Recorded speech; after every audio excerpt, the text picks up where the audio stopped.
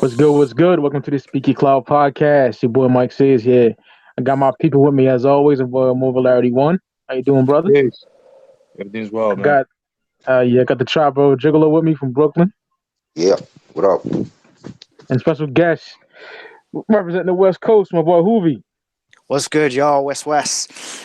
How you doing? Doing good, Chilling. brothers. Yeah. Today, shout out to Wh0vee for making the suggestion that we review one of my favorite hip hop groups of all time based on 3 albums alone. I'm Yeah. talking about Alcoholics with their 1993 debut, 21 and Over, Loud Records. Hmm. We could dig deep into that. We get some more heads in here, then we'll review it. You got one view in there. You just announced that on fucking Instagram. I'm just sitting here holding the CD in my hand and just memories are coming back to like when I first got this shit, man. No doubt. That's like a J-Ro album. He's all over that shit, man. Yeah, Facts. he is. And There's a you know, couple Tash, songs where it's just him too. yeah. Yeah. And Tash got more shine on Coast to Coast. He's my favorite, so Mhm. Oh, Tash is my favorite member. Man, mine too. that nigga dead nice. Hell yeah. Yeah. Yeah, he starts that shit off on Liquid Dope. He said, "I got more soul in my pinky than a nigga picking his afro and a leopard skin dashiki." Like Yeah. Cash always kicks some shit to where it's like you'd be listening and you couldn't help but to smirk after, be like, that's ill. Mm-hmm.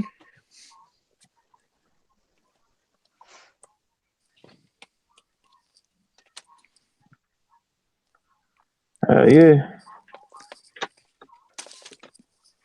Waiting on more people. Yeah, there's nobody in here now, man. I'm gonna just say fucking do it. Yeah. Yeah, fuck Or it. joins, yeah. Yeah, fuck it. Fuck these niggas. All right. That's just corny. Y'all niggas don't want to show up. When y'all want to show up, you just show up anyway. It is what it is. Like we do every episode, we talk about a new artist that we haven't spoke about yet. I'll let all y'all go first. Mhm. How do y'all get into the Alcoholics? I'll go first. Yeah. First time I ever heard the Alcoholics was on I Got It Bad from King T, the Trifling album. I remember seeing that video, and then my boy also had the CD, and King T's covers always stood out to me and his music. So when I heard him rapping with some new cats, I was like, they're pretty sick, and they're not just kicking typical gangster shit. They're actually like kicking punchlines, and they were ill with it. But at that time, when I heard it, I only heard J-Ro and Swift because I guess Tash was doing some time. So, yeah, that's how I was introduced to the licks. Mhm. For me, I think it was like I seen like a loud poster when Mobb Deep had dropped and they had like alcoholics coming soon and shit. And Okay. and they had like for us in New York, like it was all about like lyrics and beats and they had like that East Coast flavor about them, even though they were on the West, and that's what we were like mostly attracted to. So when I saw the video for make room, that's when I was like, yo, like I fuck with these niggas. They got like boom bap type of beats and they could spit. So they, even though they were on the West, I was like, yo, I'm fucking with them. And that's how I got into they stuff. Dope. For me, it would have to be like early 2000s, and it was actually on the Exhibit's first album, At the Speed of Life. I forgot the song that they were featured on, but Boo. yeah, and I was like, these guys are dope, but I didn't know what they looked like. But then it wasn't until like 2002, and 2000, yeah, it was 2002. I was watching MTV Jams, which I believe is called BET Jams, which is just pretty much they just show number hip hop videos. Mhm. And before they would show like old school hip hop videos. And the first video I seen from them was the song "Damn" from the second album. Right. That And shit's ill. also I seen the next level video with Diamond D, Yeah. and I was like, "Yo, these Mhm. cats are dope, son." And then ever since then, like I found out who they were. I love like their whole flows. Like they were different. They were West Coast, but you could tell they were different from everybody else in the West Coast. And Yeah. just like they were so lyrical, and then everything about them was so dope. So and I gravitated towards them. I copped a couple of their albums, and then been a fan of them since. Hell yeah. Yeah. That's With ill as me, fuck to hear how y'all. I'm sorry to cut you off, Mike. That's ill as no, fuck to hear go how ahead. y'all on the East gravitated towards them. But go ahead, Mike. Go ahead. I'm sorry. That's okay, brother. With me, you know, everyone knows this fucking story. I'm not gonna give y'all a fucking, long ass novel about this shit. But it was on that Rock Video Music Monthly cassette, the VHS tape. You know that I finally seen the Mystery of Chess Boxing video. You know that he really big Yeah. in hip hop. And on that same cassette was Only When I'm Drunk. And I seen Nice. that. I'm like, oh shit. Oh, you know what I mean? And I went back and I got the Wh0vee cassette. And then a little while after that, I'm just sitting home. The Far Side was hosting Yo TV Raps. I remember that. They introduced like California Love and shit like that. Mhm. That came out in '96. That just was like that was a single in '95. You know. Yeah. Oh yeah. And I seen the commercial had me dying for the Coast to Coast. Right. You know, this girl riding a bike and she gets in for a car. They're like, damn. Oh shit. That's right. I was like 10, but I was dying, my nigga. Having rolled. I don't know if it's on YouTube or not, but my memory is really, really good with that shit. And I just remember just dying. And I got Coast to Coast and I was blown the fuck away. You know, that album is a masterpiece. And and then hearing the Coast to Coast track that should have been on a fucking album on the Friday soundtrack, I'm like, damn, Yeah. shit is fucking. You know? Mm-hmm. I love when they go to different places. They don't understand the slang because it's from the West Coast. Right. Yeah.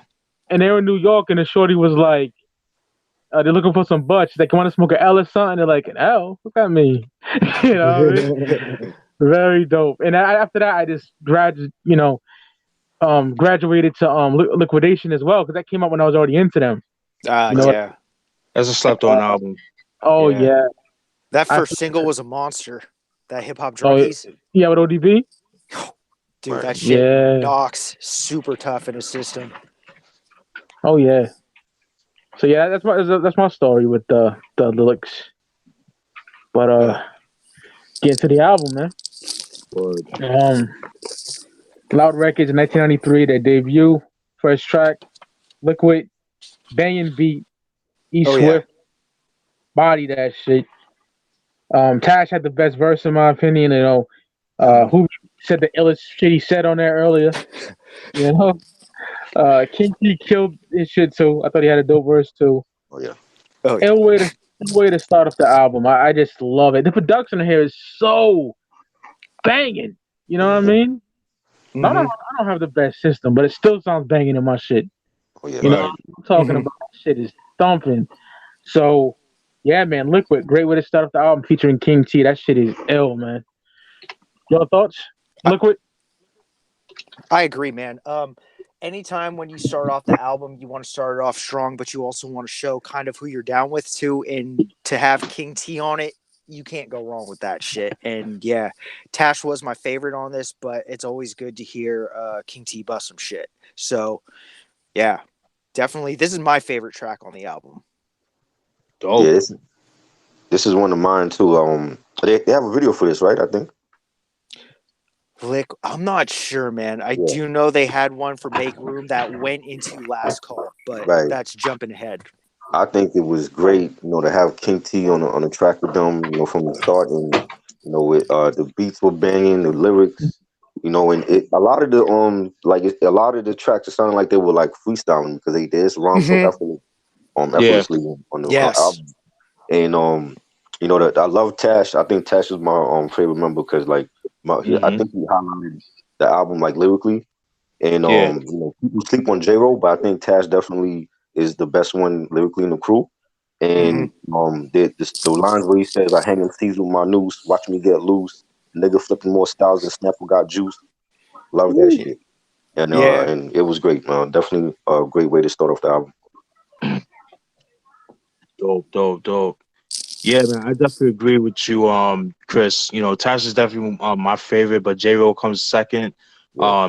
Can't go wrong. E Swift, people sleep on E Swift on the beats and the rhymes too. Yeah. One of my favorite lines is from Tash when he says, "As you can see in the alcoholic, tipsy off the whiskey, but with the Clippers, nappy like Missy. I didn't go dress because dress is for the rascals. The alcoholics click straight, knocking out like tosses. Woo! Yeah. Fire, son. All right. Yeah. And what I like about Tash, man, is his vocals, man. He's like he has ill vocal. I don't know. I have a thing with MCs and their voice. Mhm. And like Guru says, it's mostly the voice that gets you up, and that's so fucking true because it's like if you have like an ill voice, a commanding voice, Yeah. and you got the lyrics to top it off. I mean, you can't go wrong with that, man. And the fact to have King T on the track, I think that's a great blessing for them as well because it's a good look for them because King T, he had like a popular run in the early '90s, and that Trifling album too, like you said, Wh0vee, so fucking dope, dope. Oh yeah. Yeah, that's my thoughts on that. It's definitely one of those things, if I may add. It's the licks added a flavor to the West Coast. I was saying before the podcast started, it's like only few groups were able to balance out hip hop and gangsta shit. And while they weren't necessarily like gangsta, they weren't no slouch. You know what I'm saying? So it was good to hear them, but you could also lump them in the same category as Farside or Freestyle Fellowship, which is not a fucking bad thing at all. Right. I mean, even then, take it further, the Souls up in Oakland. Mm-hmm. Like Steven even said, when off air with me, we were talking. He's like, in private, like kind of like the West Coast beat nuts. Yeah. You know what I mean? Yeah, very good way of looking at it. Speaking of, I want my Lick Nuts album, motherfuckers. For real. Yeah, I remember them talking about that. Hey, what the fuck is it? Like, I don't know, man. That crocodile shit, I wasn't feeling though. I'm not gonna lie to you. I wasn't too keen on that. I liked that shit, man. But again, to each his own. Yeah. So next song. Yep, we go with Only When I'm Drunk. As y'all know, introduced me. It is the first time I was introduced to by them. Uses the same sample as Jay-Z Ain't No Nigga. Mm-hmm. J-Rose sets it off lovely. Tash is so ill though. He killed his shit. Oh yeah. E Swift had a pretty dope verse too. I like the E Swift verse. So it was alright. Yeah. Might fuck a ugly bitch, but only when I'm drunk. Dope track. I love the video. And this song has a very sentimental value to me. And I was talking to my uncle last night, and he said he still has that VHS. So if I'll post it because that means a lot to me. That VHS tape, because that's like even though like I told y'all, I heard Yo Bum Rush the Show and I heard Long Live the Cane and the 12-inch to La Yachty. But once I seen that the Mystery of Chess Boxing, it was a wrap. You know what I mean? Oh yeah. Yeah, I was 10. I'm 33 now. What does that tell you? You know what I mean? Hip hop has life. So, and that Only When I'm Drunk, I feel sentimental about too. And it's just a great song, man. Great song. My thoughts on that? I love it though. I thought it was a great this is I remember that on BT Rhapsody used to play this video all the time, and over here people only know the Jay and Foxy version over that beat, but I think Alcoholics killed it more than them. They did. I agree. And they just sounded like they were having fun. Like on every song, it was like a party joint. They sounded like they were having fun. It wasn't like work for them, and the Tash joint where he says all up in this bitch with the gin and Tanqueray, drink like Mr. Reynolds, smoke bud like Dr. Dre. Yeah. Fire. You know what I'm saying? And that's what always attracted me to them, because they had bars and they had the beats, and it wasn't like Wh0vee said, it wasn't gangster on the gangster shit or the pimp shit. They were just about bars and rhymes, and that's what I loved about them, and this was a great track. For me, you always have to look at like what great chemistry the Alcoholics had together. Like when it was all three of them together, like man, they were fucking dope, dude. And this is just proof of it. Right. Take it a step further. They did a sequel to this on Tash's album, which was as dope as the first, I thought. So Yeah, again, another solid track. And it's an excellent way to follow up Liquid. Yeah. Right. Yeah, I definitely agree, man. Definitely a dope track.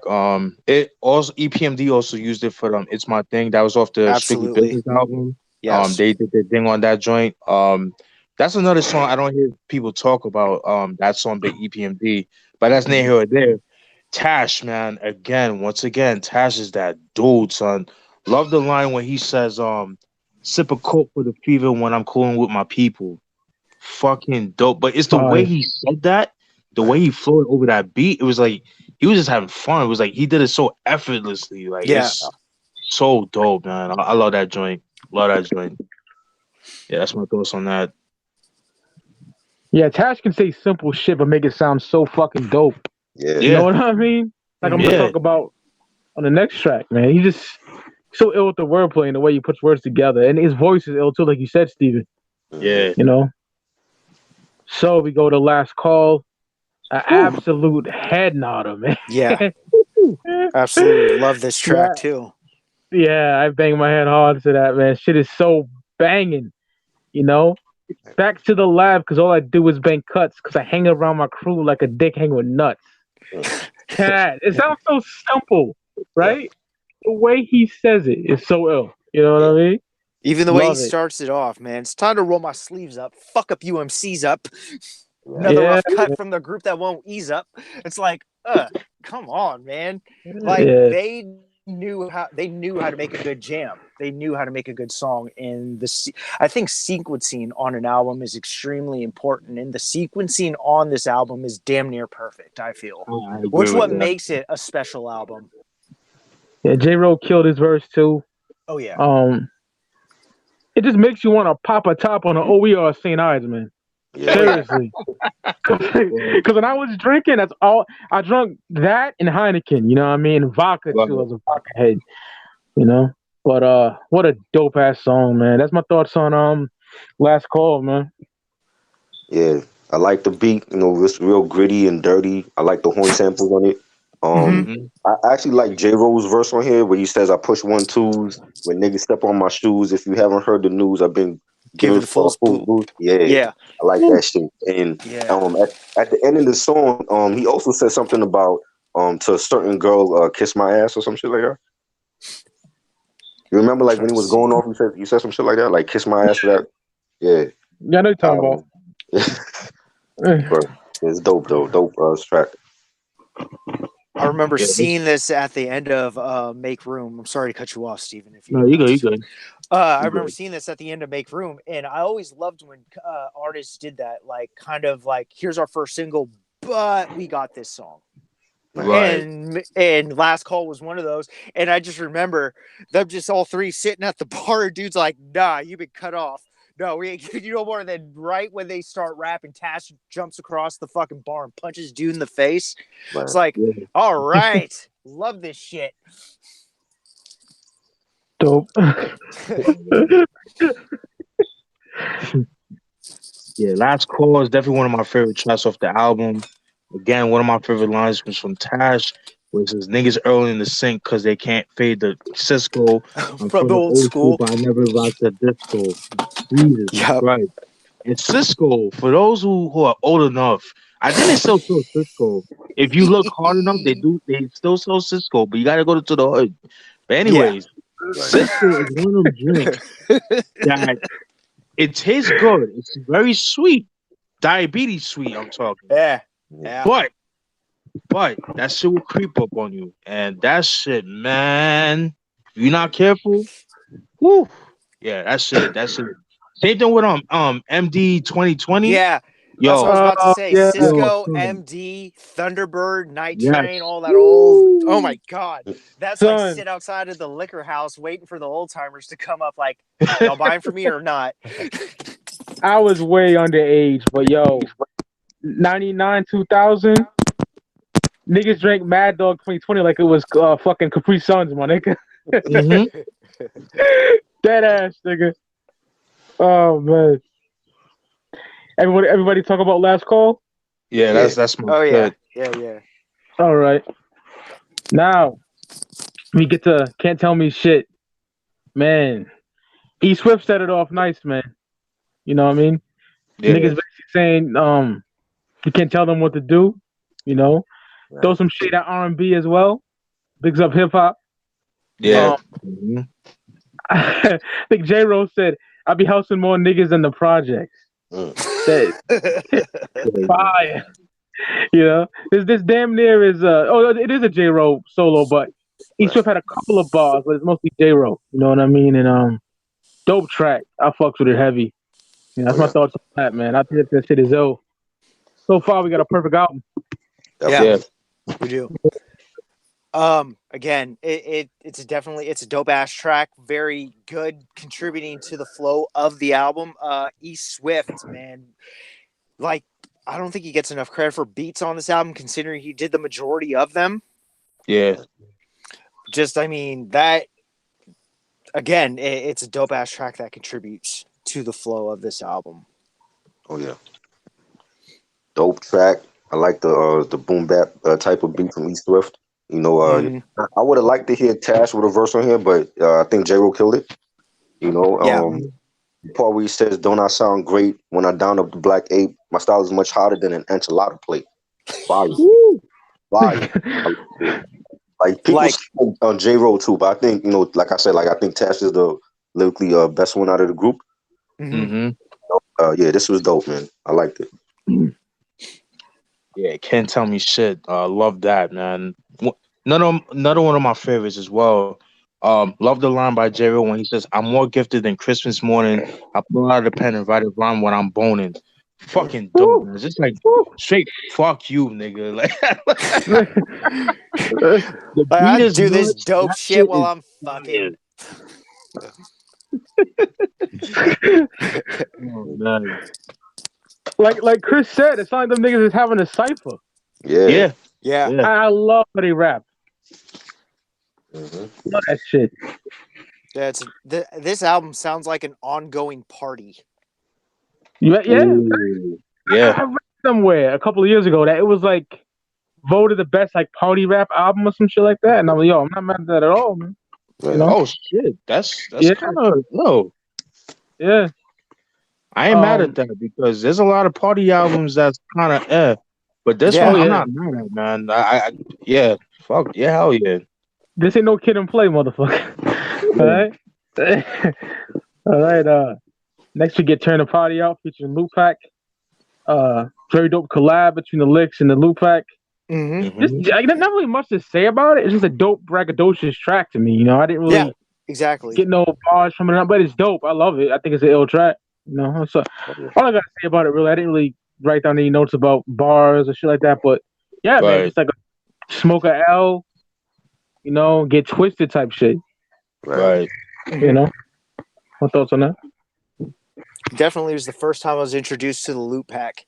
But yeah, like you were saying, I didn't really write down anything either. And but again, it's not a bad track. It does contribute again to the flow of the album, and that's important. Right. To keep the person listening and not wanting to skip to the next track. Right. And even if you did skip to the next track, you would not be disappointed. Right. Yeah. So that's what I got to say about Turn the Party Out. Dope track. Yeah, I thought it was a dope track. You know, I once again I think Taz stole the show with his lyrics. You know, where he says, "I kick it from the east all the way to the west. Stay away from booze that put hair on your chest." Yeah, I think that was like the highlight of that song. You know, it was first time listening to Luke Pack on that song as well. You know, I think they're underrated. And yeah, that was a dope posse cut. Yeah, I definitely agree with you guys.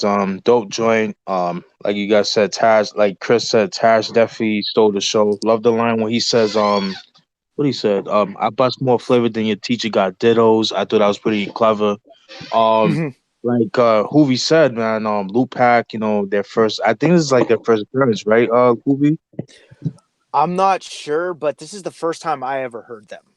Okay. Well, I would just say this would be like one of their first like earlier, you know, appearances on Wax. Absolutely, yeah. I think that would be a safe thing to say. for those who don't know about Lil Pac is Madlib's old group from the 90s. Yeah. Madlib's ill as fuck. Oh yeah. Who's in Lil Pac? I know it's Madlib, Wild Child, and who else? Oh, I forget. I have that damn album.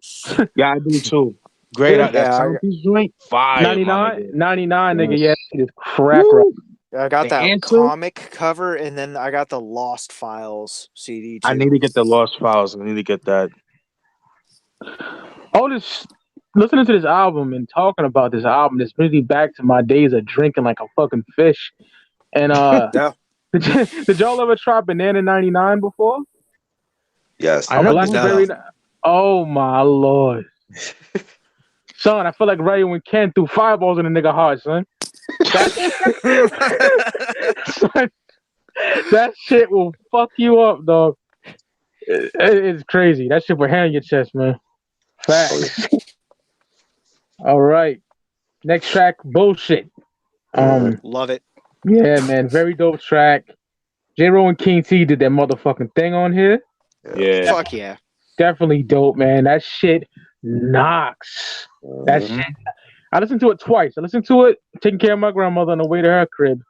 Then I listened to it over here and I wrote the notes and it was banging in the whip. That shit dumps. Man, great track. Bullshit. Love it. Yeah. Same as you, man. Again, anything with King T is automatic thumbs up for me. I guess I'm just biased with him like that, but again, this is a dope track, and it's actually a time where J-Ro gets to shine with King T. I agree. Yeah, I mean, you can't go wrong with this track. This shit is fucking ill. Mm-hmm. I want to say, I'm sorry to cut you off. A lot of these songs too were being played on the radio for us out here. Shit. Like this album was huge on the Wake Up Show. I remember the Wake Up Show would start off with Liquid. Like majority of the time, that fucking beat would come on, or that, like for the longest time, they just had instrumentals from the licks playing in the background, and a good amount of these songs got played, whether it was on the Wake Up Show or the 10 o'clock bomb. True. So yeah. I like how this song, like I would compare this song to like to Tribe's Can I Kick It? Because you know they had like the background people's like but you know like when King T says Rocket Style you ever heard, and then the background chants like bullshit. Right. Yeah. And you know that's how like Tribe had like with Can I Kick It and De La had with like Buddy and shit. And I like they kept it like fun and you can participate along with them when they were saying, you know, that like the chorus or whatever. The call and chant chorus. Right, the call and chant chorus. And that's something that's missing from today's hip hop now. We don't have that anymore. You know, and I love that, like that to me was like the highlight of the song. You know, King T killed it. And well, it's a real party song, real upbeat. Yeah, I definitely agree with you guys. I feel like J-Ro stole the show, man. Even though King T, you know, does his thing. Oh yeah. But J-Ro, he fucking killed it. Love the line where he says, you're just a dirty pigeon, BSing in religion. I don't give a damn if you don't eat ham, grab the microphone and refuse to slam. You know what I mean? That is fucking dope. What I took from that, I don't know if he was just saying about, he was kind of taking shots towards like conscious rap. You know, like the Grand Nubians, the Ice Cubes, and you know the Cams, and you know like the X Clan and all that shit. You know what I'm saying? It's like, yo, like fuck all that religion shit. Like yo, life's too short. Just turn the party out, man. Just you know what I mean? Just cool bullshit. You know what I mean? That's what I got from that. You know? That's a fucking awesome way of looking at it. Yeah. You know, no, my bad. What you saying? No. Go ahead, Steve. My bad. I'm sorry, bro. Go ahead. No, you good. No, I was just saying because. You know, in the early 90s, which I kind of miss. I wish I was older to appreciate, but, you know, and Chris could attest to this because, you know, at the time, like the whole 5% Nation, the Nation of Islam, that whole thing was very influenced with the hip hop. Even to this day, even though it's not, what's the word? It's not appreciated as much, but it definitely holds a lot to hip hop. Like, even with the slangs like word is born, word of mother, Right. peace, shit like simple thing like peace. Right. Yeah. These are shit that cats is talking in the ciphers, even in the word cipher. You Yeah. know what I mean? And just little things like that. And I thought that was pretty interesting. But yeah, that's just my thoughts on bullshit. Dope song. Oh yeah. I like how you say that too, Steven, because as young as I was, I remember niggas talking like that. Right. You know Yeah, what I mean? We bit all your shit. You know, Right. like so. I remember that. You know what I mean? About the I don't give a damn if you don't eat ham. That definitely going at the 5%. Niggas. You know what I yeah, mean? Yeah. No shit. yeah, man. Because I Next. remember back in the day, like my bad, Mike. Oh, no, no, no. Um, I just remember like back in the day, like when I was in preschool, you have a lot of black kids that were Muslim, like they parents converted to Islam and shit. Yeah. They would come home, they come to school like dashikis and Yep. all that shit. They would have like names like Muhammad and Ahmad and shit like that. Muhammad and all that. Kareem and Hamid. all that shit, man. That shit was dope, man. I don't know that shit was dope to me. See Yep. little kids rocking kufis and all that, like that was dope, man. Mhm. That was crazy. My boy, his name was Ahmad, but he was a fucking Crip. Oh, that's a nigga I know from the West Coast. My boy Ghost, I tell you all about. Yeah. Yeah, Mm. and that was his name. He was a bad motherfucker, but yeah, man. Next is Soda Pop. The one song on the album I could personally do without, but I don't think it's a bad song. What I would have done, I would have taken this and replaced it with Relieve Yourself. That's the B side, correct? I didn't. That is the B side to Mary Jane, yes. Oh shit, I didn't even know about that. So I'm usually good at stuff like that, but I gotta check that song out. I think I heard it, but don't It's remember it. it's dope because it's one of the songs that is still within that era of 21 and older, right before Coast to Coast. Gotcha. Yeah, so it would definitely make a perfect fit on the album, in my opinion. But I don't think Soda Pop is a bad song. It's just my least listened to song on this album throughout the years.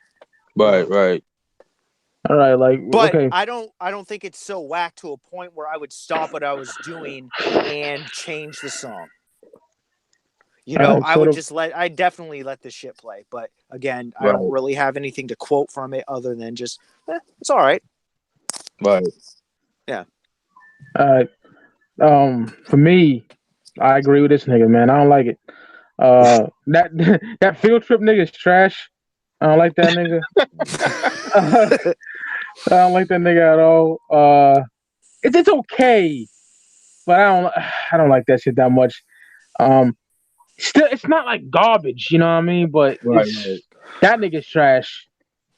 But I could do without it. But it still don't make the album whack because this No, album's a exactly. fucking masterpiece. Yes. It's a masterpiece. But that's my.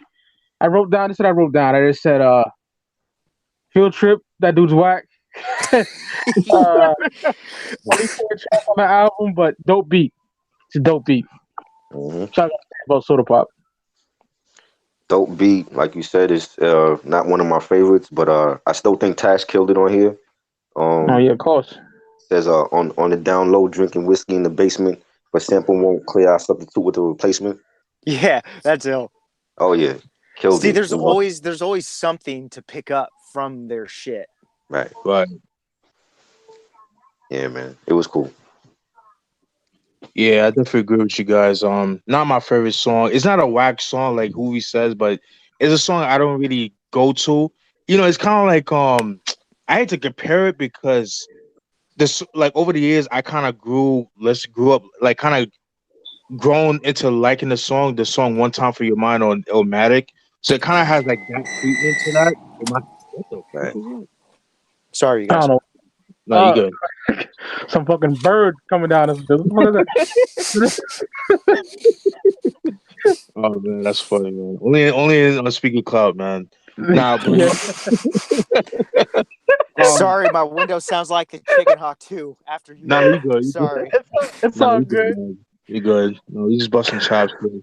Yeah. But yeah, like I was saying before, Soda Pop is like one of those songs like it's a song that I don't really go to, like the other songs that I praise. But I do like the line by Field Trip where he says niggas roll it thick like a New York steak. I thought that was pretty cool. That was a kind of slick line, but love New York steak too. But yeah, it didn't really do much for me. But it is what it is. But that's my thoughts on that. Yeah, that's like the only weak shit on the album, my opinion. My opinion, anyway. Right. hmm Yeah. Next, we get Make Room. Love it. Woo. Banging ass track. J. Ro just talking about fucking bitches and getting drunk. Yep. I mean, basically. That nigga said that's why I'm screaming on MCs like I'm Onyx. I'm hooked on gin and tonic like my mama hooked on phonics, like your mama hooked on phonics. Tash killed that shit, man. That shit was ill. Yeah, man. One of my favorite tracks on the album. Dope single as well. Yes. Yeah, man. Make Room. Definitely a dope first single, man. Definitely a good intro to the world. If people have not heard them prior to I Got It Bad off the Trifling album. And again, I loved how they had Last Call at the end. But the verse that they take off of Make Room is also pretty damn good too. Right.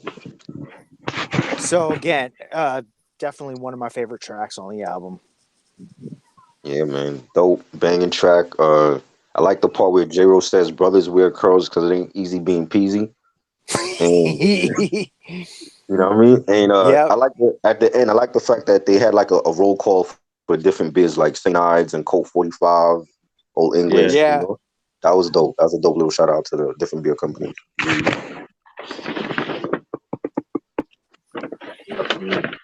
Yeah, man, definitely, man. Definitely one of my favorite tracks off the album. One of them, um, like like Chris said, man, like J. Ro, in my opinion, stole the show on this song. Um, I like the line where he said, "You could call me sleazy because my rhymes are kind of greasy. Some brothers wear curls because it ain't easy being peasy." Then one of my favorite lines where he said, "I rock more beats than Jesse Owens and track meets. track meets." Woo, yo, Yeah. that shit. Son, like that dude, he killed that shit, man. Love that shit.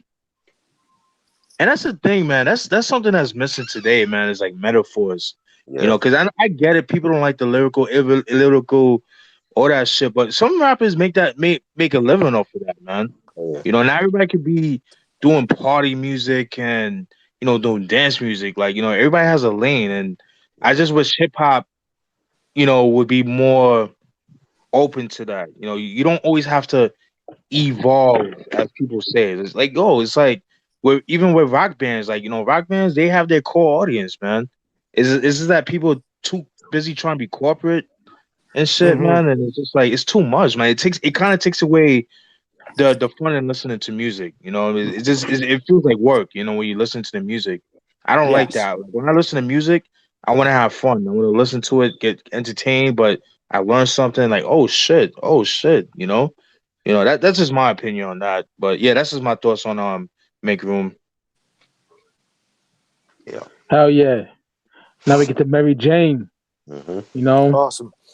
Something that I can deal with, my nigga. The licks showing love for weed, not just liquor.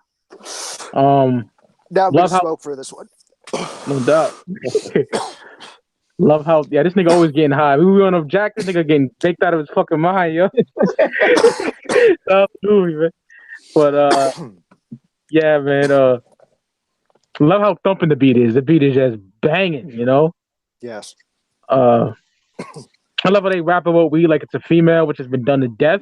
Right. Yeah. But not at this point. I think they're one of the first niggas to kind of do it like that. Yes. Right. They did a fantastic job with that shit, man. Amazing track. I love it. Mary Jane, my thoughts.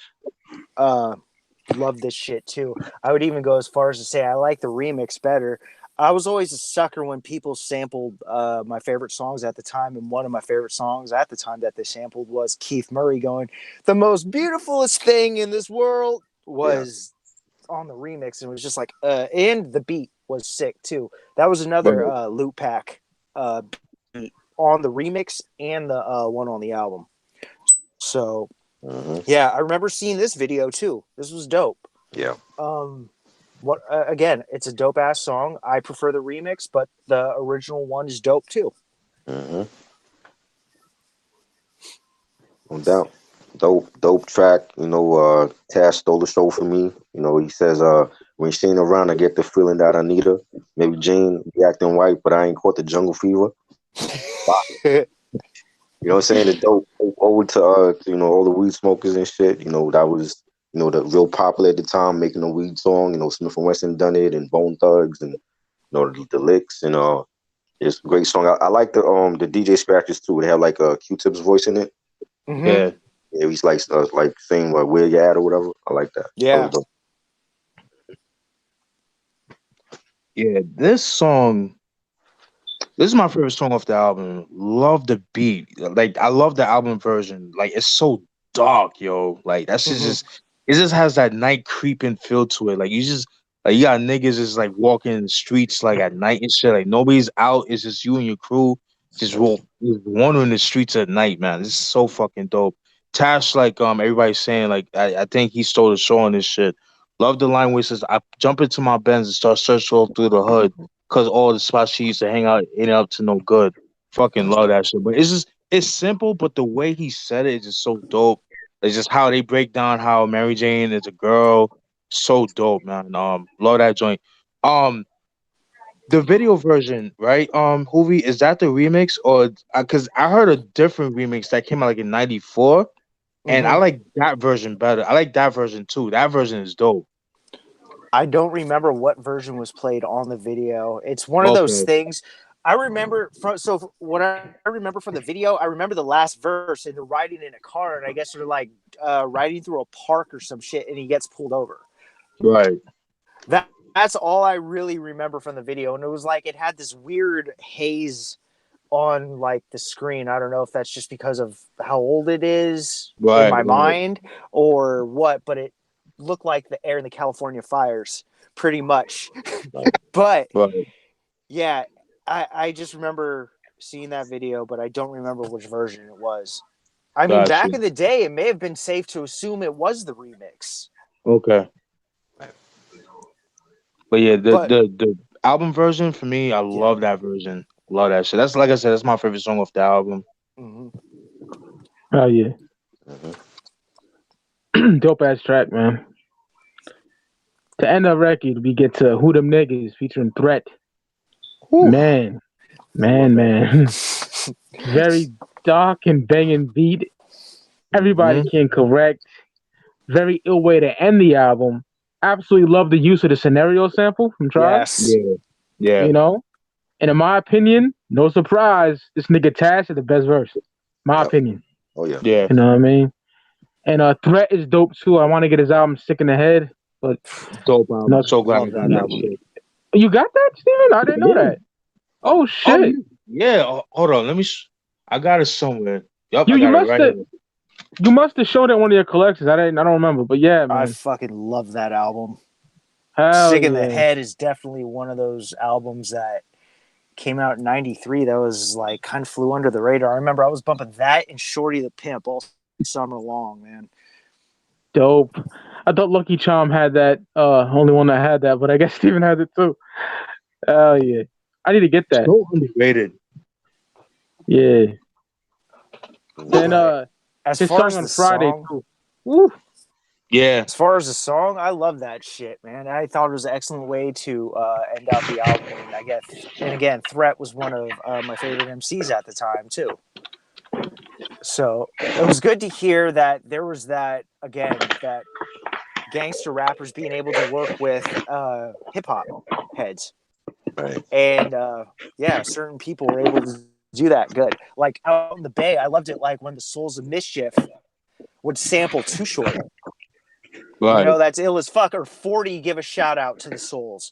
You know what I'm saying? There was that bond without there actually being a bond of us doing music together. You know what I'm saying? And that shit, I feel, spoke volumes louder than, hey, we're on a track together. You know?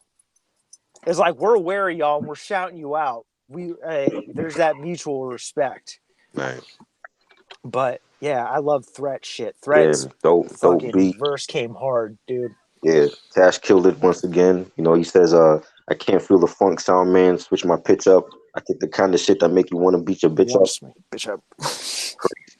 Of the beat, of the song. Great way to end the album. Yeah. Yeah, I definitely agree with you guys, man. My bad. What were you saying? Oh no, I was just gonna quote one of Threat's lyrics. I was just trying to think of the sequence, but all I just remember is, "Oh, you got beef with my clique? Fuck you, punk bitch, and fuck you too. This is L.A. Zoo." Like, Mm-hmm. sometimes you didn't have to be lyrical just to be nasty about it. It's like the way you said it, and he said that shit Right. just like, "Fuck you." Yeah, Threat is that dude, man. If you guys could get that Sick in the Head, if you could find it, because it's out of print, but you could find it, I highly recommend that shit. He's from Watts, right? Ooh, fuck. Or South Whatever Central. I was think. they called the LA Zoo. That was his area. So that may have Okay. just been like South Central. It could have been Watts, Okay. but LA area is what I Yeah, man. always associated Threat with. Word. Yeah, man. Getting back to this song, dope way to end the album. Tash, like everybody's saying, he killed this shit.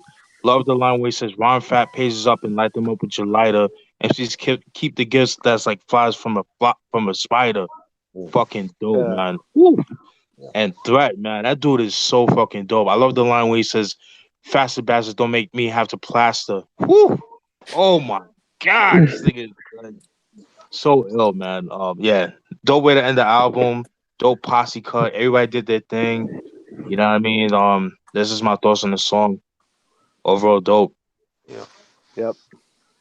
Dope. All right. You know the Speaking Cloud rating system. You know how niggas get down.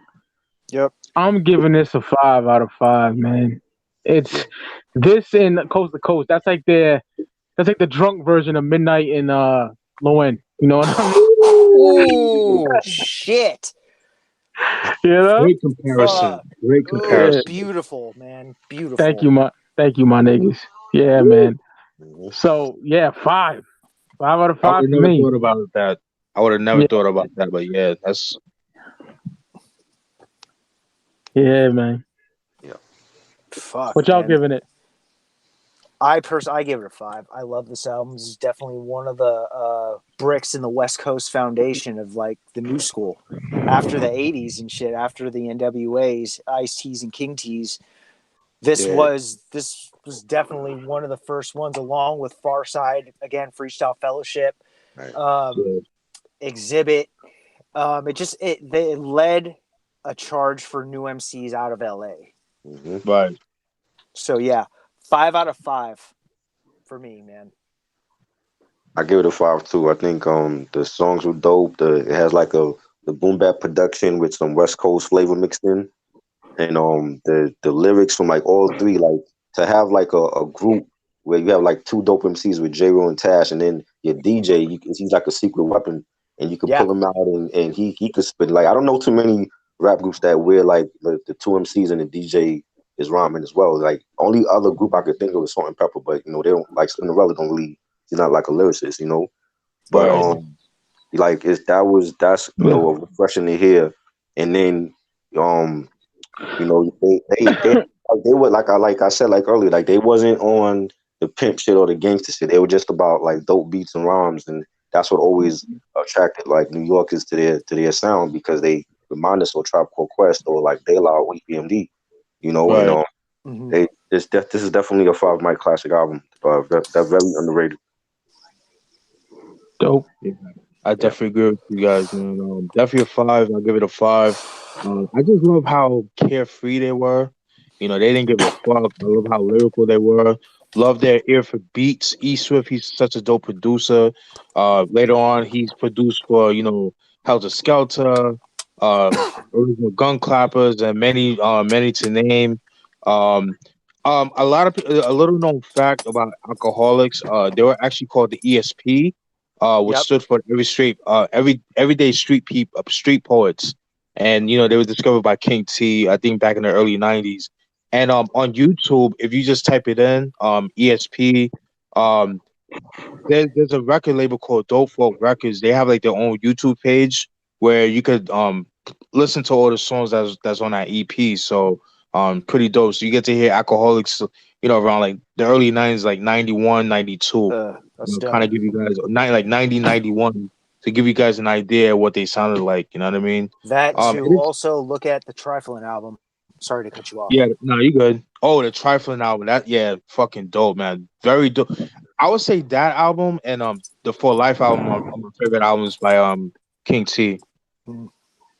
More so It- For Life for me. I love For Life. That Oh, album. God. Woo. Steven, if it wasn't for you, I don't even know they got repressed. Thank you so much, bro. Because No doubt, man. I I, had to. I was at I was at my uncle's house in the '90s, and I seen Just Dipping, you know, Ooh, and even Fucking awesome. back then I couldn't even find the nigga CDs. So oh wow. you know, Oh man, no. that reminds me that you said about the Just Dipping video, because the B side to that was a song called Duck, where it was just King T and E Swift, fire. and that shit was dope because again, E Swift was rapping and E Swift is Right. actually really fucking dope. Like, there's a song on Exhibit's album called Louis the 13th where it's the Alkaholiks, Exhibit, and King T. It's easily one of the best songs I've ever heard in my life.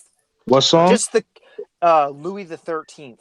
It's Oh, produced shit. by Dr. Dre, and Oh, it's just one of the best songs. I feel that you can hear the camaraderie in it. Like, wow, these motherfuckers sound ill together. What album is this all on? of them.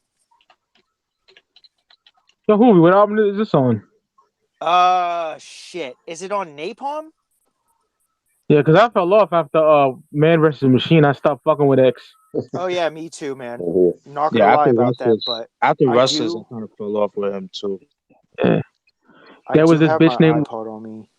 There was this bitch named Rochelle that used to like that choke me, spank me, pull my hair, and she was fucking fine, so I played it for her. You know? Yeah, that shit was on Napalm.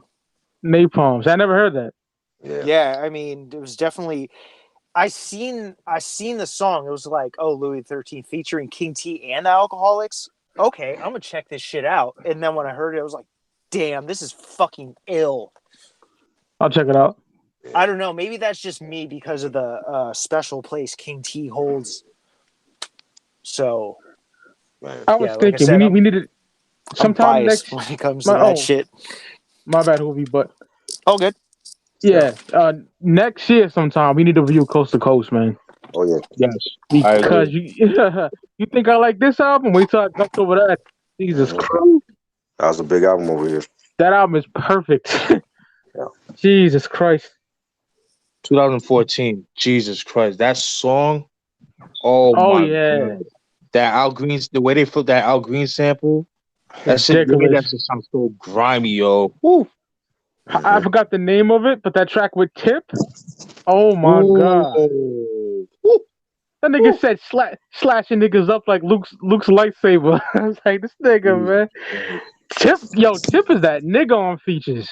Oh yeah. He's underrated, though. That dude Yeah. is so underrated. Like, he caught a motherfucking body on Get It Together with Beasties, man. Oh my Mm. God. Fire. That should have been a single. Photos Yes. ran. Oh my God. Fire. Oh yeah. Mhm. Fuck, they I used love to it. play that shit a lot, man. Wake Up Show used to play that shit a lot. And Oh, niggas wanna slight the Beasties, but them niggas went toe to toe with Tip Yes. and sounded dope with the nigga. Yeah, man. So fuck out of here. I And they would were never not. slight the Beasties, man. That's blasphemy. God damn you. Yeah. Let me see. Take Hey, your head in ill communication on my favorite projects, man. Oh yeah, mine too. you know what, Steven? Fucking Puzzle Teak is my favorite, but those are Right. better. Yeah. You know what I mean? agree. Those are amazing. Love those albums. And also, if you like ill communication, if you guys could track down the Root Down EP, that was pretty dope too. I got that. Steve- That's fire. Steven put me onto that because before he put me onto it, I used to see it in the store, but I thought it was just some like single. I didn't know. Yeah. You know? Right. Mhm. And that shit is fire. Mhm. Mm-hmm. Hell's yeah. Yeah. Yeah, What I that like shit. about Go ahead, Steven? No. I was just saying that shit was dope. Yeah. What I like about the licks is like I said this earlier, but they sound like they're just in a fucking project hallway Right. freestyle, like a cipher when they rhyme, you know? Right. They're perfect MCs, man. Absolutely. This great group. I agree. Yep. On my favorite label of all time too. You know, Loud. Oh yeah, same. Loud is fucking godly, beastly type. Shout out to my nigga Piff Burton on Instagram. You know, he always got pictures of Cliff Burton from Metallica on his IG. He says, "Loud Records raised me," and I'm like, "Same here, my nigga." Wow. Yeah, man. You know, definitely. I really enjoyed this shit, man. This is amazing. I love this shit. Yeah. Same. This was awesome, man. Yeah, I highly enjoyed this, and again, thank you guys for having me on. no problem, brother. It was in the chat. I got a question. I got an album question. Go ahead. Okay. Now you know today's the anniversary for Last Meal. Oh Right? shit. Yeah. Y'all got the album, right? I Oh, got yeah. it. Okay, now I don't know, like I seen like Ricardo post his copy and like other people like is there two different versions of the album? There's this ugly ass, bunk ass version that Snoop did. He put his name on like Easy Does It Too and Strictly the Business. Snoop Dogg Presents collection when he bought Priority. Yeah, Oh, Yeah. I hate that. Yeah. Yeah, that is ugly as fuck. Like the insert, like the picture insert for the CD, is it different? Because I think mine is different from everybody else's. You don't got the comic? I got the comic. No, I got to come. I mean, like like when you take out the CD and there's a picture there, but like my version has Snoop in like a pickup truck. I can't remember trying. I'm too lazy to get it. Right.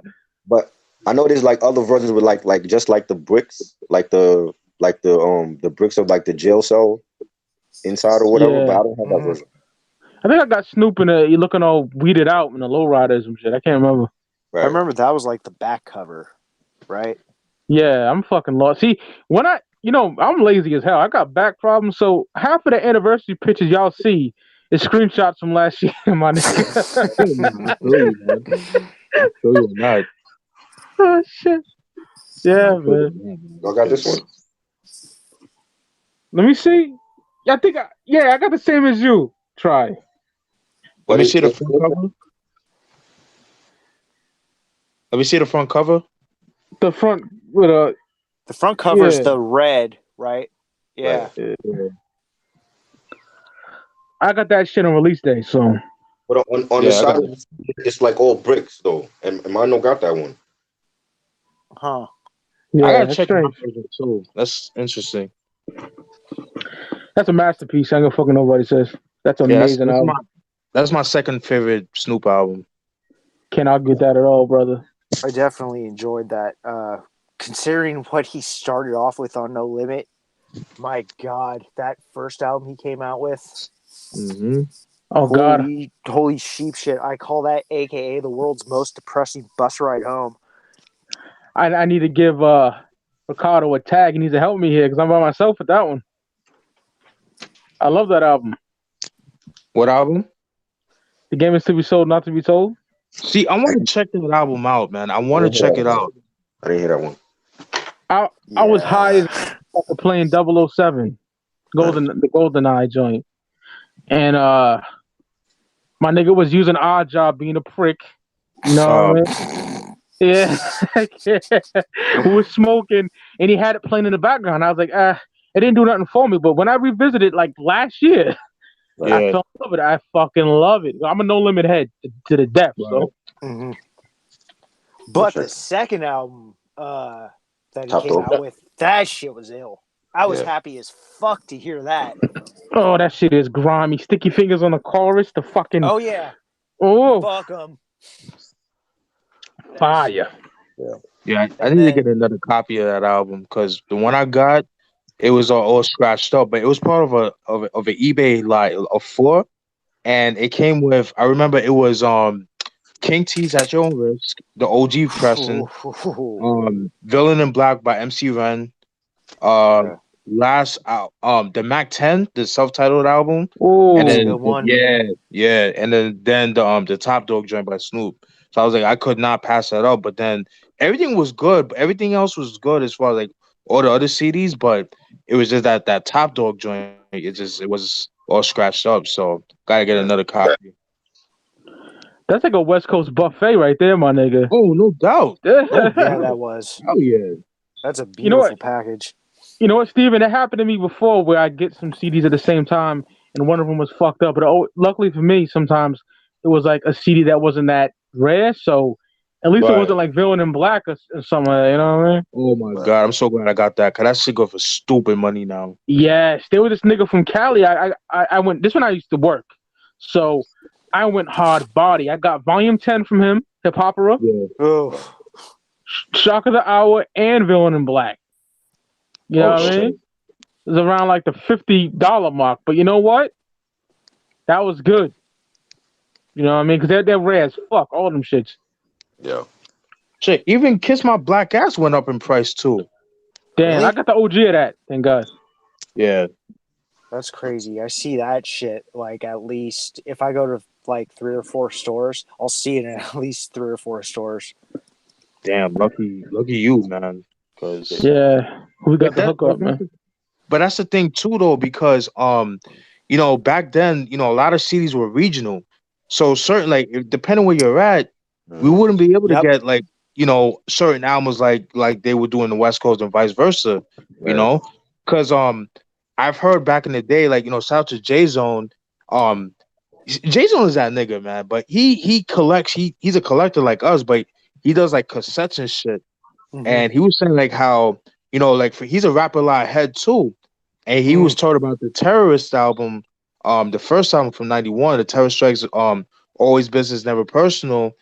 He was just saying about how, you know, how that album was kind of hard to find in New York, and it was like only like 1 or 2 copies in a certain store they would go to. So it wouldn't be like if you go to like Texas or Florida where you'd find those Yeah. albums like it was no tomorrow. But again, it was just catering to a certain market. And you know, that's just what it was, you know. So, and I could imagine that's how it was with a lot of No Limit releases at that time, you know. Yeah, No Limit didn't get really popping over here till 1997. Right. You know what I mean? That's what we're over here in Massachusetts. And like the Esham and Nodis stuff, which I worship, you know that, Steven. Oh, no That doubt. was barely hard to find until the Overcore took over. You know what I mean? Same thing I can say for Caution, my nigga. I didn't get into Caution till 2 years ago. You know, because I told the Wh0vee, I told Wh0vee on the Jack. I didn't, you know, I seen him in the Friday video, the poster, and then I heard about him on a Beef 2 DVD, but I wrote them niggas off because these niggas biting Be Real. What the fuck? You know? And my nigga Ross Harley was like, yo, check him out. You like it? And I did, and I fucking fell in love. You know? Yeah, that Caution album. We gotta review that, man. We gotta review that album. Yeah. That's definitely when I say I want in on that one.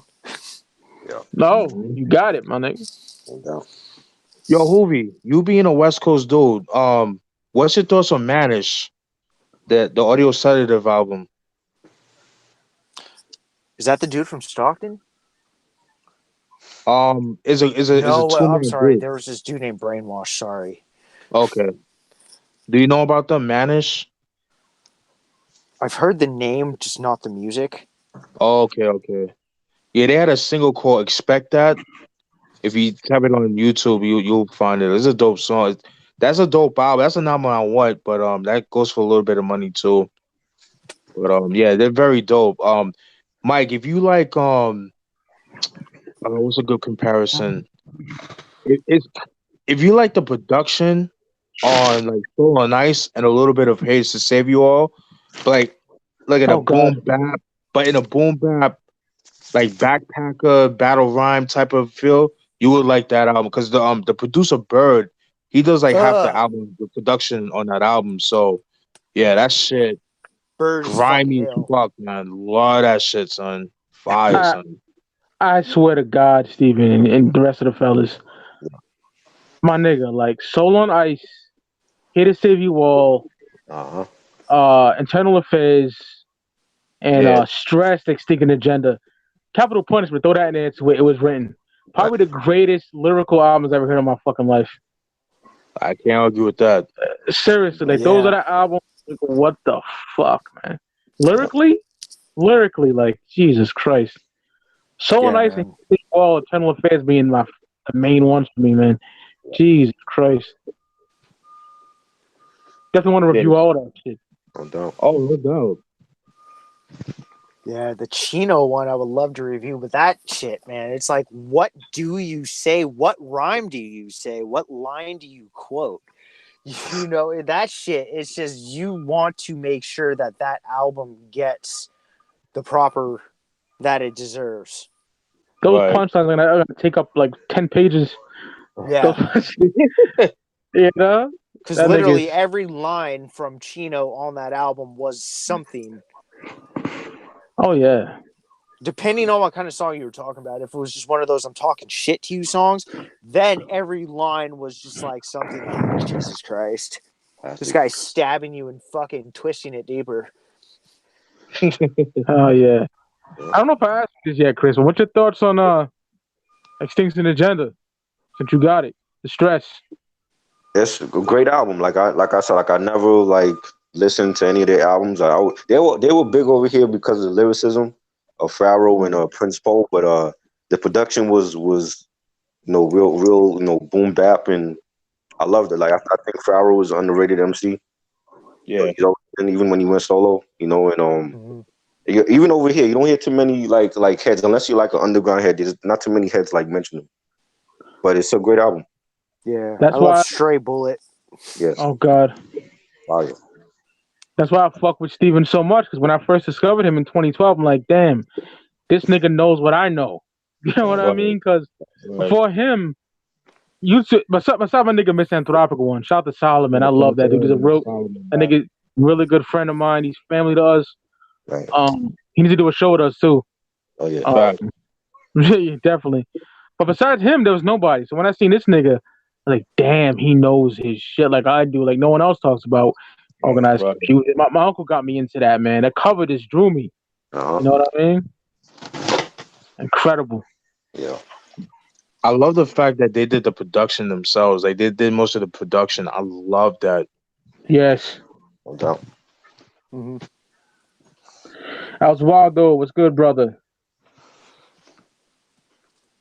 That's Waldo. What up? Yo, he requested me, then he unrequested me.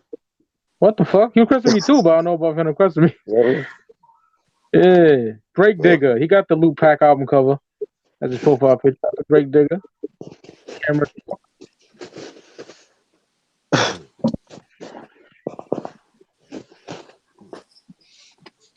Yo, what's up Yeah. with these motherfuckers? Yo, dissing like Bone Thugs, man. That shit is Migos, son. Like what the Yeah. fuck? He was on Yeah. TMZ. Oh, that's some old fucking disrespectful, or just obviously disrespectful, but it's just like, man, this is like the motherfuckers who can't rap that are talking about the motherfuckers who can rap. Exactly.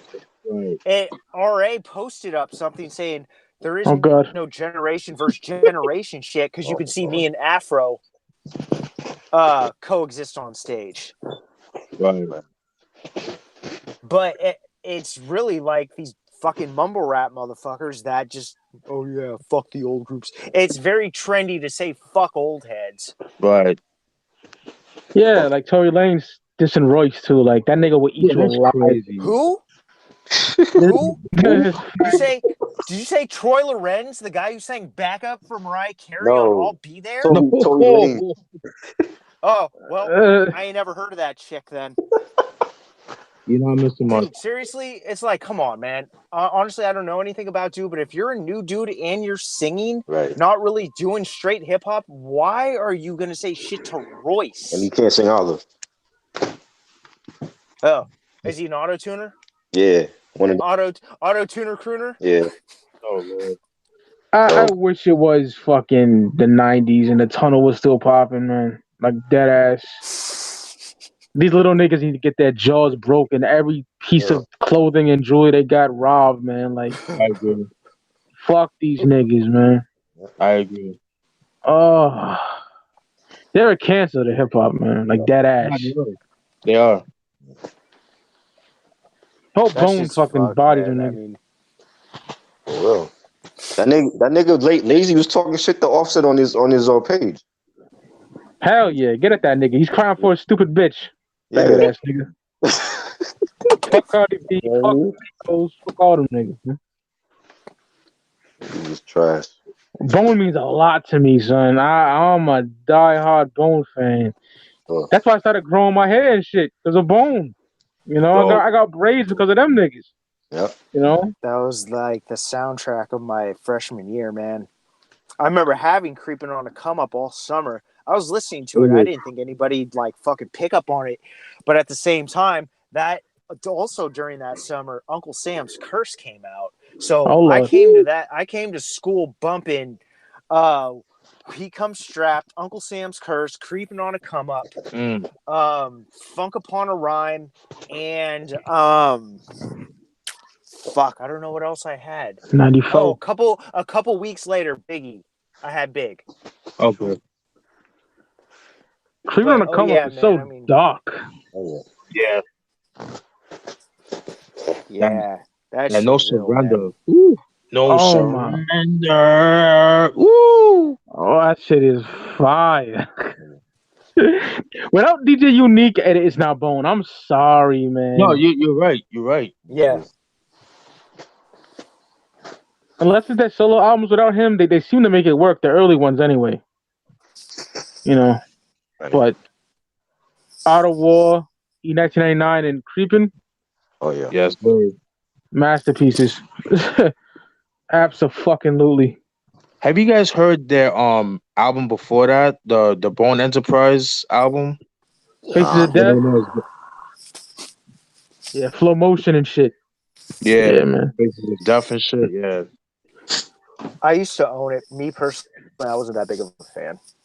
Right. It was interesting to hear, though. It was kind of like hearing Crucial Conflict's first album before the Final Tick. Right. Which How that is that shit album? was fucking weird. That was really fucking weird. I It was like love the Wild Final Tick. Style. It was like Wild Style and Kilo with two little kids rapping. So it was What kind of the like, fuck? yeah. What? And then comes the Final Tick, and it's like, holy shit, what the fuck happened to those two kids? Chucked them in a trunk and left them on fire in Chicago somewhere. Fuck, man. But yeah, it was that much drastic of a change because they weren't doing that fast shit on the two-time quote-unquote Bone Style. They weren't doing on Faces of Death. They may have remotely done it on one song. Oh, my Desperado. That's my yo, that's just it almost sounded from 96. That's the crazy part. What? Final Tick? Yeah, the song Desperado on the Final Tick song. Yeah. That shit is so ahead of its time, yo. That Gunsmoke. Desperado and Tell It to the Judge are my favorite songs off that shit. Whew. That is so underappreciated. Very, very. Yeah, it is. It's so funny because my uncle was talking mad shit. He's like, "Who these niggas talking about hay and shit? Fuck out of here, right?" Yeah. But then when I bought the tape, he's like, "Oh, that's just dope." You know? Yeah, exactly. That's how I was. I was like, it was one of those. You know what? I kind of secretly like Hay, so I'm gonna just check the whole album. And when I heard the whole album, I was like, "Holy shit, this is a fucking good album." From the first song, the song "The Final Tick," that shit was hard.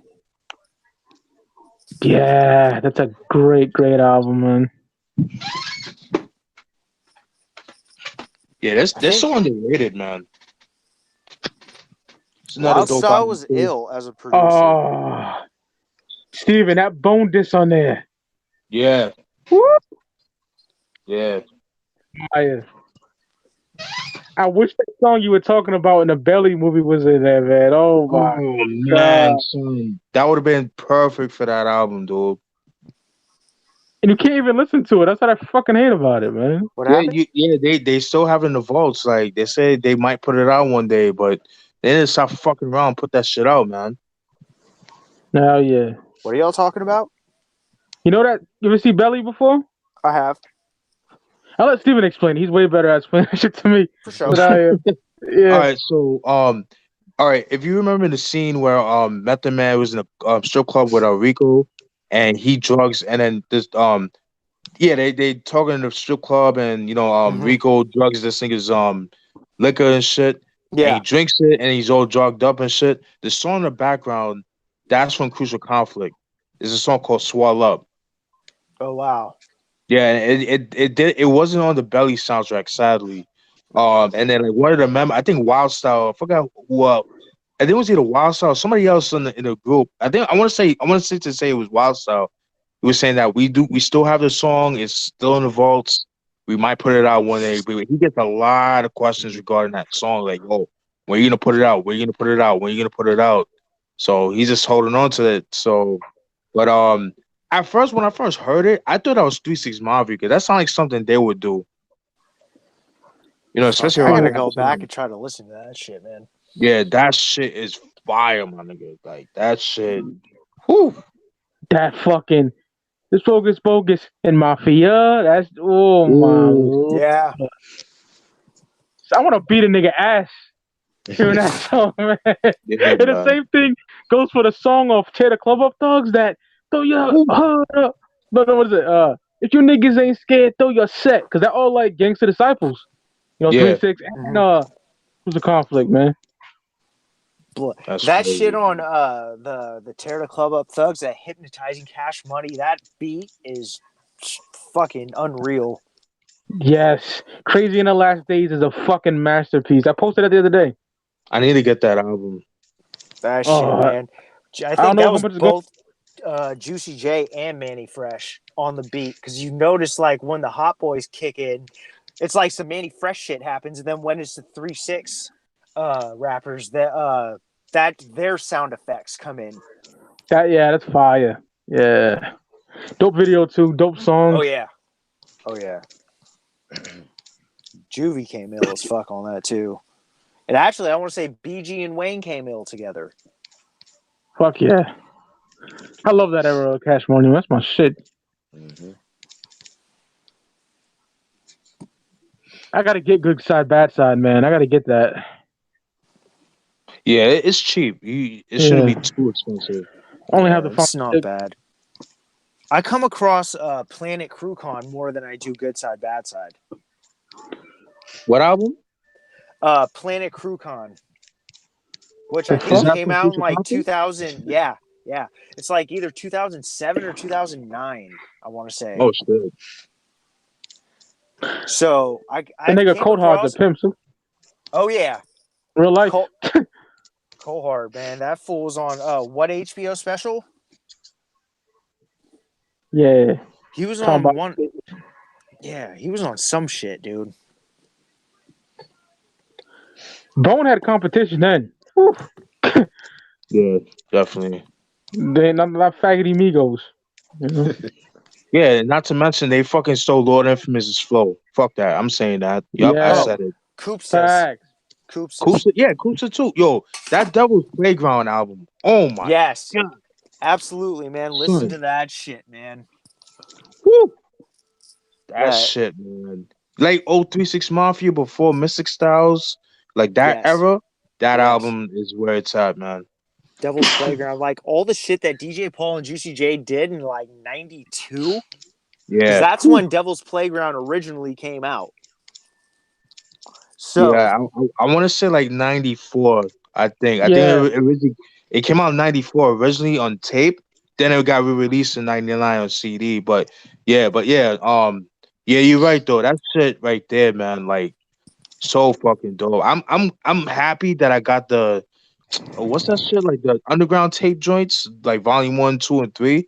Glad I got them joints, from but DJ Paul, yeah, these are poor, yeah, like the Three Six Mafia underground tapes.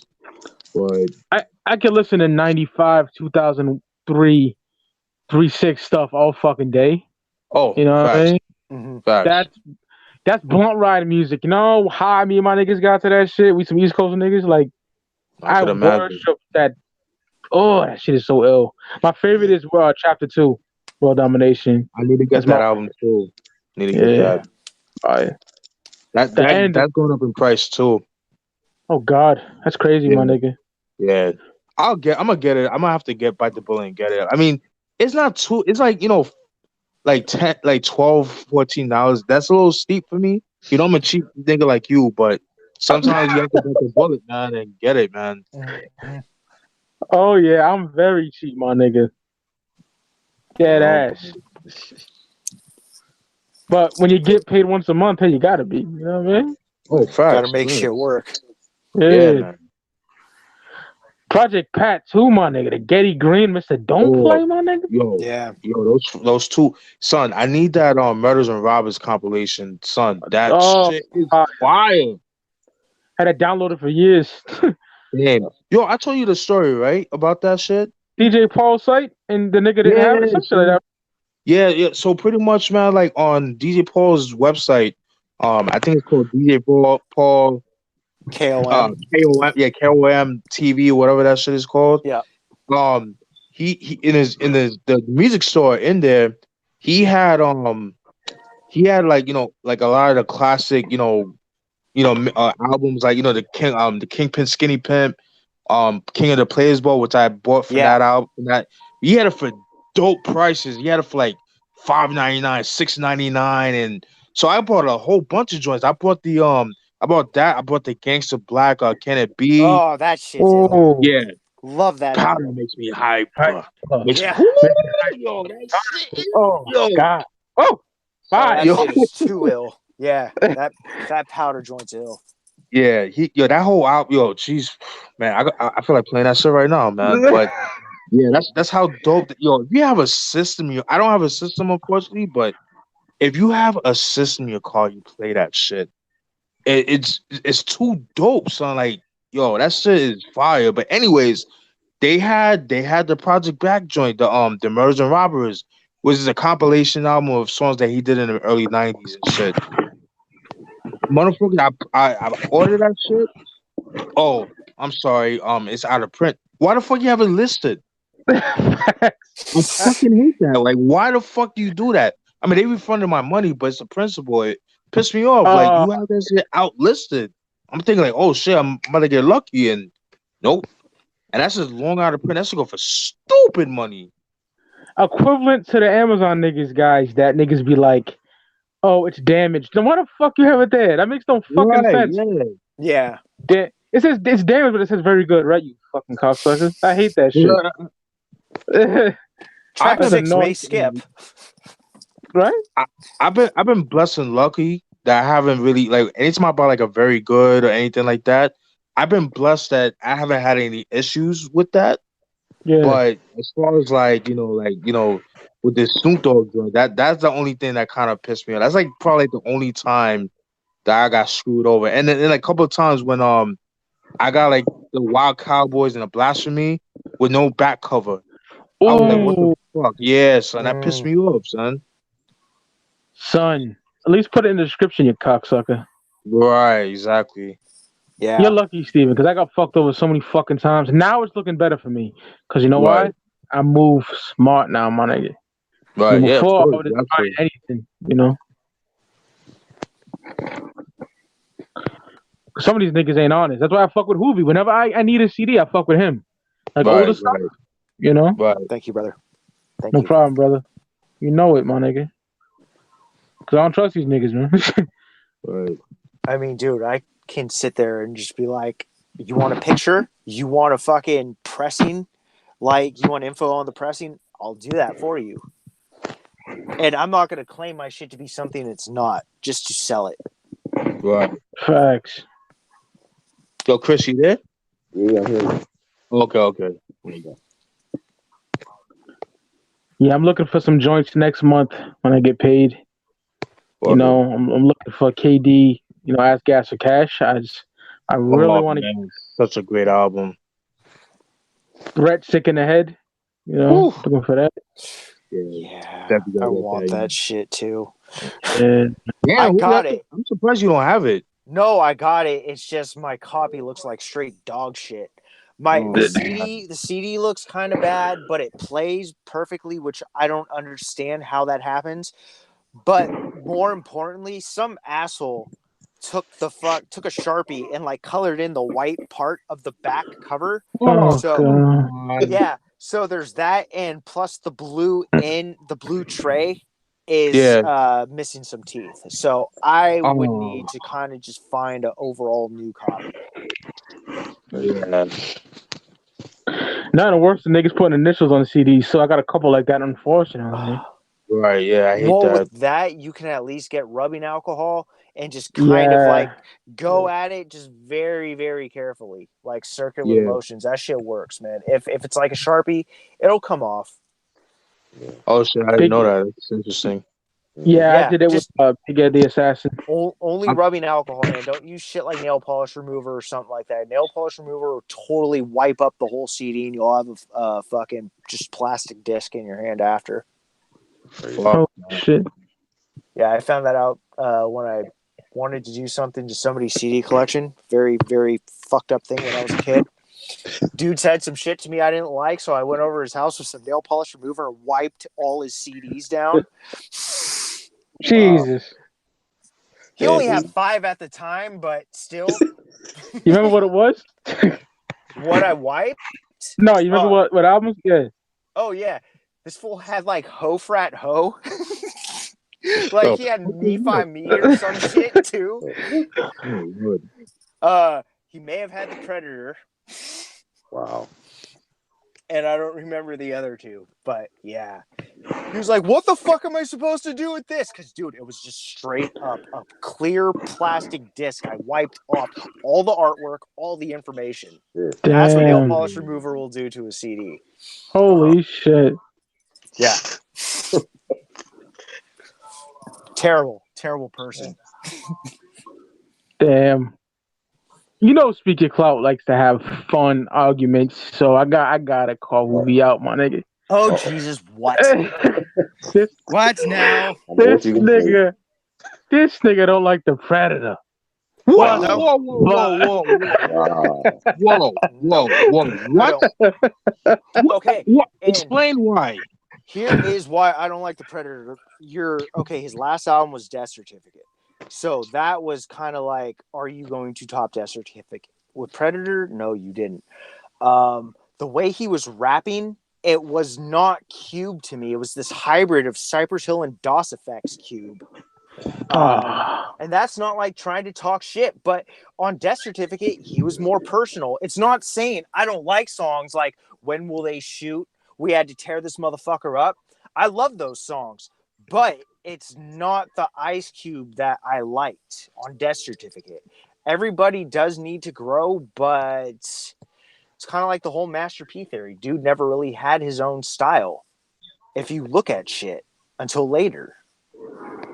If you want to call it that. Like, if you look at Master P's early work, like a lot of people, he was kind of trying to rap like Cube. When he was in the Bay, take your pick who he was fucking rapping like. Was it Spice?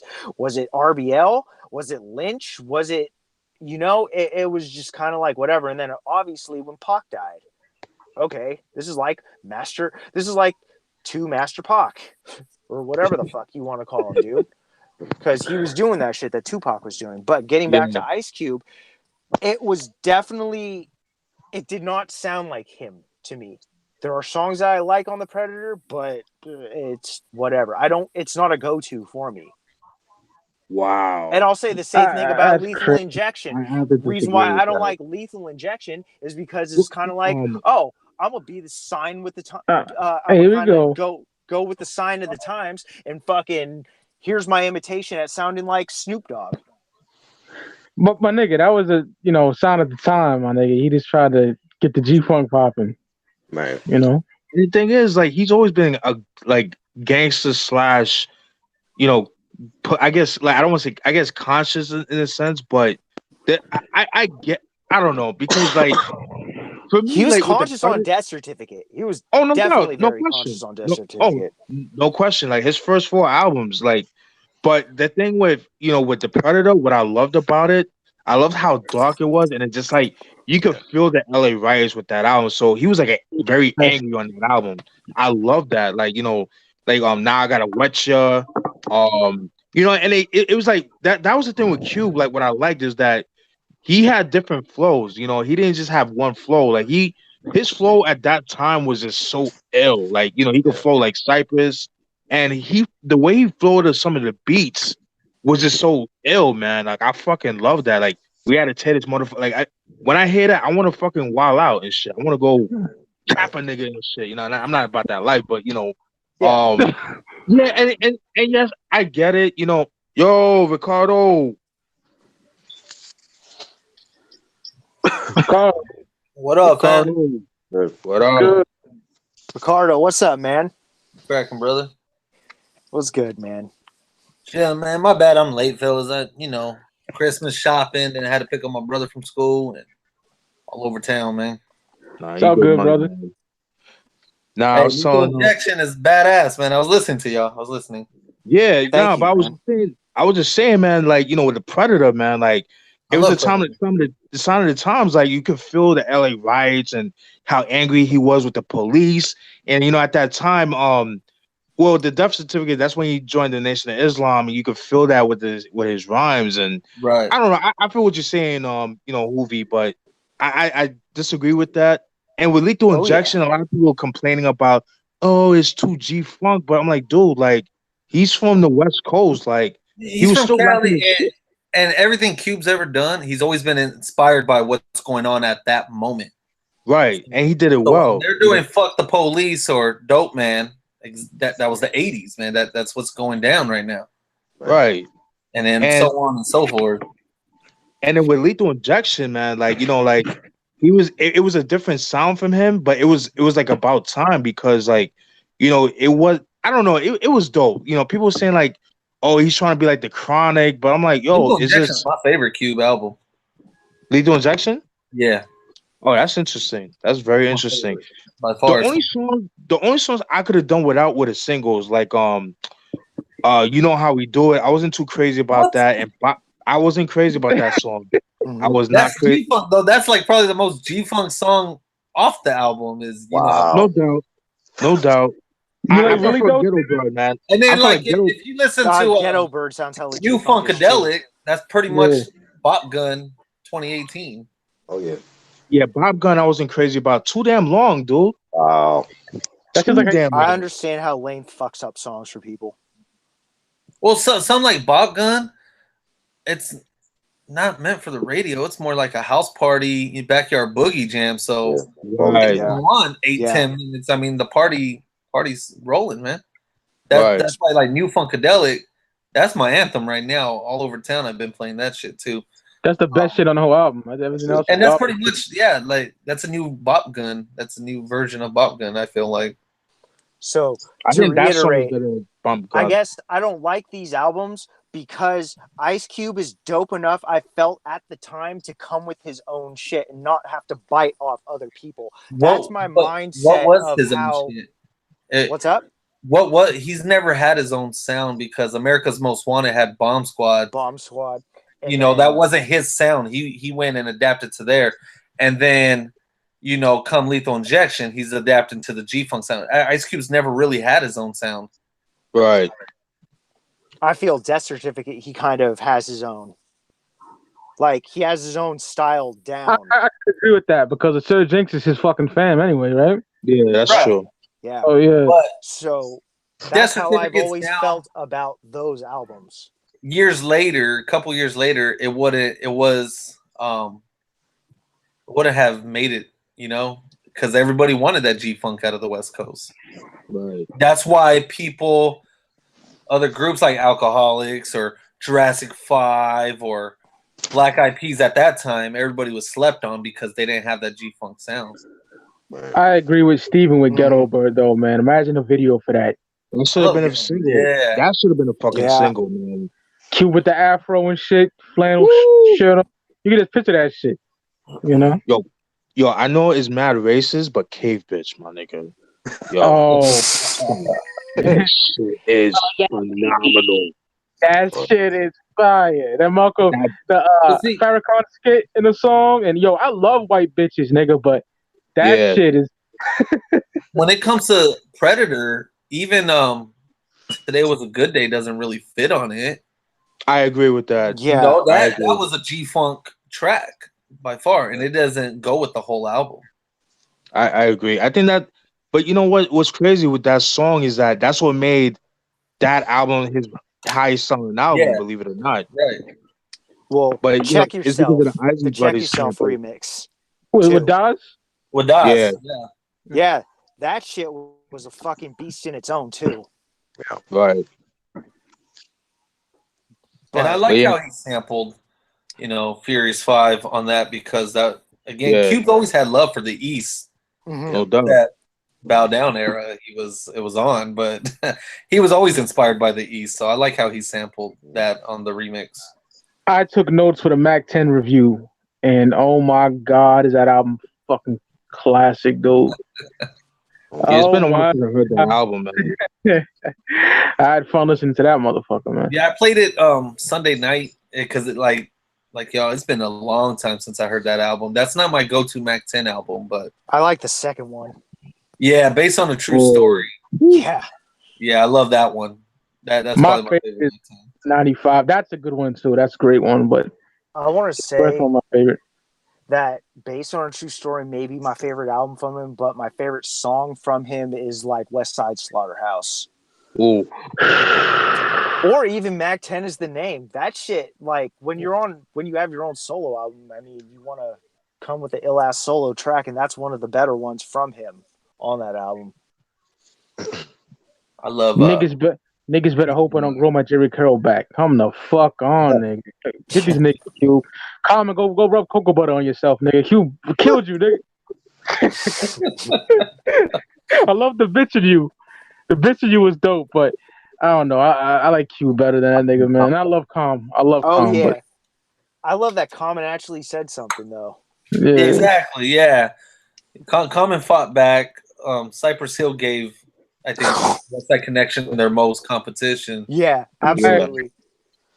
No, rest of the know. wicked is fucking crack. I think when it Oh, comes my. to Cypress versus West Side Connection, there's no right or wrong answer who you feel won, Yeah, Because it's always going to be debatable, similar to the Jay-Z Nas. It's always going to be, it wasn't one-sided at all. Right. so the people would probably, I can see people siding mostly with West Side Connection because Ice Cube said some like kind of fucked up shit, but he said it in a way of kind of like putting your hand or your thumb at your nose going na na na na na. Like he said it in that fucked up fashion, but it was so scathing to where you were like, God damn.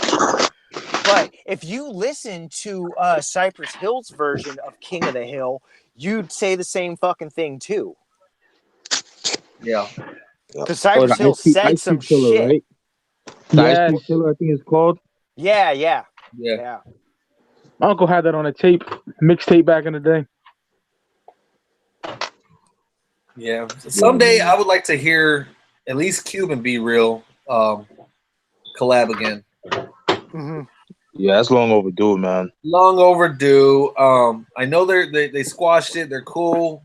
I think that beef's still holding them back from collabing, from reaching out to each other to hop on a track. Yeah, definitely. I would love to know everyone's opinions on that. I'll give mine real quick, then I'll give y'all the floor. To me, Be Real and Cypress was in the right. Because I would definitely, Absolutely. definitely. Because, oh yeah, throw your neighborhood in the head. It's the same shit damn near. Yeah, He's just throw your play it set over. in the air. Play it over, And the Christian niggas were saying California and all that. They made that shit up. Yeah. Yeah. Mm-hmm. So, I think when it comes to that, I could see somebody saying throw your set in the air, wave it like you just don't care.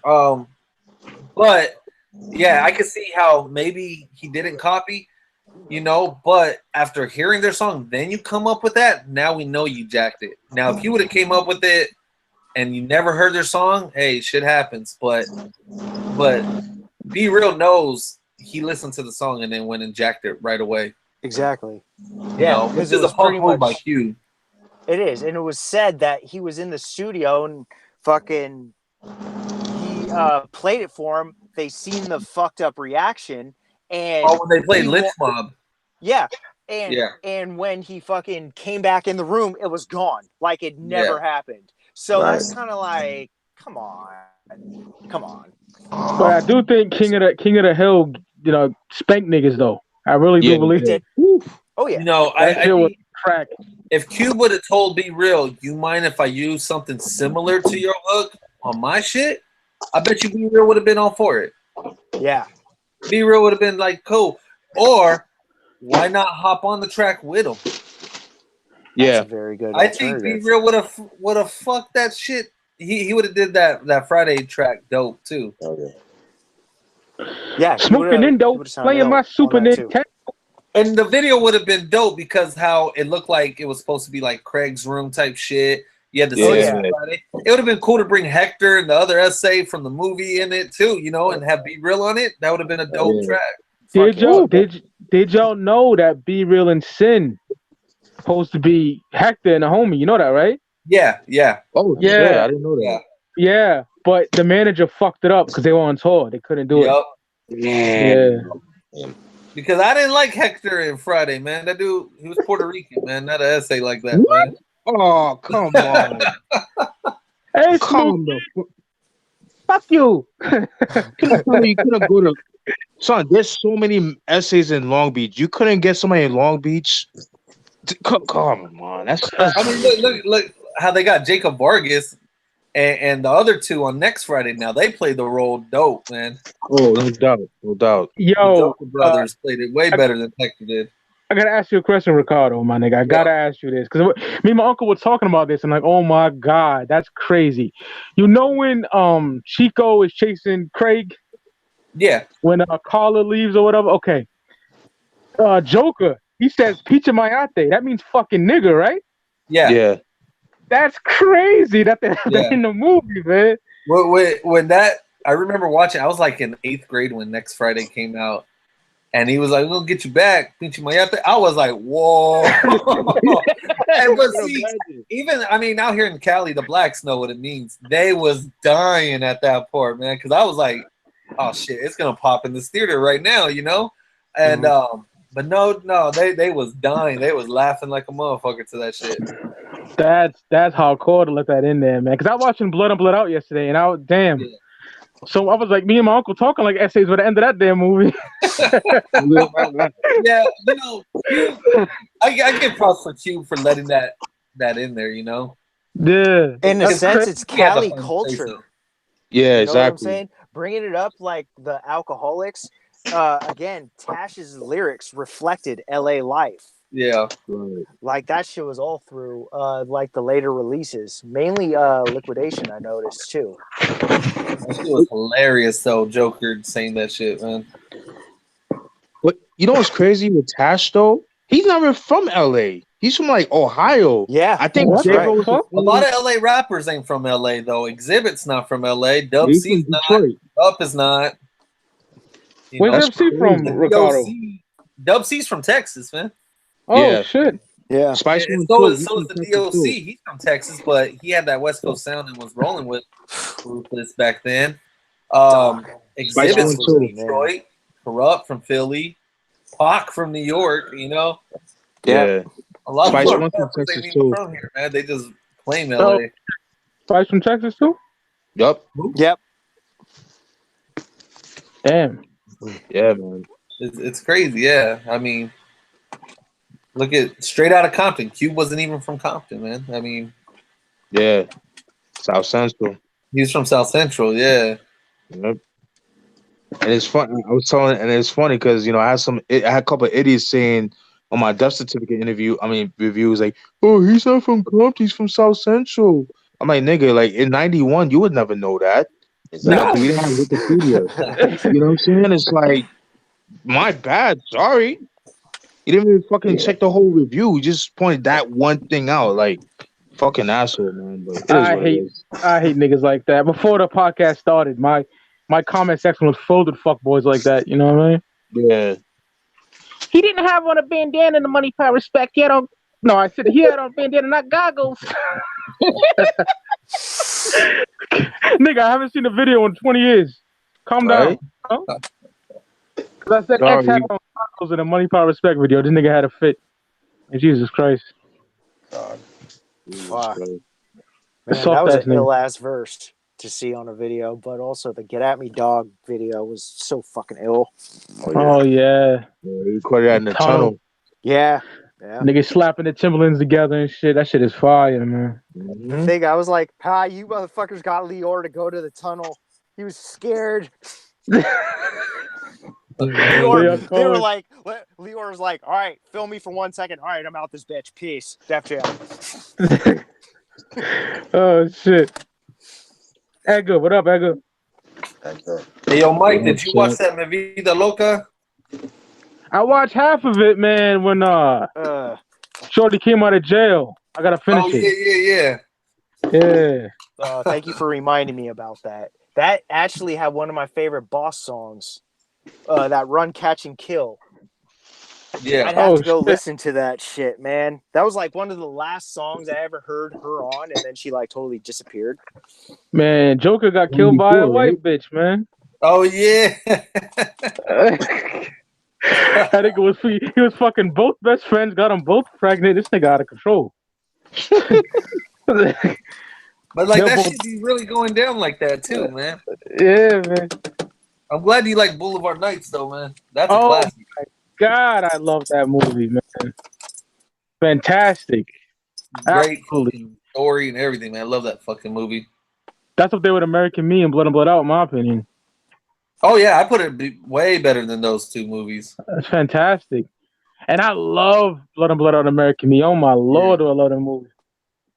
Love it. It had the old lowriders with the first hydraulics barely getting up. I thought that shit was And back in the day, Whittier Boulevard was just like that, man. That Chuco was Baby Puppet. Chuco was Big Puppet, right? Yeah. Look at that. You got Chi-Chi from Scarface in there too. They're all intertwined in all three of them movies. That's crazy. Yeah, that movie, Boulevard Nights, like I remember in the 90s, up until the early 2000s, Whittier Boulevard was always like bumper to bumper, just lowriders and cars and girls everywhere.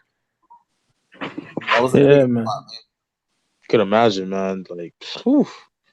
It's crazy because Master A, shout out to him, man. Like he appreciated that shit. He got so much flack about that. Like I never understood that. Yeah.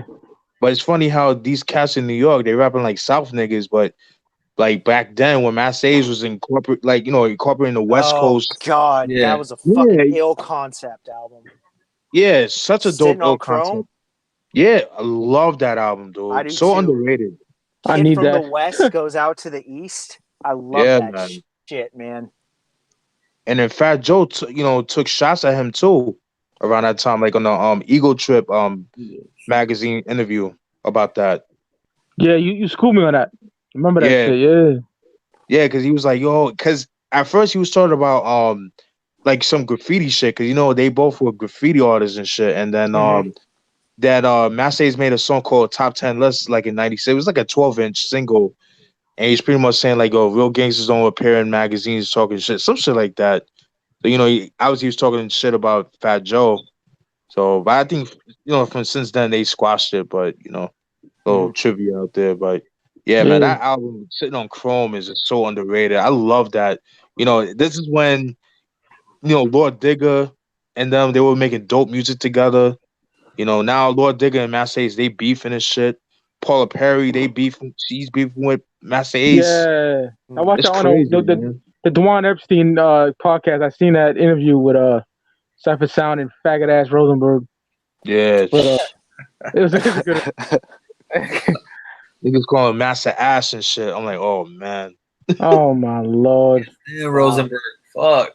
They can say all they want about Ace, but Ace is probably one of the most consistent artists in hip hop. Facts. He's amazing. Too. Oh yeah. Yes, absolutely. Ace just like fucking spits a story without effort, I feel like. Right. Like, and that's not a bad thing. It's just the way he says it. It's like, fuck, it just sounds so natural. The way he does it. He's hella good at it. Mm-hmm. Yeah, the Fallen Season album. Jesus Christ. Love that album. Which one? The Fallen Season, where he talks about being in high school. I need to get that shit, man. Oh, man, that album is fire, yo. I got it from faggot ass underground hip hop before they started stealing niggas' money. I got it from them. Oh, wow. Yeah. I haven't ordered anything from them since the resurgence. Yeah, I don't order from them. I stick to Amazon and just Rap Bay. All right. Oh, I heard some horror stories about Rat Bay. Really? Yeah, man.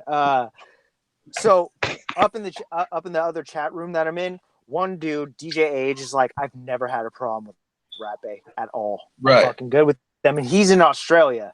So yeah, and then another dude who's in the States is just utterly like, fuck Rat Bay. Like, they don't respond back to me. They take my fucking money, and it's like, What? oh, shit, dude. I've been Yeah, ordering so from it's Rat just- Bay for at least 5-6 years, Yeah. and I've never had an issue. Matter of fact, every time I order something, they always throw in a free mixtape or some. There's always that's something dope. in my package that I didn't order for free. Yeah, that's And dope. The one time I did have an ordered from issue. them, I called them. They answered right away, and they fixed it that same day. that's crazy, man. That some people can fucking get that kind of experience when other people like us, we got our shit. Because I was just about to say, the one time I ordered from Rat Bay, I got my shit immediately, like fucking hella fast, within 4 days. Yeah, I get my stuff usually within 2 or 3 days. Steven, what's that, brother? I got this from Rap Bay. This is Sonia C. Oh this yeah. is Married to the mother. Master P's Pete's wife. Oh Yeah. yeah. Yeah, I got Oh, that from. I got that for like Crazy. $10 at Rap Yeah, Bay. I think they still have copies too. Oh, original press copies of that too on Rat Bay. Was it on No Limit? Yeah, that was, It was No Limit back when they were still out of Richmond. Yeah, this is from In a Minute Records, but it's still No Limit though. Yeah, they were still at the Bay Area. Love that shit. But like, I know I'm expecting a package. I think today and another one in a couple days from Rat Bay. They just posted up some shit I wanted. But yeah, they're usually quick with it. Twice I had issues. One, my stuff just didn't ship for a while, and I hit them up, and they're like, "We apologize," and they actually threw in some free shit. And then That's another dope. time, I bought something, but it wasn't available anymore. So they just told me, "Hey, pick whatever you want, even if it's a little bit more than what you paid for. We'll make it right, or that's dope. get you a refund." So I know I paid like $12 for it, but there was like the $16 album I wanted, and they just made it right and sent that one right away. Oh, that's it. I want to get some Mozzie from there, man. My nigga Mozzie. Yeah, you got to get into like from Mozzie and Filthy Rich. That I mean, right now I'm playing a lot of Filthy Rich lately. June on the Beat, Jay Stalin, they're all doing their thing. I like Stupid Young, man. I like that nigga. Oh yeah, out of Long Beach. Yeah. Yeah, I wish his shit was on CD, but it's not, man. It's straight digital. Shout out to I China hate Mac, yo. Shout out to China Mac sticking up for Wh0vee's culture, man. You can't be coming here making fun of Asian niggas like that. Fuck that nigga. What What's his happened? name? Little Pump was like saying ching ching chong about him being high and shit. Oh, are you Dumb serious? fuck. Wow. Yeah. And China Mac Well- was out. He went off on that little nigga. You Wow. know? Like, oh yeah, fuck that Well, nigga, man. Little Pump will fucking OD soon enough. So I mean, just to fucking have that in the back of my mind, it's like, all right, little motherfucker, keep it moving. Yeah. Because I'm gonna keep Yeah, moving. you're right. I'm gonna keep moving. You're gonna be sitting there in that fucking slump. You may have all the money. It's fine, but Were you out of movie? I'm out of the Bay Area. I'm in San Francisco. Oh, that's cool. Oh shit! I was just up there a few weeks back. Yeah. I went to so do you ever go to the Dope Era store out there in Oakland? No, I don't. I don't get out that much right now, dude. Personal issues, but when I do get to go out, I try to make it out to like just Concord, San Leandro, San Jose. Like just try to head across the bay. You know what I'm saying? Well, I'm gonna be in San Jose, or actually Mountain View, right there by San Jose. I'm gonna be out there January 13th on a Sunday. I'll be out there for a week, man. So I'm gonna be hitting up record shops and everything out there. I'm gonna see what I can do. I definitely know some shit's going down for me on the 9th that I have to take care of. Yeah, But maybe we can definitely find some time, dude, to meet up and that'd be dope, man. do some runs. Yeah, absolutely, man. That shit'll be hella fun. So no doubt, yeah, man. just keep in touch with me on here. Yeah, for sure, man. I should. It ain't official yet, but I'm waiting. It's Army work, so I'm waiting for that stuff to Okay. come. I'm staying on that little NASA base out there. For sure. Make sure you're not dressed like Snake Eyes or Storm Shadow so niggas can see you. Oh shit. That's my nigga Wh0vee, man. Slanging y'all niggas CDs like the Ghostface Killer. Y'all know who he is. That's my nigga. Faceless entity, music peddler. Yeah, but at least we know who you are, Wh0vee. When you hear your voice, Oh yeah. I've seen half of your face. You know what I mean? But some of these niggas, they don't. I don't trust these niggas. I don't know who these niggas are, man. Right, right. I mean, Right. I always say that one story of why I don't show my face. It's always that one. I love my privacy first and foremost, but also that Nas story that he said the first time I ever seen Ghostface, he jumped on the stage in a mask, rocked the mic, left. Nobody knew who the fuck he was, and that is the illest shit to me. And I was like, that is ill. I love that. So yeah, on Instagram, I don't post much. Like, I won't post my kids or my lady or anything. On my Facebook, I do. Yeah. But that's private. So I control who I add and everything on my Facebook. Right. Yeah. Unfortunately, I kind of have to keep it open due to the fact anybody can be a sale. You know what I'm saying? So the one thing I would love to have is privacy, but I can't sell shit on a private page. No doubt. So yeah, that's the only reason why my shit is still public. Right. I got a few minutes, y'all, because I got to get ready for work, man. It's been a fucking hectic day. Damn, man. Oh no, brother, do your thing. Yeah, I was up late. Yeah, I got a few minutes. I was up late, man. I'm car shopping right now, too, so. Oh, so what kind of Calling food all you trying the to get, man? dealerships and trying to fucking catch a deal, and I'm stubborn, man. So I'll wait 3-4 months until I find the right deal. Nah, I respect that, man. Because sometimes, like, you might get something, and then, like, a better deal gets like, fuck, I should have waited. Yeah. So, Well, I'm trying to get a new Wrangler. okay. And like I found one I really like, and they wanted 30,800. I told them, hey, I got 30 G's out the door right now. What's up? And they're like, what about taxes? I'm like, nah, y'all cover that. Make sure I want 30,000 flat. I'll come through with the check right now and walk out, man. Yeah. And nah, nobody's meeting me that way. So I'm like, all right, it'll happen though. Word. Trying to get it. Y'all need to watch that Bad Blood on Netflix, man. Y'all check that out yet? Haven't heard it. Man. Man, it has Tig from Sons of Anarchy, and it's on some mafia shit. Yo, About Tig the is my favorite member. That nigga was Canada. crazy, man. Shout out to that nigga. Yeah, he's the executive producer of this show. And it's only 6 episodes, all like 45 minutes long. It takes place in Canada. So those Canadian rap fans, they should be proud of that one, man. I know I pissed people off last night when I posted that Royce the 5'9" shit. That faggot nigga Mixmaster. Oh yeah, I know he's probably upset, man. I know. Yeah. What did you post? What did you post? What happened? Yeah, what happened? Oh well, I guess Tory what was Tory Lane? Trey Lorenz. Well, I guess him and Royce the 5'9" had some words. Yeah. Could I jump in on it?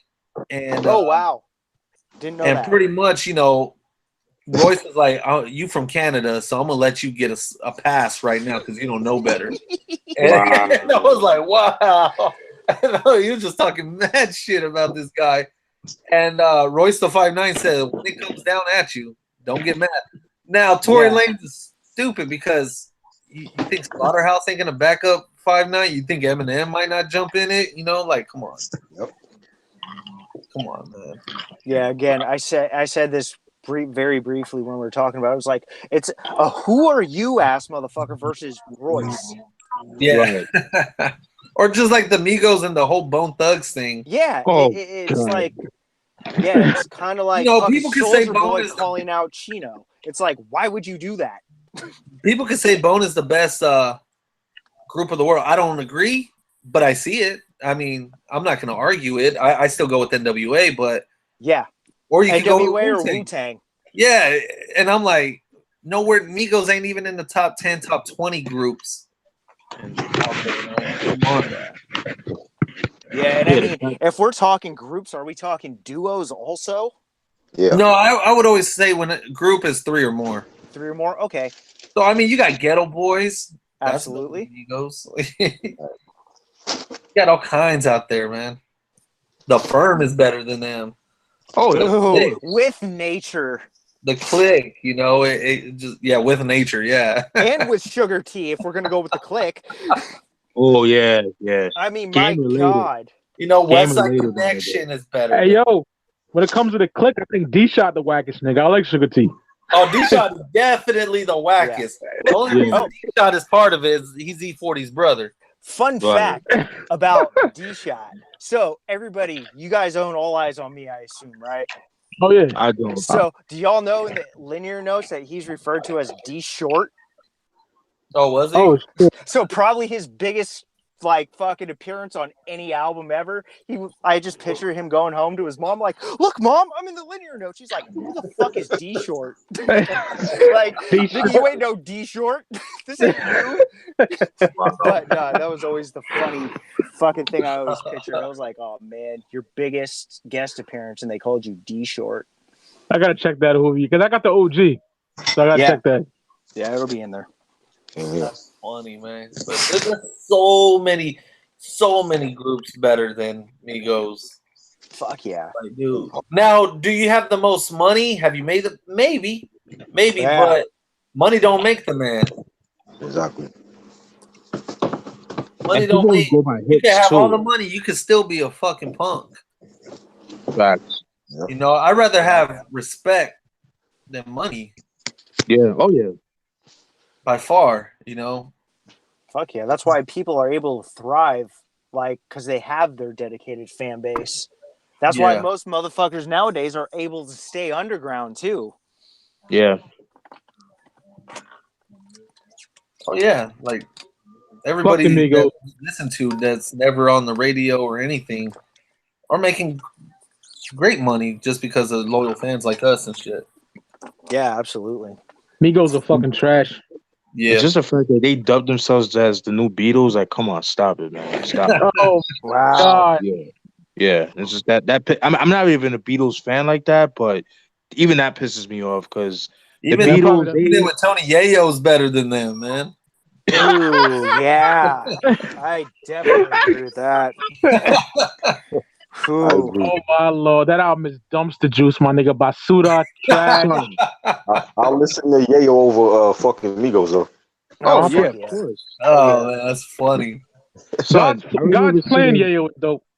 Yo, Yeah, he I remember was. seeing that album, Thoughts of a Predicate Felon. I don't know what thoughts a predicate felon has, but I remember seeing that album for $2.99 used at FYE a couple years ago. I'm like, wow, that's fucking bad. $2 The bad thing, too I much, bought it for man. like $3, and I overpaid by $3.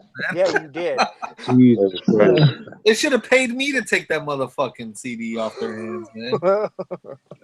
And that's when my nigga Game was spanking niggas hard body. You know, this Oh, body yeah. and unit by himself, but niggas don't admit that. He was killing niggas. And, Oh yeah. Yeah, those fucking Ghost Unit mixtapes, man. He was Yeah. fucking disgusting. They weren't looking good, you know what I mean? So, yo, Stop Sis and Stop Lying DVD is some of the funniest shit you would see, man. That shit is hilarious, man. They didn't want no smoke with Chuck, man, on the mic. No, they Body didn't. They didn't. No. And I tell people, 50 is not a great battle rapper. He never was. He never was. He's never destroyed anybody by himself. 50 just happened to make a fucking awesome album that flowed beautifully. Get Rich or Die together. Trying is dope. But, you know, he couldn't even kill Ja Rule by himself. He couldn't. There's no way. To me, he kind of got that nigga on Back Down, though. That shit is tough. You know? Back Down? Yeah. That's dope track. Not enough to silence Rule. Like, Eminem is the winner of that shit. Eminem, he needed M, he needed Buster, he needed the whole D12 and G unit. He needed everybody to help him out with that fucking fight. There was no winning that shit. And I guarantee there was more shit on the business end than we saw. I bet you with Dre and Eminem and Jimmy Iovine making sure to shut out Ja Rule. That's just high school days right there. That beef was crazy, man. You Yeah. know what I mean? And But musically, he couldn't destroy Ross. He couldn't destroy Fat Joe. I think Fat Joe killed him on My Fofo. anyone that knows me knows that I'm a diehard 50 Unit fan. You know what I mean? But once that nigga started dissing Kiss and Fat Joe, Yeah. I'm like, yo, this nigga 50 is bugging, my nigga. You know he what went I mean? after Nas, and it was like, come on, man. Nas killed him on Don't Body Yourself. You remember that Oh, track? I Don't love Body that track. Yeah, nigga. So you don't want to be vegetarian. Oh, my God. Jada, too. Ooh. Yeah, you don't want it with Jada either, man. Checkmate and all that. Spanking niggas. Mm-hmm. That's why I tell people 50 is not the one to be scared of when it comes to on the mic. He's a funny People can nigga. diss him right now, and all he's going to do is troll and make memes. That's all he can do. Yeah. True. 50 can't rap no more, man. I like that. I would have liked that one song, Get the Gat or what? Get the Get Gun? the strap. Get the Strap. But he had that faggot on there. Yeah. Oh, God. So I won't listen to it because of that. Yeah, I know.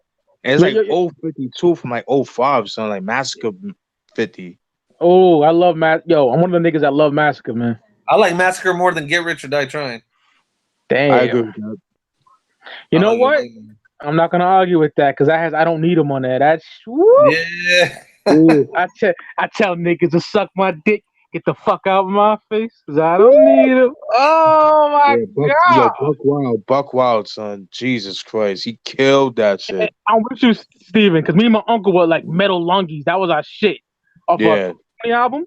But they used that sample better on the I don't need him. That bass line, son. Woo! So sinister, my dude. That's that raw. I'm a nigga that don't give a fuck about niggas. So I really love that song. That speaks to me. Oh, hey, fellas, I hate to cut it short, man, but I got to get ready for work. Go ahead, brother. Man. But I'll see you guys tomorrow for the Mac 10 one. I'll be sure I'll be on time.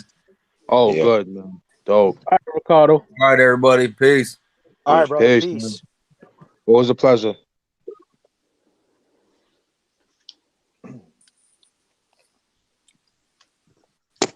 Mike. Yo. Back. Yeah, I'm still here. Yeah. Yeah, man. Yeah, but that's dope, man. That was dope to have both of you, both West Coast, natives, man, on the show. That's dope. Just get different perspective on things. That's dope, man. I love it. I got booted out of here for some reason. I don't know why. No Google is, but I'm back. Again, I appreciate you guys letting me come on here and just talk. And basically, man, it keeps my mind off of shit that's really going on in real life. So, thank you. No problem, brother. Man. Anytime you're welcome, my nigga. No doubt. Yeah, man. This shit is always fun, man. I mean, anytime when I could sit there and talk hip hop, the only thing in life that I think I'm like passionate about, it fucking helps. No doubt, brother. Glad we were able to do that for you, man. Because life is hard enough. So this is like a lot of it. This is like an escapism, for a lot of us. And I'm pretty sure for the chat too. No doubt. Thank you. And it's all about just helping out good people, man. Y'all good people. Y'all got something good going on, and let's fucking take that shit to the next level. God, man. Oh yeah. It only gets better from here. That's it. Oh yeah, absolutely. I feel like listening to the Massacre now, man. Jesus. I'm thinking about I don't need them. Yeah, that's shit. Yo, this is 50. Whew. Oh my God, this is 50. That's just fire, man. Whew. What are you gonna say though, Steven? Because you're like now. Yeah, I was like, I want to do like unpopular opinions. Cause I like when we disagree on shit. I love that. Oh shit. Oh yeah.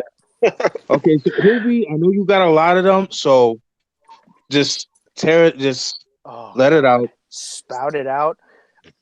Stuff that you guys already haven't heard. I mean, I've broken down why I don't like Doggy Style, why I'm not a fan of All Eyes on Me, right? Wow. I did All Eyes on Me. Yeah. That was the first one. Do something that we don't know. Do Yeah. something we don't know. Unpopular opinions. I got one for y'all niggas. I wait after who we go. I probably did it No, before. go ahead, I'll say brother. it. Go ahead. This is No, when put on the spot. It's a little hard for me to. You sure? Yeah. Go ahead. All right. I'm think the fellas already know this, but Mhm. I don't like Queen Latifah, my nigga. Oh wow. Yeah, that's she's. Wow. And I get it. I get it, Mike.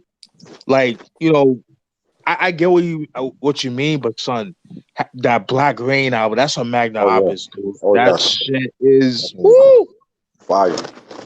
woo, nah. woo. Son, that I don't wanna- album, son. You. Hold on. Now, this Mm, Jersey Drive is fucking tough. fire. I will say that. Right. Don't be coming here thinking you could just talk shit to men and all that. Fuck off, bitch. You know? I'm a man, so I ain't got time for your shit, bitch. Oh, man. And go act in a movie, son, shorty. Fall back. Yeah, not a Queen Latifah fan, my nigga. Yeah, man. And I know Steven and Chris love her. Salute to y'all niggas, you know. I mean, I don't love it like that. Don't let me get that twisted. But that no Black doubt. Rain album, that Black Rain album is fire, son. I really like the second album, Nature of a Sister. That was slept on. Oh yeah. When I used to work at FYE, I used to see this CD with her Well, with a fire crown and her screaming on it. Now, what the fuck is this?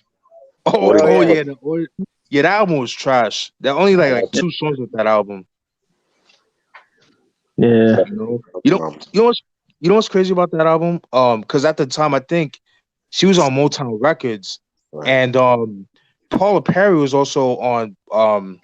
She was Paula Perry from Mass States Incorporated was also on Motown, and her album Tales from the Fort Knox was supposed to come out, but all her budgeted money for that album was going towards Queen Latifah's album, like the promotion, the studio sessions. Yeah, they did some grimy shit, so they shelved the album. Like, I think like a couple promo albums came out. It got but to get a copy of that shit, you're gonna pay like a kidney for that. Like, that's how rare that shit is. Like, it's crazy. Wow. And that's grimy as shit. Yeah, that's fucked. Damn. Yeah, that's grimy, yo. Like, what kind of shit is that? It's kind of like, you're coming out, but all your money's going towards her. So good luck. Yeah, I thought that was pretty grimy, but Salt and pepper's trash too. But I don't know if that's an unpopular opinion. Y'all just don't like the female MCs or what? I think that's bullshit. Because I got Muhammadiyah Collage, my nigga. I got Hardcore and Il Na Na. I got Light as a Rock. I like guys on this. Light's sick. Light was that was so dope. Yeah. I like MC Light a lot. Boss was ill for her one album. Boss Body, Salt and Pepper, my nigga. Fuck out of here. Oh, that was fire. Or none. Gangsta Boo has been probably the consistent female MC for me, though. Yo. Oof. Fine as a motherfucker. Damn. My nigga. That album is fire. Yeah. Yes. Inquiring Minds is dope, and even her later shit that she came out with in the past couple years has been dope. The shit she did with the Mafia 6, that was ill to hear. That Best of Both Worlds is crack rock too. I fucked with that. 01, right? 01, yep. Yeah. With that Choices soundtrack, that is absolutely crack. Love that shit. That shit is dope, man. There's song with Ludacris on there. That shit is retarded, man. Damn, I'm still thinking about unpopular opinions, man. I mean, I got just what's up? Okay, obviously you guys know about the Black Album, so that's old and tired. Everybody knows about that. Not a better Kid and Play. I'm with you. Garbage. Yeah, I don't like their music like that. The only thing I liked from them musically was probably House Party 3. And I like the freestyle they did when they battled each other in the first movie. Classic. Yeah, that was dope. But other than that, I was never a big Kid and Play fan like that, man. That's Like, actually a song too. Kid vs. Play. That's on the House Party soundtrack. Okay. okay, yeah. Yeah, man, like that shit, it just I don't know, they don't do much for me. Like Like my nigga Kill would say, that light in the ass, man. Them niggas is Light in the light. Them niggas is pussy. I don't like them niggas is trash. I don't like them niggas, Yeah. man. Terrible. yeah. Yeah. Like Definitely the was nigga not a that- Kid and Play fan. like I always say this, the Falling Down movie, Michael Douglas, when the nigga take the snow globe out his bag, faggot shit. That's what I think about.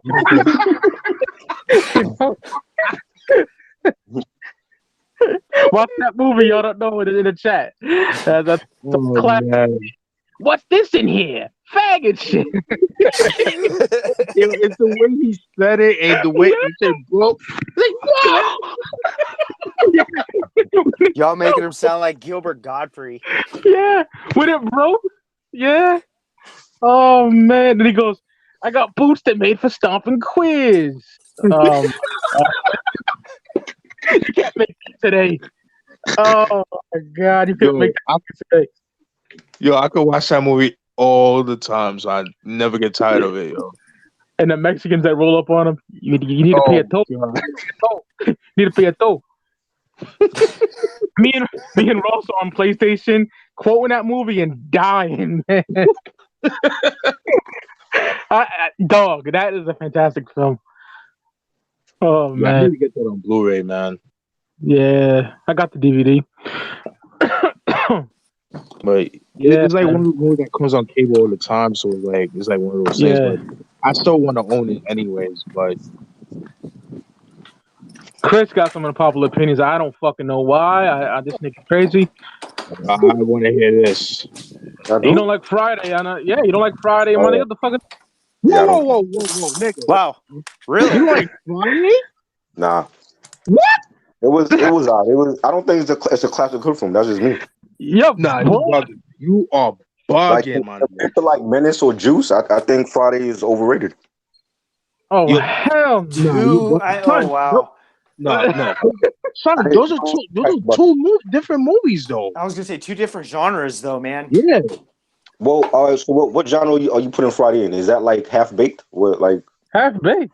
Friday no, would what just is be it? a comedy it's a to me. comedy. I don't believe in black movie or black comedies, dude. That shit's Right. fucked. Yeah, comedy.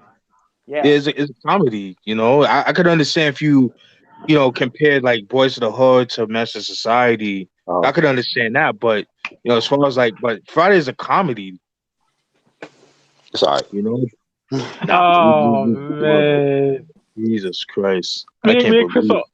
I had a nigga Chris dying. I was like, I'm gonna go to Brooklyn and choke you, nigga. Cause he said he don't like Grand Theft Auto either. I was like, this nigga. Oh, nigga! What? I was like, is this nigga black? Oh, I think I've said this before, but I'm not a Jay-Z fan. Oh man, I love it. Ricardo be going off. He was in here right now, see? Oh yeah, he was this. I love Jay-Z, but I'm not gonna be like, oh man, I don't know, because niggas know how much I be hating on Jay-Z nowadays. So yeah, same. But for me, this shit goes back to Jay back in 92, 93 when he was doing a boy get a fatty. That kind of flow. That shit, I was like, come on, man. Like, that shit's hella annoying. Your voice is kind of annoying, but whatever. I've just never liked Jay since that original Flavor shit. Wow. And that's just not to say, though, I don't like certain shit off of Reasonable Doubt because I do like certain songs.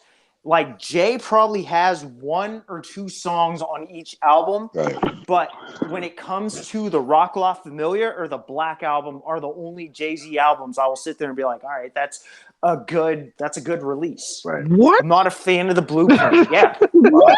Yeah. Hold on. You prefer the Black Album over Blueprint? Yeah, I do. I prefer Black Album. What? It's a classic.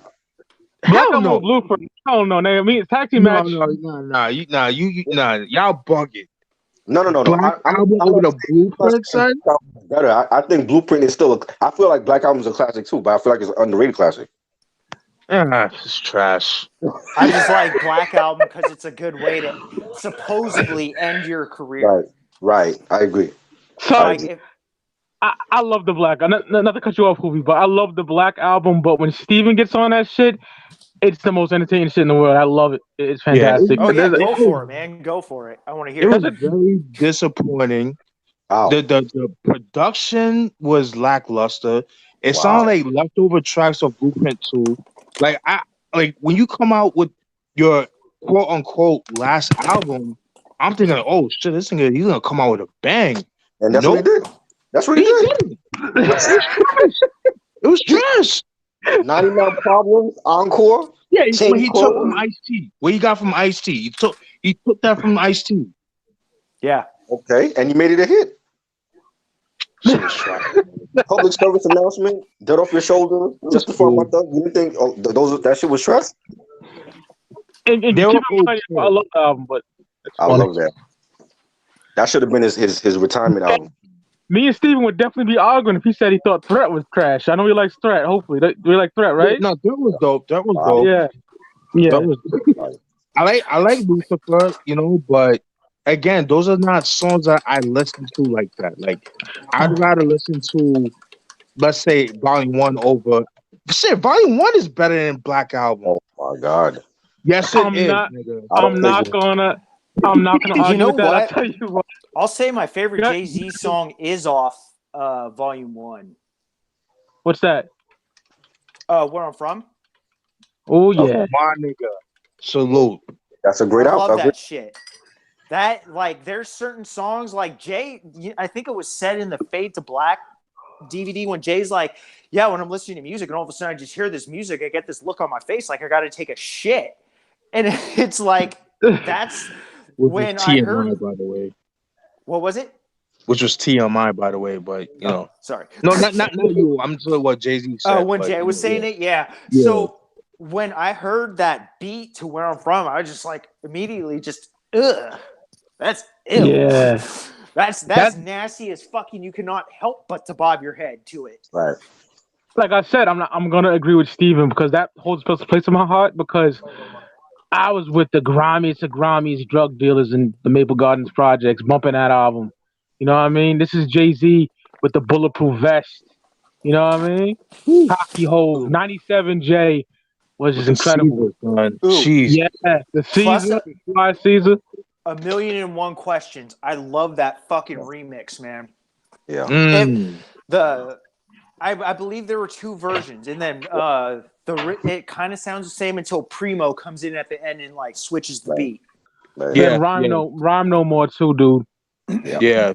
Oh my god, yo, son, Volume 1 is fucking fire, man. I love that album.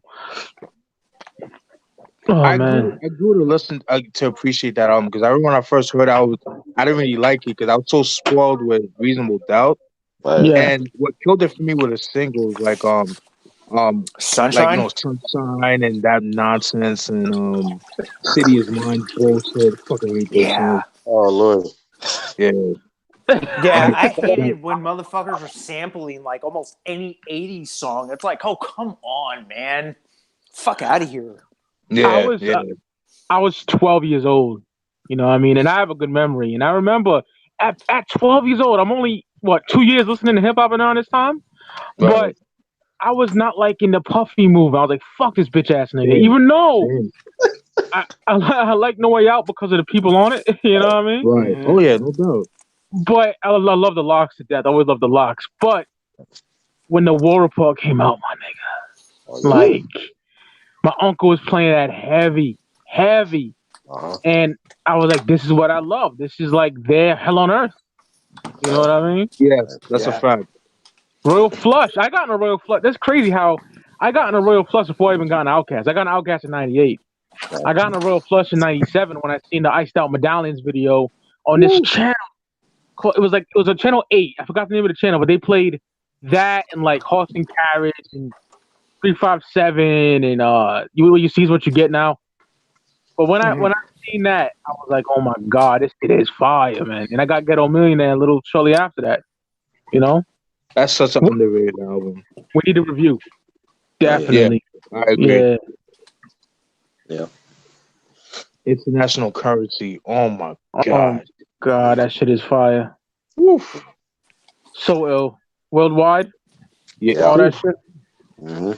And fuck French man time for sampling that shit too. I got an unpopular opinion, but it's not on the like a whack side. Okay. But niggas might think I'm fucking smoking crack when I say this, but Love Tariq and Peter Guns Make It Rain is fucking dope. Oh, yeah. I love that. You know what? I'm not mad at that. I listened because I have the album. I listened to it. There were a couple Yeah. of songs that was popular. That was dope. That was dope. Deja Vu Uptown Baby is one of my favorite songs of all time. Well, I can play that over again and over again. You know, I love that album. Yeah, that shit got mad play down here too. Believe Yeah. it or Oh. not. Fire. Hell yeah. Oh, it was Love also Tariq is crazy though. nasty. We played a lot of East Coast shit down here during the '90s, man. And Wh0vee, didn't you say East Coast is like your favorite shit too? When you telling me Yeah, that? yeah, Yeah, it is. that's dope. Like, I Yeah. mean, that's what brought me into it was East Coast storytelling, like fucking EPMD, and just I gravitated more towards East Coast in the early '90s because just that's I don't know. I mean, couldn't help it. Loved it. Still do. Right. Hell yeah, brother. Yeah. Yo, Chris. Yo. Being from Brooklyn, like, who do y'all hail as your king? Like Big or Jay? Both of them, you know, but before Big died, it was Big, and then when he passed away, like Jay took over, and Yeah. was riding with Jay, and you know he blew up or whatever. You know, New Yorkers though, we got Wh0vee on the show, like, well, like when Wh0vee says like he was heavy into East Coast shit, we was heavy into the West Coast shit, but we was more into like the lyrical like cats like Corrupt and Razzcast and Sophia and what's it, Chino XL. So that like West Coast hip hop for me, that's the niggas I was listening to. So I wasn't listening to like the pimp shit and the gangster shit. It was like I was fucking with like, you know, Hyro and his crew or whatever in Cypress Hill, and I was always into the lyricism. So that's what like gravitated me to like the West Coast MCs out there. Y'all had like your like the West Coast boom bap out there, you know. Yeah. Oh yeah, absolutely. Yeah, The you know, Bums, if yeah. you guys are not familiar with them. Right. Oh, fire. Out of print, but fire. Yeah, the Brothers What Under album? Madness, The Bums, Life and Time. Oh man. That shit, that's like a Yes. straight up wake up show classic, man. Yeah. That shit is incredible, man. I gotta download it. Yeah, You know? that's an awesome album. Yeah, but yeah, we were riding Yeah. with Big, and then you know, sadly when Big passed away, it was like, well, who's gonna take over? And then you know, Jay naturally, you know, he's you know took the throne and you know he ran with it. You know what I'm saying? So that's who we were riding with. You know what I'm saying? Like Jay-Z wasn't like when he dropped their presidents, like we they were bumping it and we knew who he was, but like niggas over here wasn't really big on Jay until like he dropped I want to say like Hard Knock Life. Like when he came out with that, like Shame over here. yeah, like that's when that even for me like that was like the first time I bought a Jay-Z album, like Volume 2. You know what I'm saying? You know Like Volume 1 was a underrated solid album, and I think he picked the wrong single for that album. I agree. Mm-hmm. It's a slept on album, but like he really blew up when Hard Knock Life came out. You know what, Yeah, Chris? that's what got him noticed. Yeah. That's a fantastic segue into something I want to talk about. I've talked about this before, but I want to talk about it again. Okay. Jay just didn't hold the crown in '98 by himself. There was a bald nigga from Yonkers that held that down well. Right. You know what the fuck? The nigga had a One Love Puma tattoo on his back. Y'all niggas know what I'm talking about. Oh yeah. L Sims, nigga. Like, dog, I swear to God, it was like DMX World in '98 over here. Like, Yep. Yeah. son, I woke up in the morning, cross to the projects, all the niggas I know, they're playing this Dark and L's Hot. I go to, like, the Blockbuster Video and Job Lot in the Chinese restaurant, like, during the, like, I crossed through that to go to school, the Right. shopping Yeah. center. The white niggas are playing it. Everyone was playing it. It was absolutely insane. Mhm. It never happened to me before, where every vehicle I passed, they're playing the same artist. in the same day. That's crazy. And then when it was on the same time of the year, like right around this time of the year, I got Flesh of My Flesh. Right. That and ELE were really big at the same time. ELE, the bus. Oh yeah. And there was a fucking line for Flesh of My Flesh, my nigga. A line like niggas were buying a Rockstar game or something. I couldn't believe it. You know, and they were asking people CD or cassette. They didn't have them on display. They had them in the back.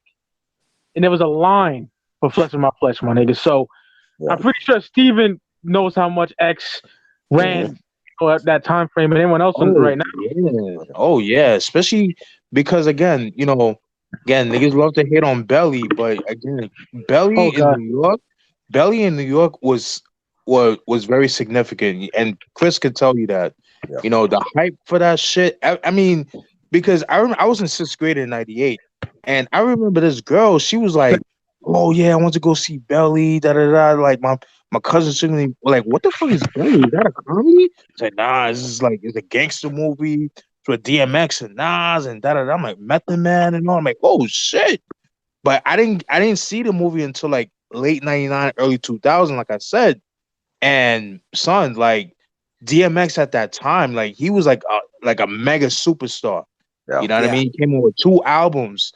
It's Dark Hell It's Hot and Flesh of My Flesh, Blood of My Blood. And I remember I used to always see like the billboards for Flesh of My Flesh, Blood of My Blood. I mean, that album had so much impact that the billboard was up for like at least a year. That's how dope that shit was. Oh yeah. You know what I mean? And then I think like by the end of '99, that's when they took it down. But they replaced it with China Doll, which, oh my god, that album is. But so me and Reg, we're supposed to do a review on that album tomorrow night. Yeah, so Jesus, but yeah, definitely wish me luck on that. But yeah, man, I remember seeing that shit, and like again, like when people, I laugh at people that say that Belly is black. I'm like, it's 2 things. There's a couple of reasons. Again, you're not from New York. Right. You're not about that life. You can't relate to that. You know what I mean? So unless you like one of the 2 of those things, you're not gonna like Belly. And it's like it was just like the cinematography, the music, the cars, the way the niggas dress. It just really captured late '90s New York. Mm-hmm. And I'm so glad it was in Queens. Hell yeah! My bad. No, you good. No, you good. I was gonna say, I'm so glad that we paid homage and reviewed that shit, my nigga. Oh, no doubt, man. Yeah, no doubt. And also too, I've always felt like because it was filmed in Queens, niggas was hating on it. You know what I mean? But if it was in Brooklyn or the Bronx, I think it would have been fared better. But I've always felt that way. Maybe that's not the case, but I don't know. It's just I don't know, man. It's just like the hate that movie gets is beyond me. Yeah, granted, the acting is not like Oscar nominated, acting, but son, them niggas was acting like themselves, and it felt authentic, But I absolutely thought it, Yeah. But yeah, but X's impact in hip hop, especially at that time, especially in New York, man, like the whole Rough Riders shit, like everybody was rocking with Rough Riders. Like them and Rockefeller, to me, they kind of changed the soundscape of New York at that time because around that time, that's when people started did sampling, people started trading in the MPC, well, not the MPCs, but they weren't sampling as much. They were more incorporating organic production using the Triton keyboards and electronic sounds. And I'm not gonna lie, I was not feeling that sound at that time. I wasn't fucking with the Rough Riders like that. I was all about Def Squad and Wu-Tang because they had that whole sampling sound. But it wasn't until 2000 is when I picked up the Rough Riders Volume 2 album, I was like, yo, what's Chris? I don't get how you don't like that album, but I don't get that. That shit is, son. Whew. But God, this guy. I don't think it's a classic like Volume 1 though. I think Volume 1 is a classic. Oh, classic. Yeah, Volume 1 is dope, but Volume 2, you got some sort of respect with that. Yes, we do. There's some ill shit on Volume 2, but again, I agree. Volume 1's fucking ill. Oh yeah, that was I went to a field trip to the Plymouth Plantation when niggas are dressed like pilgrims and shit in India. Right? And this and Chris is gonna get mad at me. This and Chris is gonna bark on me. So my nigga Ray, who's locked up, hold your head, my nigga. He put in the Death Squad El Nino tape, and I'm like, this shit's trash. I didn't like that at all. I agree. Yeah. I agree. Yeah. I didn't. I expected so much more from Redman, Eric, and Keith, man. Especially the production, man. The production I was feeling, man. Wow. Yeah, and he did, and my mans didn't like it either. You know what I mean? They was just trash. Yeah. What you expect, like Carey or something? Like what happened? What did you expect? Like Death Squad and Mariah Carey collabo? Oh, I don't like Mariah Carey, my nigga. So you're wrong there. I don't understand. Like, what did y'all expect? It was all Death Squad. I expected some banging ass, Muddy Waters, even Dr. Name-esque production with some better rhymes too. I thought they were kind of weak. Wow. I agree. In hindsight, I think I really only bumped Full Cooperation and Y'all Niggas Ain't Ready. Those are the only two on that album. Yeah, I got to revisit it because I didn't like it, my nigga. Then after that, I took that out and put it back in Volume 1. I put it back in there. that pina colada with Pun and Chic. Oh, yeah. Oh, my God. Rolling ganja up in Bible paper. Nigga, Pun killed that shit. The Hood? Oh, my God. Yeah. Oh, fire, my nigga. Like, the Locks had so many dope tracks on those volumes. Dope Money was fucking my shit, man. My God. Who was that, Wh0vee? Who's that? Wasn't that Jada in Styles? Oh shit, I gotta hear that again. Who was that? Dope Money, back to Dope Money. Yeah, that was Jada. Yeah, that is Styles, and Kiss? Yeah. Let me see. Where the fuck is that? Now I'm like digging through the CD collection. Son. There we go. I will do that. That's one of my favorite hip hop. Dope Money. Yeah, and some X shit. That shit was fucking hard. X, right? Yeah. What was hard on Wh0vee? What you said? Some X shit. Yeah. Oh yeah. Dope way to end the album. Oh yeah. And then my favorite off that whole album was Down Bottom. I love that beat. My God. Do my niggas bust their guns? Yeah, bust their guns. Man, 13-year-old Mike's coming back in this one. I enjoyed that so much. Yeah. Love that Then album. there was the remix that they had for that one, because I guess they didn't get Juvenile for the video or whatever have you.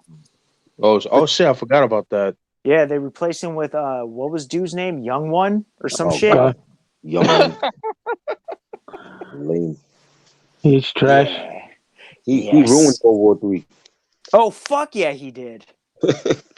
Oh hell, I didn't mind him actually. I didn't mind him, but you know, I state your name, gangster. Yo, what? With a kiss, you ain't gonna leave. I lick shots in the air like it's New Year's Eve. I mean, Sonny from Leave. Yeah. Oh my God. Yeah, that's when Kiss was like, yeah, don't fuck with that guy.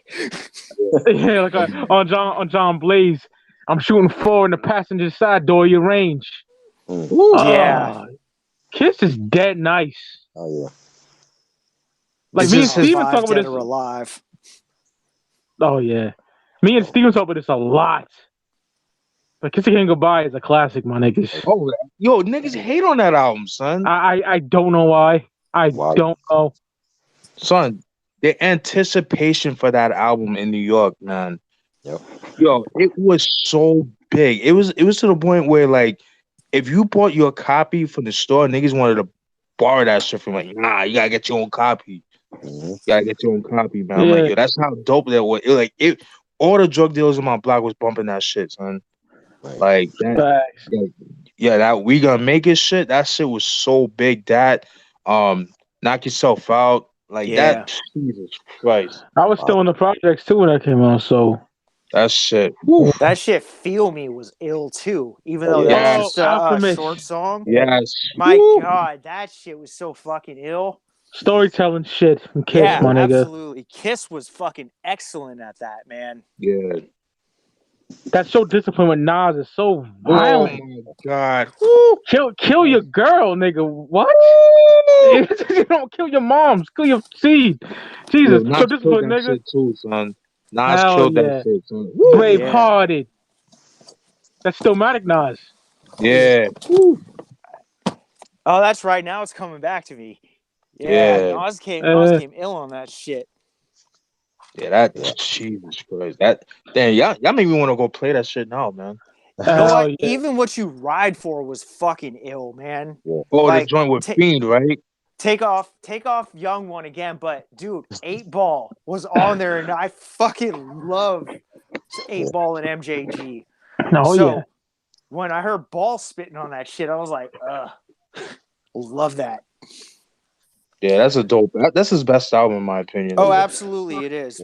You know what the issue that I think a lot of people have with it is that they expected it to be, I don't know, probably something different, like the way they expected Tha Cal to be different.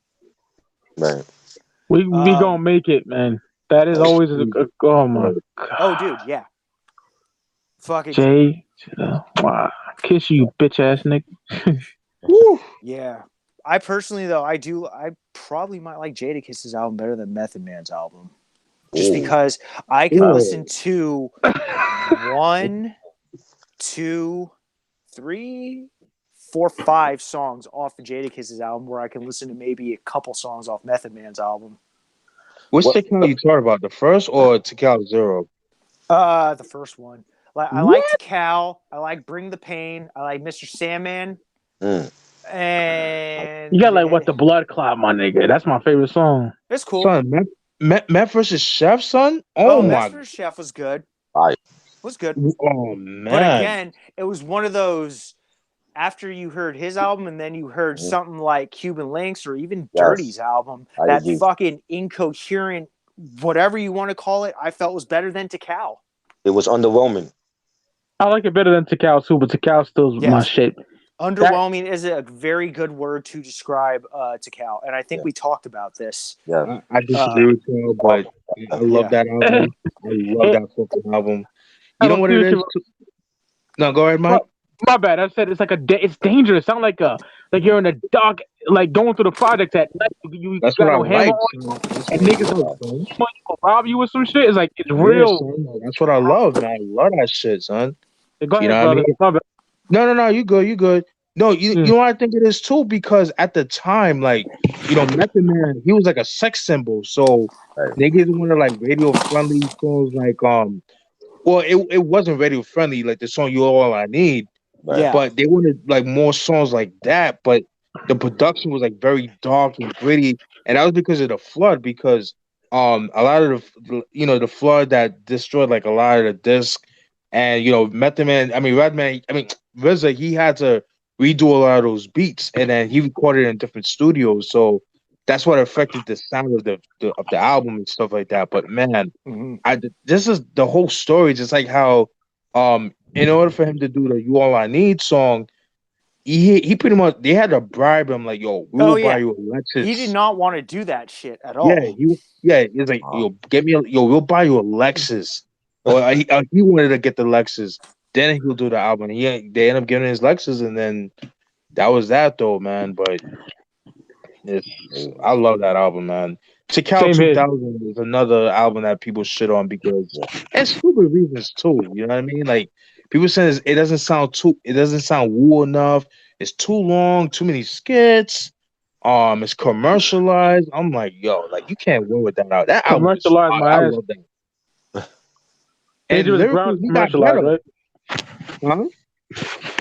Dangerous Ground ain't commercialized. Niggas is bugging, my nigga. Bugging. Sweet Love, my nigga. Woo. Oh, Sweet Love. Fire. Talking about some real shit. Grown man shit, son. Torture. Perfect World. That's my uncle's favorite member too, Meth. Yeah, it was mine at one point. Mine too. Yeah. I think mine overall now is Raekwon or Ghost. Yeah. You know, Wh0vee right now. But Ghost too, raised up there for me too, because Cuban Links is my favorite album of all time. I drop kicked Ready to Die off that list. It's still up there, but Cuban links. Lord, You know, I'd even easily Inspected choose Cuban Deck is Yeah. fucking like he's mad underrated right now. I mean, especially with Very. all the shit he's doing with Czarface. Yeah. The time when I knew Deck was that nigga was when my uncle went to go get Resident Evil 2, I think it was. Ooh, it's my favorite one too. Yeah. And he was playing Moment of Truth in the Whip. And Above the Clouds came on for the first time. And I was like, this nigga Deck is insanely dope. You know? Oh, because he already killed niggas with Triumph. Right. Triumph verse. So I heard Above the Clouds. I'm like, what the fuck, man? Jesus Christ. It's a shame he don't have an album as good as the other ones, man. It's so sad. Yeah. That fucking flood. Like Steven said, the flood. Mm-hmm. I do love Rec Room though and shit like that though. That shit's stupid. Yeah.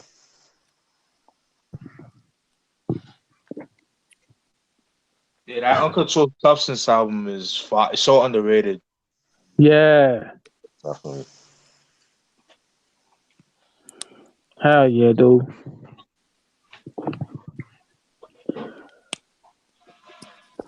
I'm one of them niggas that prefer Wu-Tang Forever over Enter the 36, my nigga. Right. You know? Oh, no doubt, no doubt. Yeah, Enter the 36, I fucking love that album. It's a masterpiece, of course, but I don't know. Maybe it's the time frame, because y'all know, I told the story 1,000 times. I ain't going to say it again, but y'all niggas know what I'm talking about. I was 12 years old and I got the tape. The first day it came out, I was like looking at the clock every fucking 5 minutes in school. You know? I was going nuts, man. I couldn't wait to get that. And lyrically, that shopper on there, you know? Yeah. The production may not be as dirty as Enter the 36, but it's still fucking incredible. Come on, Severe Punishment, give me a break. You know? Oh, no doubt. Visions? Oh, my God. Oh, Method Man. Bodied that shit. Yeah. Son, Inspected Deck with the City? Oh, my fucking God. Oh, the City. Fire. Woo! The way no one can fuck with Black Sabbath for me in metal. Yeah. Right? That's the way I feel about Wu-Tang and hip-hop. That's my favorite shit in hip-hop, period, is Wu. Period. Yo, yeah, they're the Black Sabbath of hip-hop.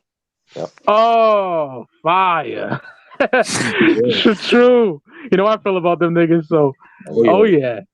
And like I said, the same for Infamous, Hell on Earth, and Murder Music. Right. Oh, like, yeah. That's right up there with the Wolf for me. Like that. Oh, no doubt. Woo.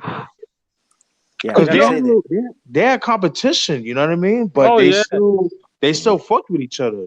Right. And I know you watched my video when I was doing a tribute to Prodigy, right, Steven? Because this is before the podcast. Yeah.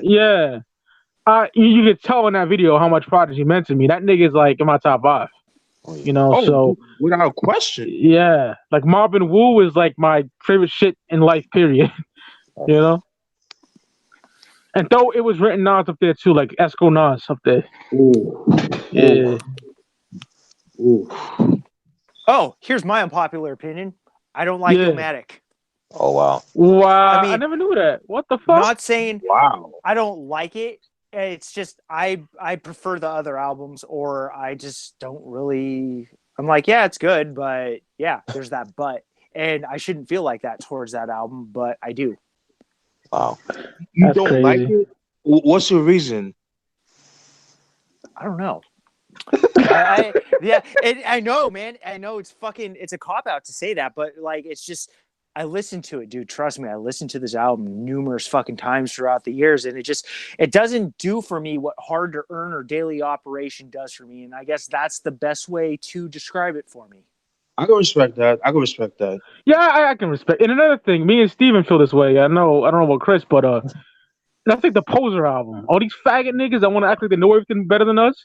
Yep. That's on their profile picture. Oh, yeah. You know what I mean? Illmatic is the go-to, be all end all for them, I guess. Yeah. I like It Was Written better than Illmatic. Niggas might kill me, but I do. Same here. Yeah, I like. Oh shit! Real Chris? I love Power. Illmatic. All right. Yeah, I know Steven likes it better too. I'm pretty sure. What happened? Illmatic is a classic, but I don't think it's better than Illmatic though. It Was Written better than Illmatic. No, I don't think it is. You're bugging. I don't think it. I think it was written as a classic, but I don't think it's better than Illmatic. It's way better lyrically, my nigga. It's way better. Lyrically, it was better than Illmatic. I disagree. What? I disagree. I don't Listen to Take It in Blood. You mean like content, like song content? Like what did he say that was so different on It Was Written that he didn't say on Illmatic?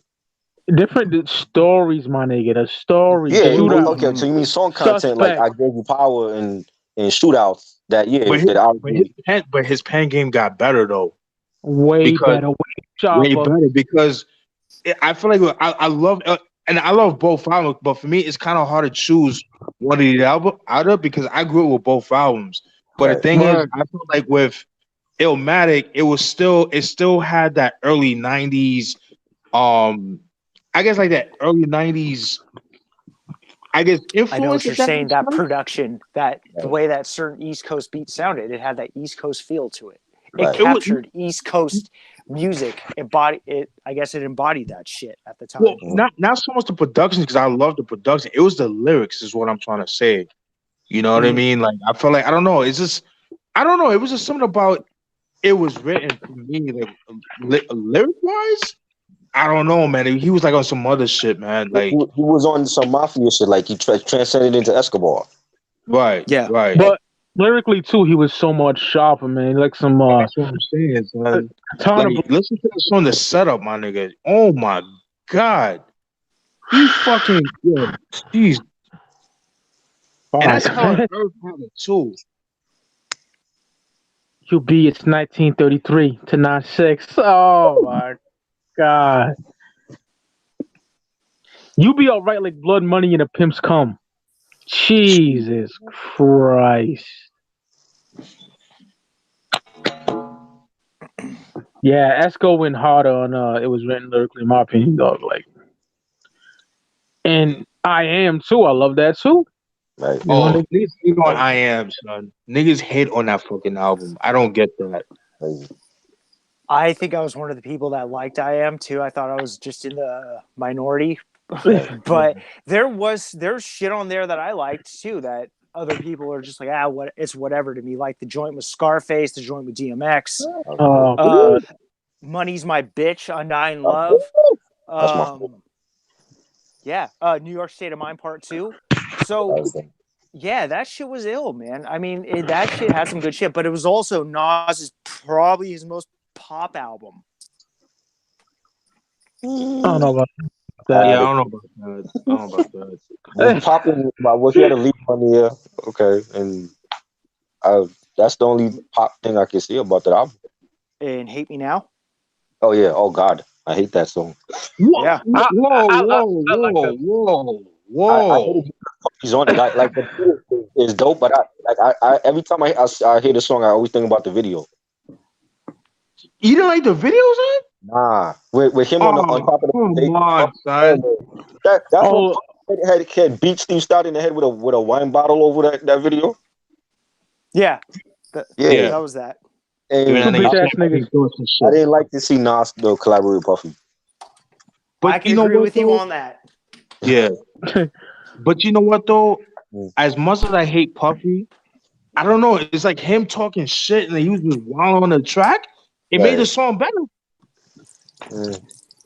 It gave it more hype, if that makes sense. Right. You know what I'm saying? That's the only thing musically that I ever like. Put that on the Forever album then instead of the I Am. Oh, fuck that album. Son, that album is no longer in my possession, thank God. I don't know what I did with it. I can't remember to tell y'all niggas, man. Yeah, I'm glad I never bought that album, son. Gave it to a bitch, something, I can't remember. Singer had the nerve to sample Public Enemy #1, son. Like, are you PE 2000, my nigga? God. Son, wow. Yeah, that happened. Yes. That is so disrespectful, son. How do you do that? Why? How you do that, yo? I know, but I kind of have to ask it out loud. It's like, why would Hurricane G be down with that shit other than the paycheck? Oh, my God. Oh, God, I want to strangle that bitch on the Exhibit album. Yeah. Hurricane. Fuck off, bitch. please. Motherfucker, what? Like, all right. Like, Her album. Have you guys heard her album "All Woman" in '97 from '97? Nah. I heard about it, man. Yeah. It's not. I've heard bits of it. I didn't like it, man. It was kind of whack. It was whack. I wasn't really with it. Yeah. I don't mind her okay. on Dare the Dark Side for some reason. I don't mind her on there, but I do mind her on fucking. The first Exhibit album, At the Speed of Life. Ugh. No, I feel you on that shit. And she was also on the Delinquent Habits album too, which I need to go back and re-listen to the track, but from what I remember, it wasn't bad, but again, yeah. Yeah, they're underrated too. Oh yeah. Yeah, the Latino niggas. Here Comes the Horns. If y'all heard the first album, definitely go for Here Comes the Horns. That shit, that's a damn good West Coast album for the time being. Yeah, I want to get that album. Yeah. I got one. Mm-hmm. Yo. I think Life After Death is overrated. Oh Lord. Wow. I love that album. As do I. I choose Ready to Die over that album. Wow. I respect that. But I love that album so much. Like, I got it the day it came out. Mm-hmm. And it blew me away. You know? Somebody's got to die. You could hear the story going on in the background while he's rapping. And how crazy is that? Yeah. Right. You know? The whole 10 Crack Commandments. Go ahead, Steven. You know what it is with that album is the hype with that album. It's just it bothers me, dude. Like not bothers me, but it annoys the fuck out of me. Like it's like the way how people they overhype shit. Yeah. With certain albums, and that's how I feel with that album. Like I don't like Hypnotized. I think that sucks. Wow. Right on. Thank you. Yeah, I don't like. My I God. fucking hate that song. How about the shit he's saying in there? You think it's whack too? See, the thing is with that song, like I don't remember what he said on the song. That's how much I don't like the song. Like I my hooligans in Brooklyn, dead right. If the head right be there. Get Money is better than that song. I love Get Money, so yeah. You know what I mean, Steven? Like maybe because I was there, but you was too. I'm only 2 years older than you. Right. I remember being at recess, bumping that shit on the headset. You know, I was in 5th grade, my nigga. That Hypnotized. Right. You know, so maybe I was there. You know what I mean? I don't know what it is, but I do like that song. But I'm not gonna defend it though. You know, I'm not gonna defend it. Right. If you said niggas is bleed is trash, then I probably have to defend it. Yeah, there's that. No, it got joints, but I feel like it was too long though, son. Like 2 discs. I'm like, dude, like, yo, like, what the fuck? That's what I said. I think 2 podcasts ago. Like, yeah, it was like, dude, like there was some songs I could have done without. Like, I could have done without Play Haters. Like, Biggie, Don't Ever Sing Again. Like, I all this time, I thought that it was Ron Isley singing, and I'm like, then I found it was Biggie. I'm like, what? I think it's Biggie and Puff. Fucking trash. Yeah, both of them doing it. Oh God. Yeah. That fuck somebody fuck me tonight. I'm like, oh God, that was so unbearable, dude. I love that song. Like, just oh God. I like More Money, More Problems. I like that. I know a lot of people don't like that, but I prefer that over Hypnotized. I love that. I like the original. Kelly. Okay, Steve. No, I was saying because I like the original version of the actual sample, like that song. I forget the name of it, but I actually like that song. But so I think that's probably why. But I don't know. Like at the time, I feel like it was too polished for me. You know what I mean? But then there are songs that I love, like Niggas Bleed, 10 Crack Commandments, Last Days. Oh my God. Yo, that shit is too fucking ill, man. Like I love that shit, but I choose Ready to Die over that. I feel like, and then, I do like Notorious Thugs. That was dope. That was something different because Biggie adapting to his to their style of rapping. I thought that was pretty dope, and clever. You know, that was cool, but I don't know. Like, I don't hold it to high regard like most people do. Yeah, I love that album, man. No But I doubt, no respect your doubt. opinion, definitely, brother. I respect your opinion, of It's a course. depressing album too. Like after, especially when if you was there, like after he passed away and it came out, and the album came out on my birthday too, in March 25th, Oh and shit. you know it's depressing because every time I listen to that album, it's like taking me back to that time when he just got killed, and then the album came. You know, Puffy rushed that album out, Yeah. and knowing that this is the last piece of like music we was gonna ever get from him again.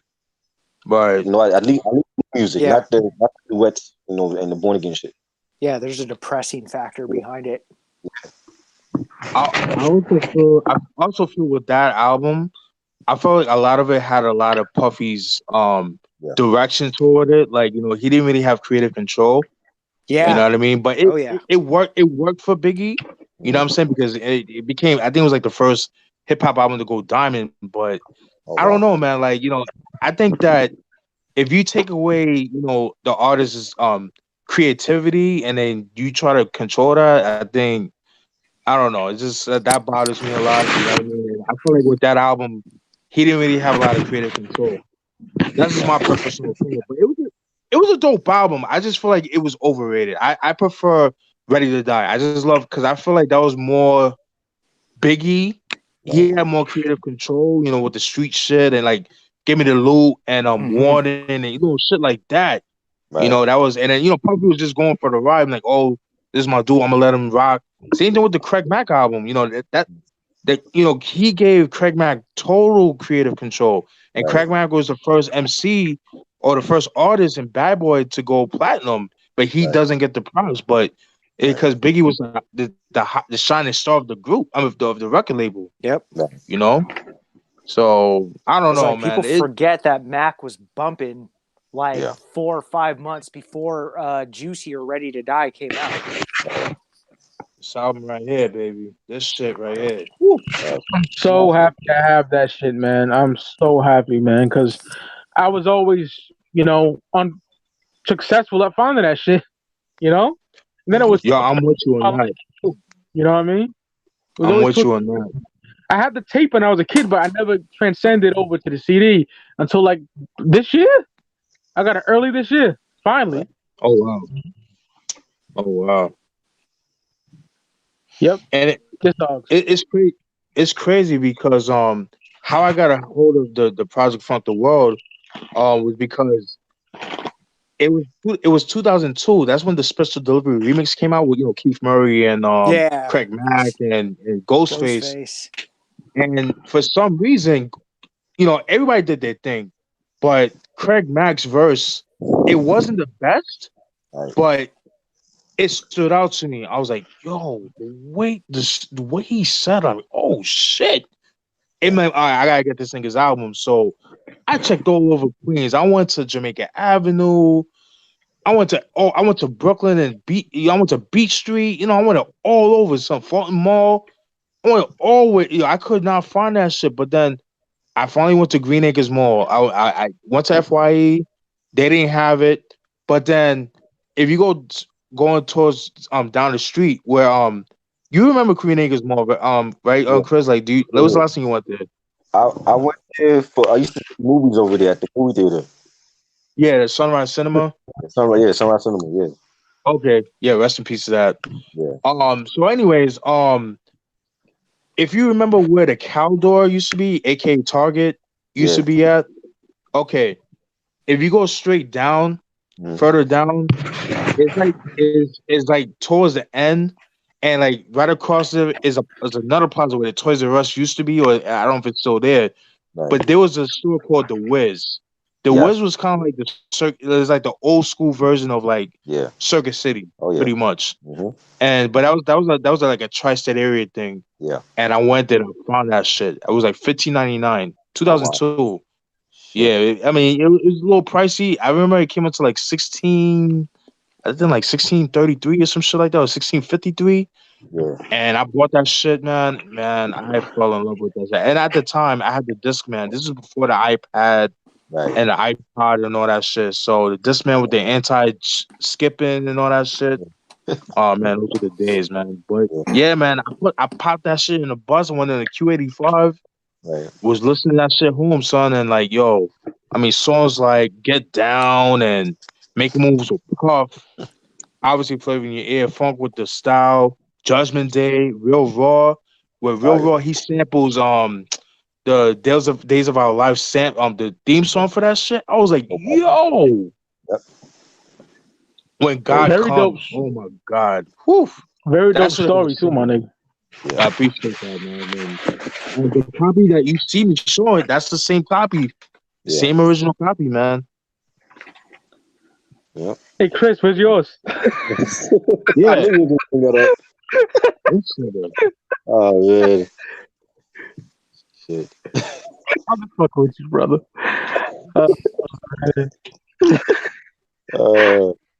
What you want? You want to tell the good folks what you do with that? Who doesn't know? Tell us. It's not here. I actually hit Wh0vee up for a copy of that to see if he still had it. Which one? The Craig Mack album, the first one. I have to fucking lift up some boxes. Give me a second. This nigga threw it away. I didn't sell it, but it's just one of those things. It's like, oh, there it goes. Nice. I didn't even have to move shit. It's one of those things. I'm still not decided whether or not I want to move it or not. Right. Because when I did have it growing up, I didn't really listen to the tape. I had it, and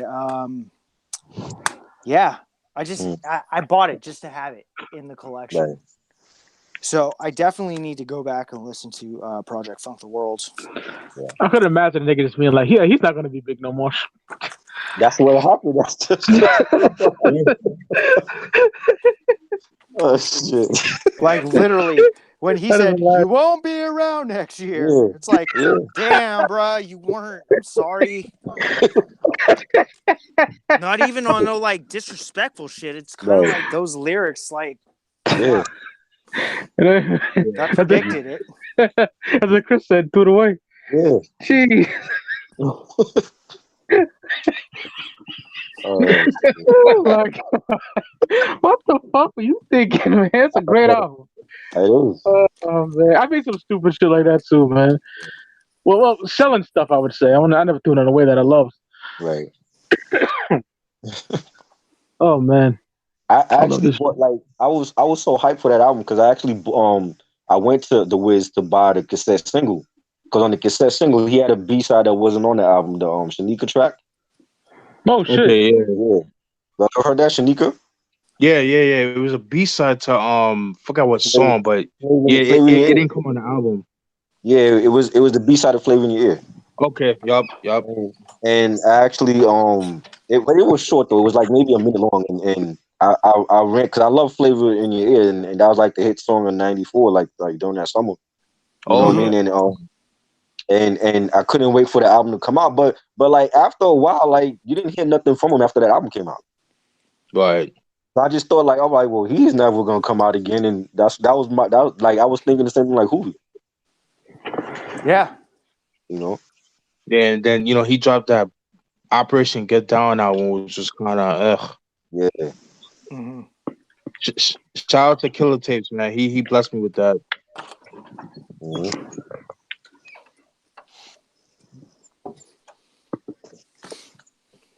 Yeah, man. That's funny. Yeah. Oh man.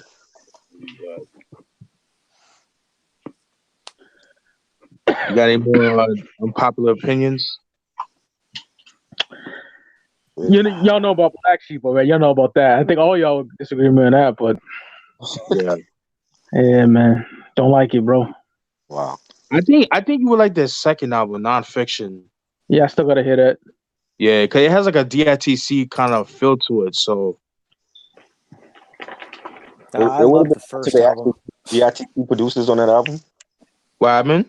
I said it would have been nice if they actually used like Showbiz and Lord Finesse and Diamond D on that album. Yeah. I think the I think the closest thing, I don't remember, but it's been a while since I heard the album. But I think the closest thing they used production was the dude Molecules from the Legion, Oh yeah. Yeah. Jingle Jangle. Yeah. Yeah. Huge shout And out then- to go ahead, Steven. no, you good, you good. Huge shout out to Compton's Most Wanted for giving Steven some props. Oh his video. yeah, That's dope. That's ill. yeah. You know? I was like, what the fuck? And I actually clicked on it, and then yeah, you see like footage of like of them niggas like the Chill and Right. Boom Bam and MCA. I'm like, oh shit, Wow. That That's is fucking ill. ill. yeah, like hell We yeah, get love from showbiz and tragedy and duck Mhm. yeah, real niggas over here. oh yeah. Shows that we're doing something right, so Oh, yeah. I'm good with that. Oh yeah. Absolutely. And I'm an East Coast nigga doing a West Coast hip hop album. Like Yeah. they give me props. Like that's fucking dope. Cause other niggas, besides us, who we got? They're all trash. Exactly. Yeah, I hate to get all cocky, but it's true. Niggas is trash. all right. I mean, no offense. How are you gonna do a record review in 2 minutes? Exactly. We've Yeah. been saying And it's like That- even then, even when they are doing record reviews, it's like the vocabulary being used is like yeah, it's the same shit. It's repeated over and over again. It's like this is this is that, this is that, this is this. It's like okay, give some more insight other than a fucking robotic point of mind. Right. Gets real grimy on a boom bap beat. yeah. Oh. I heard some banging shit coming out someone's speakers. What's that? Oh, that was me. Who was Well, it? that sounded very menacing, sir.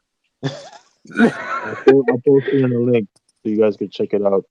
Oh yeah, check it out. I'll check it out. Sound dope.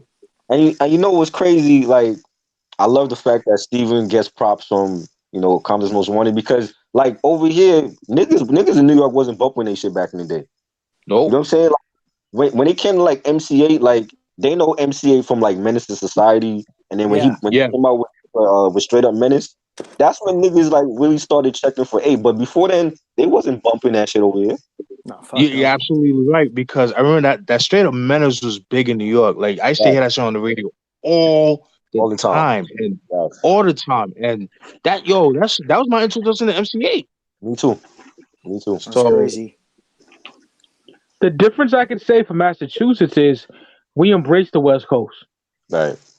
You know, we were enamored by Cube and all them niggas, you know, Spice and all that. Because, you know, we were like, I love the dress code, the Jerry curls, the Raiders caps, the fucking, the flannels, the Chucks, the khakis. I love that shit.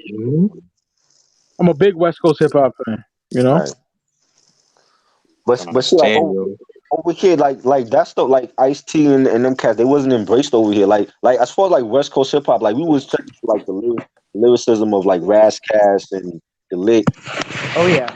And the Bums, the high roll. But when it came to like Too Short and Ice-T and like we wasn't checking for them like that. That's why like when I tell you like I never listened to Ice-T album or E40 because we wasn't bumping that shit over here. Yeah, exactly. Right. And I mean, that's not something to take offense to, like the way that some people would. You know what I'm saying? It's like, oh, you don't like them? It's like, no, I'm saying I wasn't bumping them. But when we say that, when we say it's like, oh, well, we're East Coast bias, I'm like, no, I fuck with West Coast hip hop. It just wasn't the pimp shit and the G funk shit that y'all was used to out there. You know what I mean? Exactly. But it's like Warren G Regulate though. You're bumping that though, right? That's in my top 5 of all time. But it's like also most of the people I heard like, so while we were bumping Pac on the West Coast, y'all were bumping Pac on the East Coast. Nah, we was bumping Pac because Pac was from both coasts. So it's like we supported Thug Life and we supported the Outlaws and whatever, Digital Underground, whatever he was doing. Mm-hmm. You know what I mean? So was there a certain point where y'all kind of just like backed off? Was that All Eyes on Me or? Nah, I never like backed off. I never like even when Pac was going at big, I still supported Pac. I still bought Me Against the World. I still bought All Eyes on Me and Machiavelli. You know what I'm saying? I was always a Pac supporter in whatever project he did, whether it was Thug Life or the Outlaws or whatever he was doing. I still supported him because New York embraced him because he was from over here too, and that's how we looked at him. And even when he did the Sons of the P album with Digital Underground, I still went out and bought that.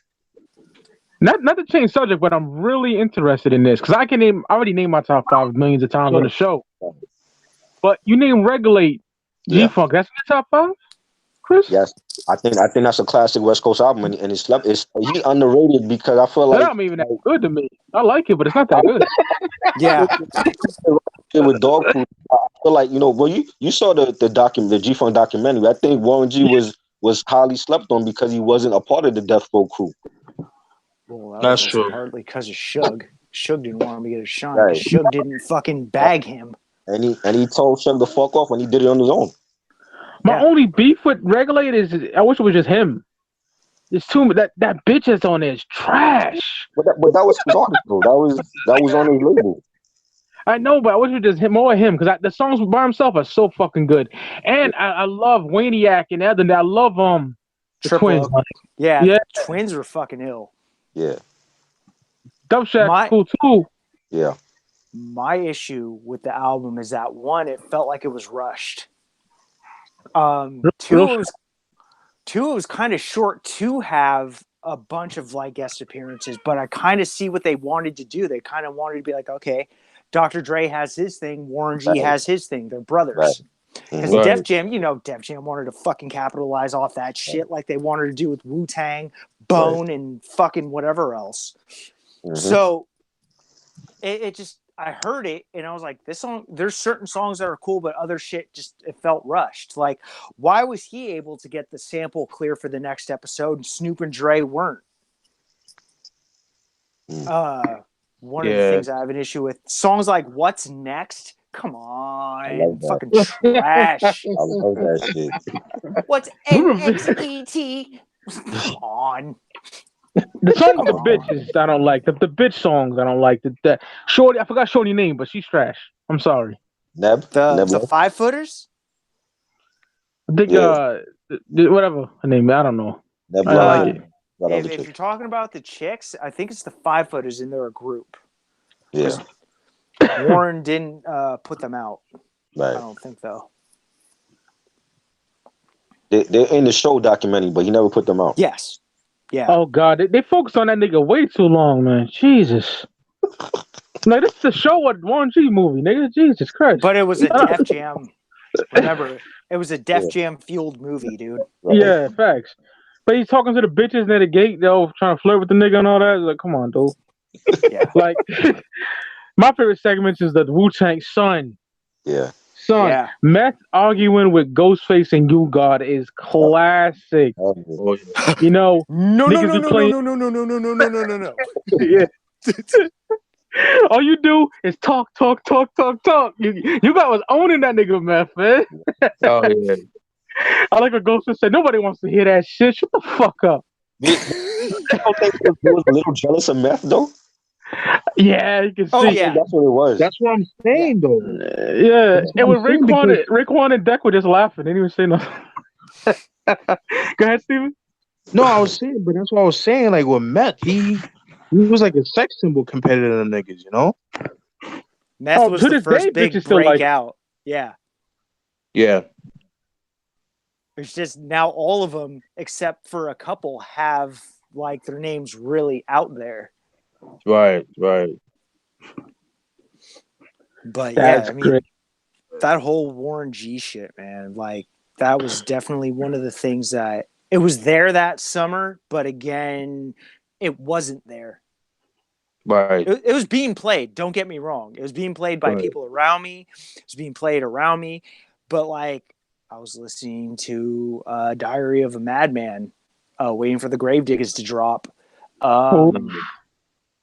Fucking just waiting for shit, man. That fucking summer just had too many classic releases.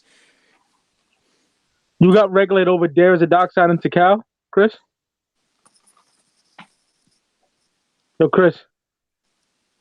Because the nigga ain't there. But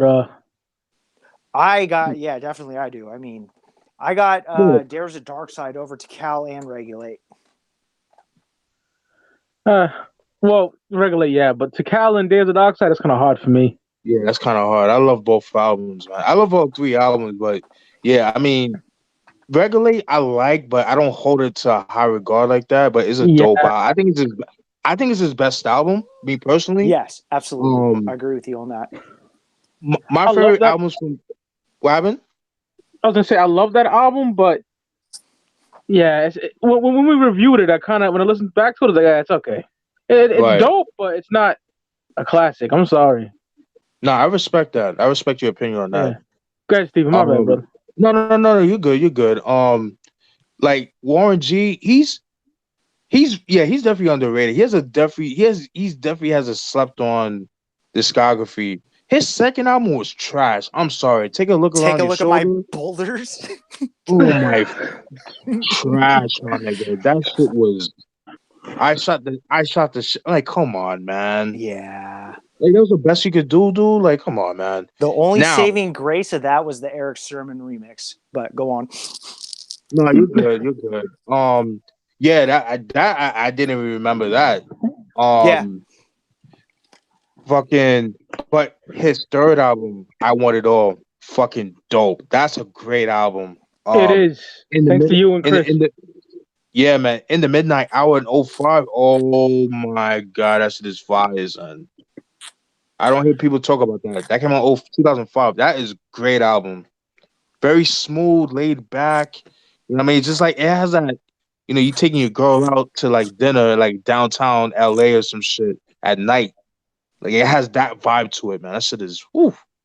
I love that album. So those three are my favorite albums from Warren G. The Regulate, I Want It All, and In the Midnight Hour. Those are great albums right there, man. Smooth flow like a motherfucker. Give him that. Oh, no doubt. Yeah, no. No doubt. But I definitely want to get the Dove Shack album and the Twins albums. I want to get those albums. Yeah, the Twins is out of print. I want to get that too. I got them. I'm not trying to sit here and just promote my shit on the show, though. no. You know what I'm saying? Nah, you good, man. Honestly, brother, me being on here is enough promotion. I feel I'm not trying to sit here and be like, hey, if you guys want, nah, dude, that's. Right. But yeah, I do have Dove Shack and the Twins. If you want that shit, dude, I won't talk price on the air. I never talk price in front of people. Right. But yeah, if you want it, I got it, man.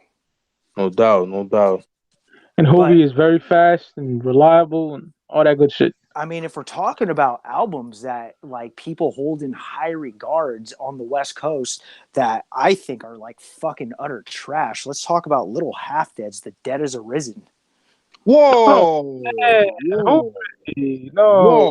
Whoa. Dude, no. His first two albums, son. Yeah, fire, man. Son. Southern Girl, my nigga? Jeez. I mean, come on. How much more of a Snoop Dogg clone do you want to be, man? But that's his cousin. He's gonna look up to his cousin, so he's gonna, like I know what you mean, but I don't know that. Yeah, I like Lil Half Dad, man. I would like to get his first time as well, but that shit. Ooh. I just recently sold that, and I'm glad it went to a good home because I love to see my CDs that I sell go to people who actually appreciate that shit. Shout out to Nick.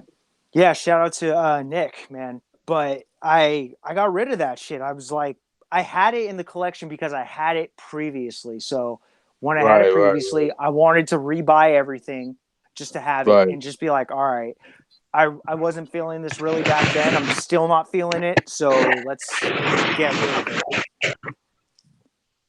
But yeah, like his rhymes are just hella simple to me. And that is true.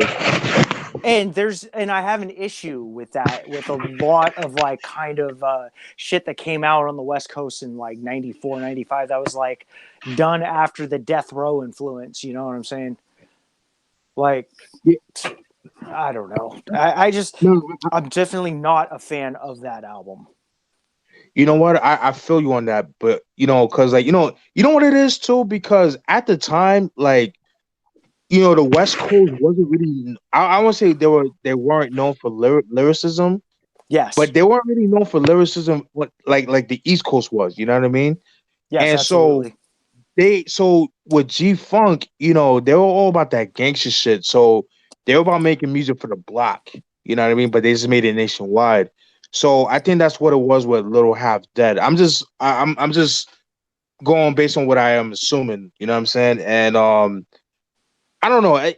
I know what you mean with that, but and of course the beats have a lot to do with it too. You can Hmm. spit your gangster shit and then you got the beat to back it up.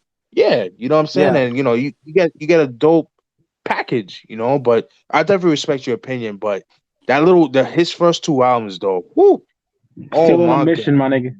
Still on a mission. whoo, Oh Fire. yeah. oh man.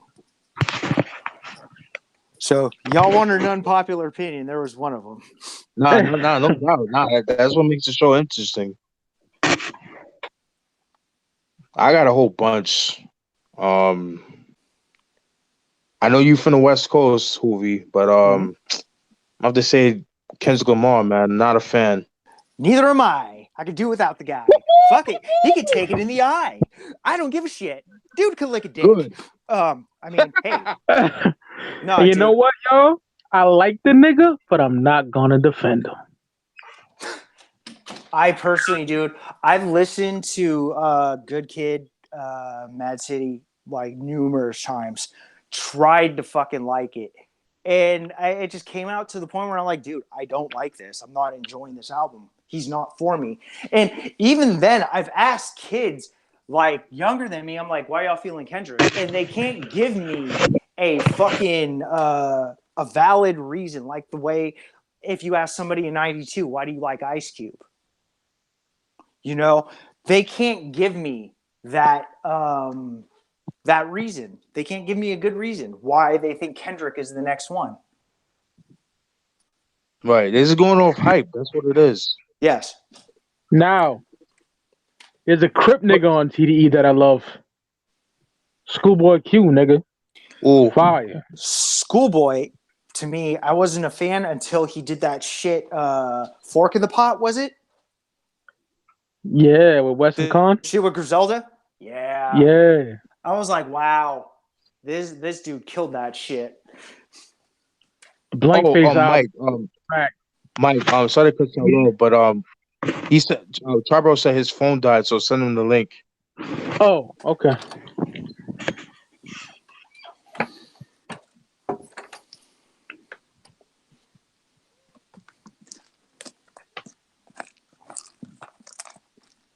Yeah, man. This Yeah. is like I don't know the hype over Kendrick. I don't get it, man. That church man, like I can't do it, man. Like it just oh my, he doesn't do anything for me, man. Like I don't know, like just Yeah. Kendrick don't do anything for me either, man. yeah, okay. I know he's like he's praised as a god and shit everywhere, but I could imagine the West Yeah. Coast too. But Yeah, now if somebody said like fuck 40, then there'd be like, okay, that's cool that you feel like that about fuck E40, but half of the slang you probably use came from that man. that's a fact. Like Captain Saberhole, big one. Yeah. Just cut it down to Captain. Like, oh, Captain ass motherfucker. You smell me and all that shit? Oh yeah, you under dig? You feel me? Hella. That was 40. Oh yeah, 40 a lot was of people spitting that using hella shit now. in 91, man. Yeah. Oh Ball yeah. cap fit my head hella tight, striking on a Friday night. Man, that's classic 40. The first person I heard said hella was I want to say Delta Funko Homo Sapien. Wow. Yeah. My brother George was here, was 91 also. Yeah. He makes a dope cameo in mid-90s. Oh, so fucking cool. Oh, Dell? Yeah. That's sick. You love mid-90s because it's in LA, but they all like East Coast shit too. Oh yeah, It is a beautiful movie. It comes out January 8th on DVD. I'm copping. I'm definitely going to find a way to watch that shit, man. Yeah, it's fucking fantastic. Yo, Yo, It's goody, man. but I meant to email it to me because my phone is not like my charger's fucked up. You didn't get a new one yet? Oh shit. I Oh. got a new phone like over the weekend, but like the charges like when it charges like it won't. It's like the power just go out. Damn. I know what that's like. I was dealing with that not too fucking long ago. Yeah. But are you where you on? You on the phone now or you on the computer? Yeah. Are you good though? You good? Right now? I'm in the chat. All right, but you good. I don't need to send it to your email, right? It's not gonna allow me to stay on here long because it's only at 4%. Okay, you're still on your phone then. All right. Yeah. Let me hold on a second.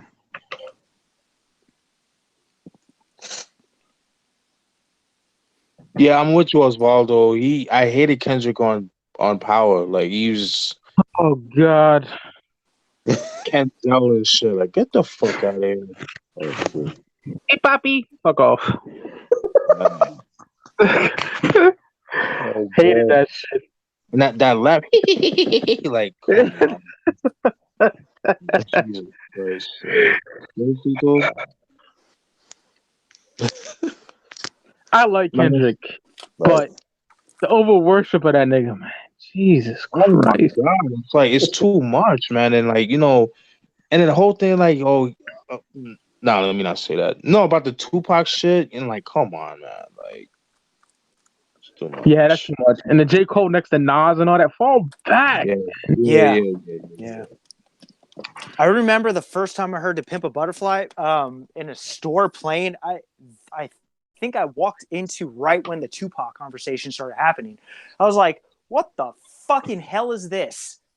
And I stopped there in the middle of the store holding my shit, and everybody was like, "Are you okay? Do you need help?" I'm like, "Yeah, get the fuck away from me. I'm listening to something."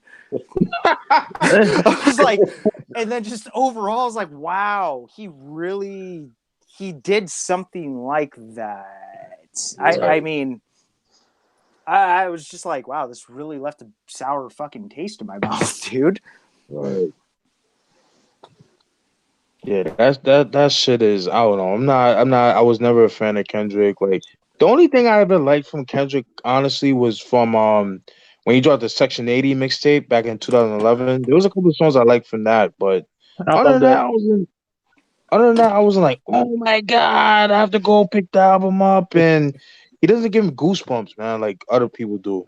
This is a crazy opinion. I love everything he ever did, right? Yeah. No doubt. I agree with y'all. I know, and it sounds weird, but I do agree with y'all.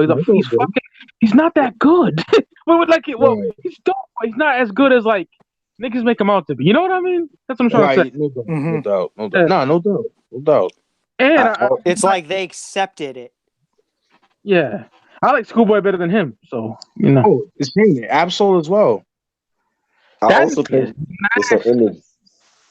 I think it's an image thing. Also, I think the way that people look at Kendrick now is like he's like a savior. Like he's here to save hip hop or something. Right. Yeah. It's just he doesn't do it for like a good majority of people, I feel. Son, I'm not getting off topic, but I was listening to Gustavo this morning, and what a song that is off Fly God, man. Yep. Jesus. Oh, then Showers I got Lord. to play that album. Oh man, go on, Mike. I'm sorry. Not so good. And I said Showers with Laws, my nigga. Woo. But go ahead. No, I was playing that shit for my boy Mike the Menace, man. I was just watching him fucking experience this album, man. And I haven't seen him like sit there and like fucking listen to an album and think about shit since like, man, I don't even know when. Like I think Bow Down. Wow. Because I remember we had a fucking what we would call back in the day a listening party for Bow Down, which was just a whole lot of fucking drank and weed. But when we were listening to that, we were sitting there in front of the stereo. We each had a speaker, and we were just studying that fucking album. Like, damn, dude, that shit's so fucking hard. Damn, he just said that. And just the vibe when we were listening to Fly God the other night, he was just not fucking moving, just totally fixated on what was being said on this album. He was like, damn, that shit is so ill. Yeah. Shot him so quick, I forgot to put my gloves on. Bullet sounded like a love song. That nigga West is dead nice. Nobody says, nigga. 55 and on Blind and a Kelly. half. Ooh. What's I up? seen Fun. 55 and a half. I seen Raw Digger playing that in the whip. Oh, Singing shit. that shit. Yeah. I sent you the link, Chris. Okay, thanks. Problem. Ain't nobody fucking with Griselda right now. Not a Oh, soul. I don't fucking know what it says. Not a living soul, my nigga. Nobody, nigga. Nobody. They give me that woo feel, nigga. Oh, no. Absolutely. Who's your favorite, Steven? And I asked you before, but I forgot. Conway for me. Same. Machine bitch. Yeah.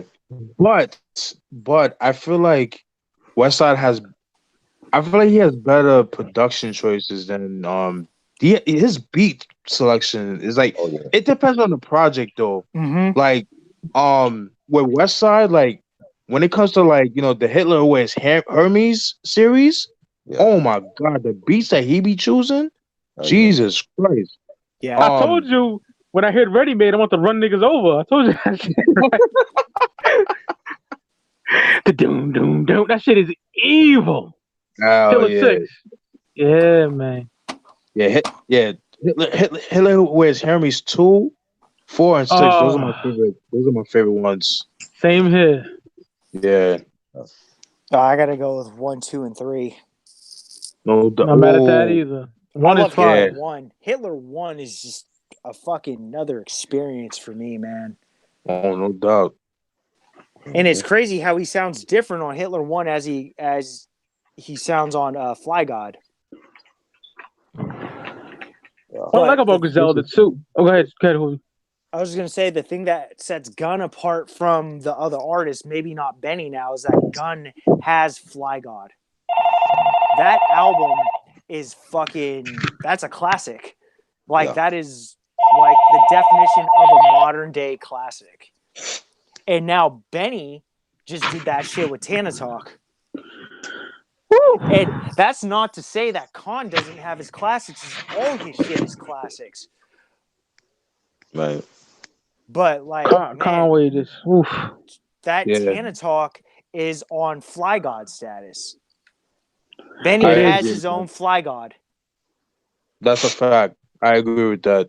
If we're gonna call it like that, it's kind of wrong to say or compare his project to somebody else's because that Tana Talk is a personal project for him. So, no doubt. like, yeah, Benny has his own fucking album. You know what I'm saying? Right. Like his own magnum opus. Yep. Yes, absolutely.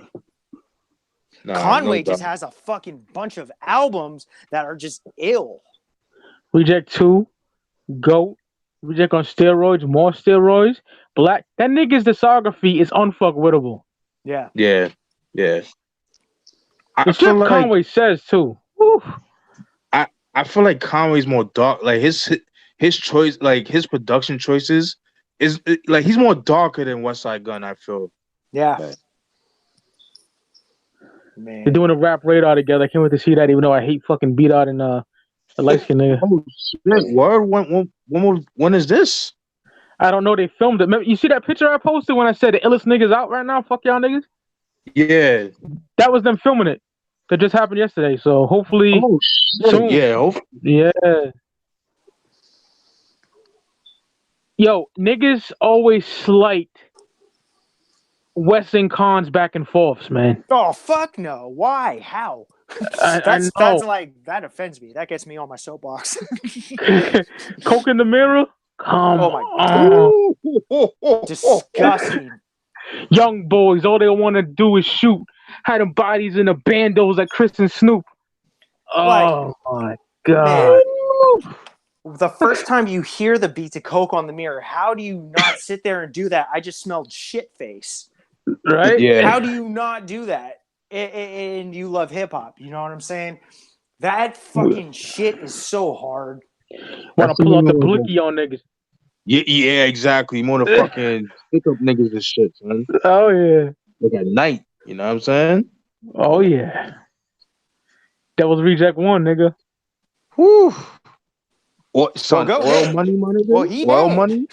Oil money. Yeah, man. Son, that shit. Jesus Christ. Yeah, Fire. yeah. Yeah. Hall I and Nash agree. and Griselda Ghost. Oh, yeah, the Hall and Nash shit. Oh yeah. Jeez. Hall and Nash and Griselda Ghost. I always say this when we talk about these two, but I like to play those two back to back. Like I have a special playlist for Griselda Ghost and Hall and Nash, so it plays as one full album.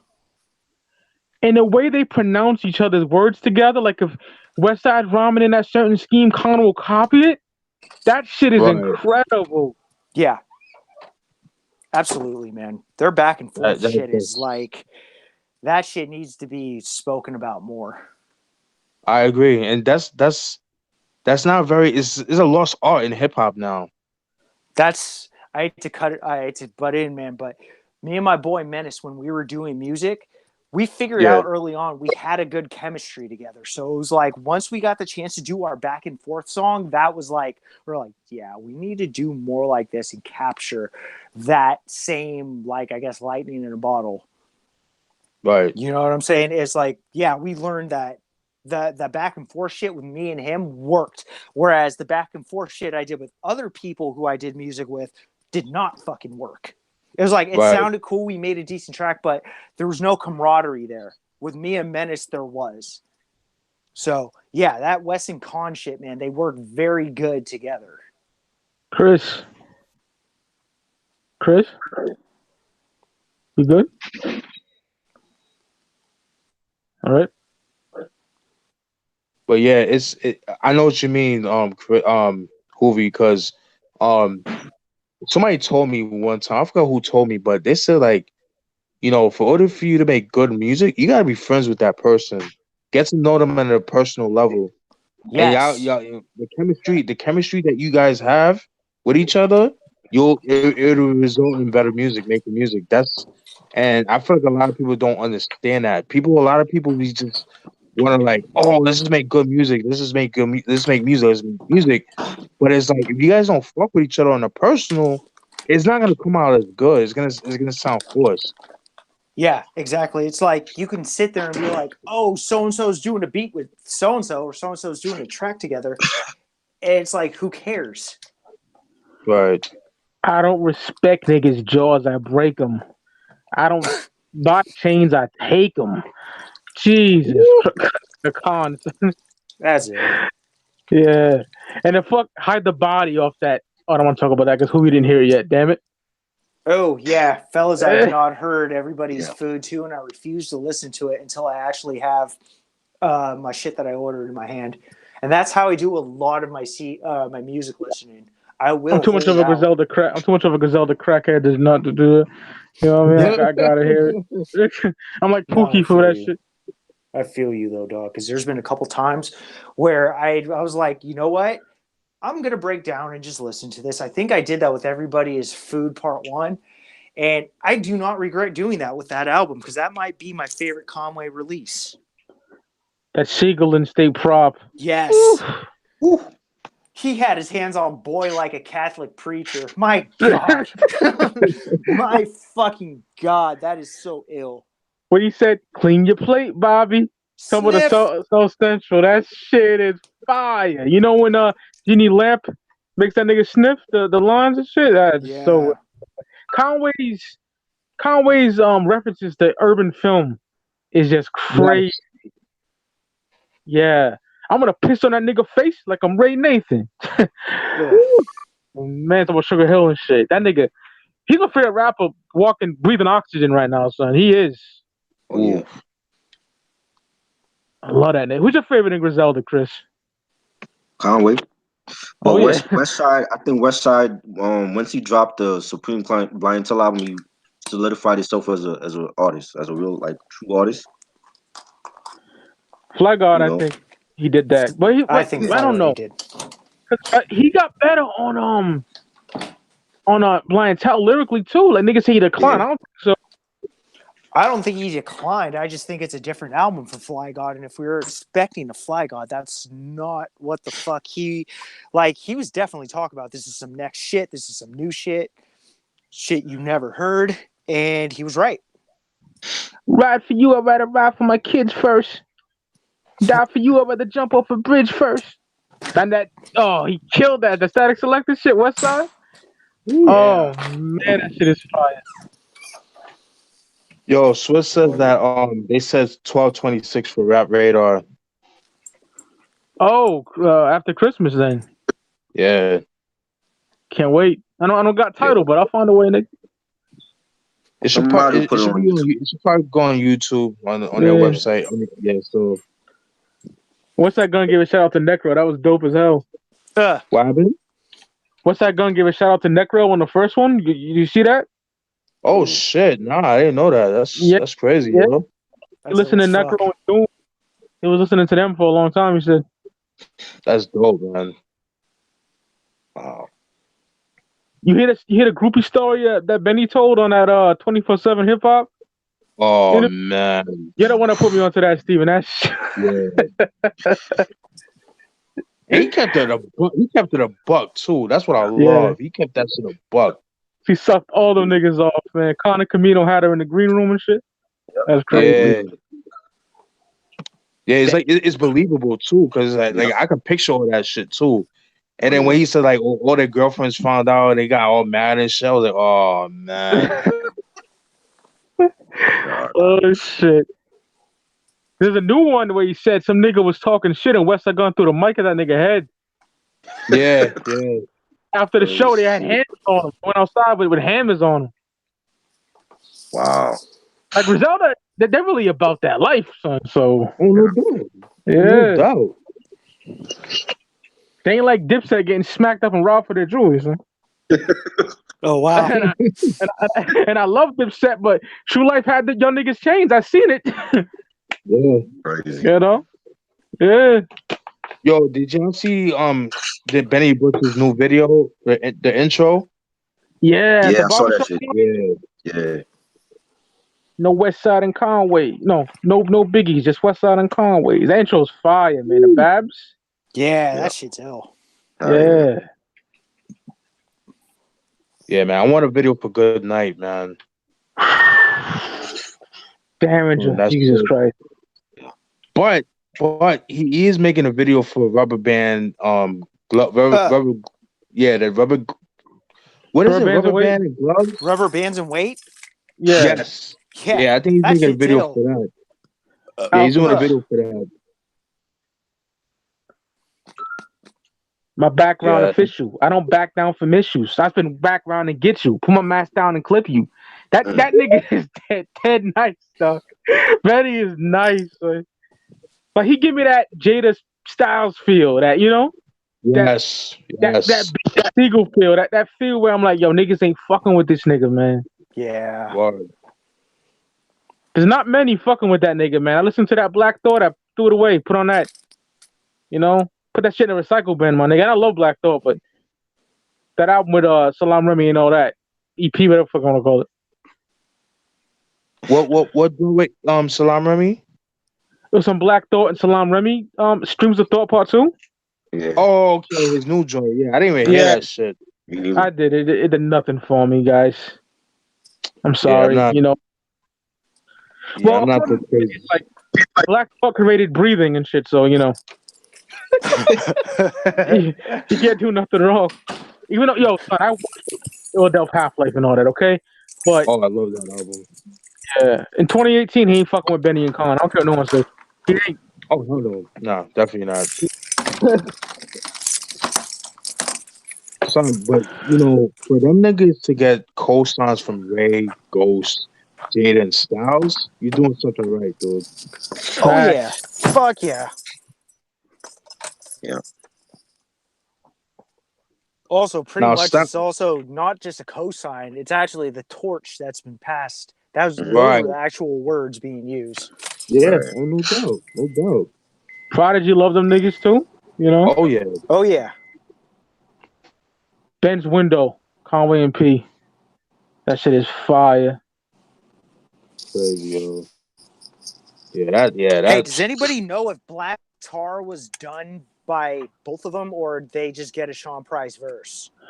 Westside talks about that. That was actually done. Like really, that's him. Like giving him Okay, the good. verse. Yeah. Nice. Because I Yeah. remember Yo, one of the last tweets was to Westside. Yeah, he blocked him first. He thought he was some like fucking Nazi rapper or something because the Hitler was her and shit like Yeah, that. yeah. And Bernadette had to unblock him, man. you blocked everybody. But Sean even said, he's like, "Oh no, my bad. Your shit's nice." Yeah. P. The yeah. That's the thing. last That's the thing things with he Sean said. Peter. Hey, he woke up in the morning, and I guess he went out to go get the Compton album, and somebody's like, "Hey, what do you think about the Compton album?" And he said, "I don't," Oh shit. which is like, yeah. So the last thing Sean Price heard before he died, unfortunately, was Dr. Dre's Compton album, which might make me want to kill myself too. Oh man. My nigga, I'm with you on that. Not saying Price killed himself, but I mean, to hear that Compton album is like, God damn, that's terrible. Yeah, I agree. I agree. And no, it's not because I had people tell me, "Oh, you didn't like it because he sounded like the Chronic and Chronic 2000." No, I didn't Nope. think it to be that. It just didn't do anything for me, man. Yep. It was just kind of like Dr. Dre made a bunch of songs and he's, oh, okay, cool. I'm just gonna call it Compton and put it out an album. Yeah, it's just something like songs we'll he just put tie together. it in. Right. Yeah, we'll just tie it into what's going on at the time.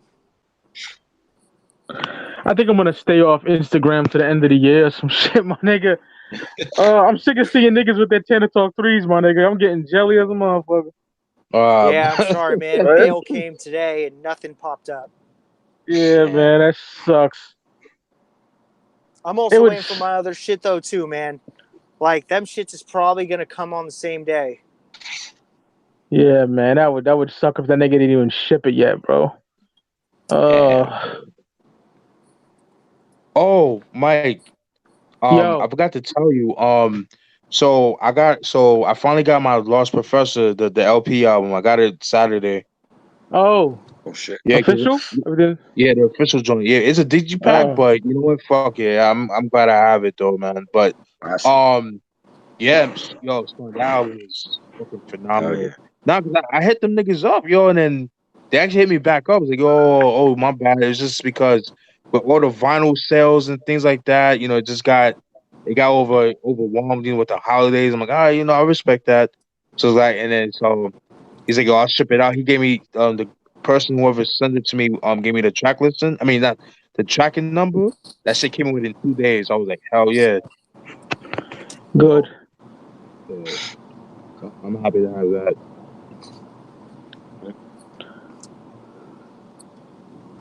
Yeah, that album's amazing. I want to get it too, but I don't want to go through the hell. Right. Yeah, that album's so underrated, man. Oh yeah.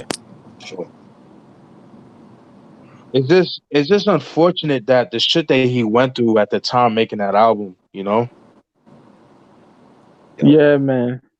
Because I guess they wanted him to do like more commercialized songs, but the niggas like, oh, you stuck in 1992. Like, we want you to be more updated and shit.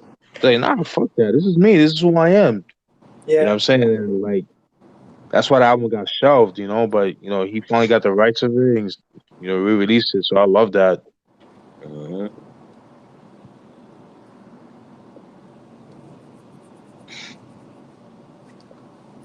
I would love to do a review on that album at some point. Nice. I'm down for that. Yeah.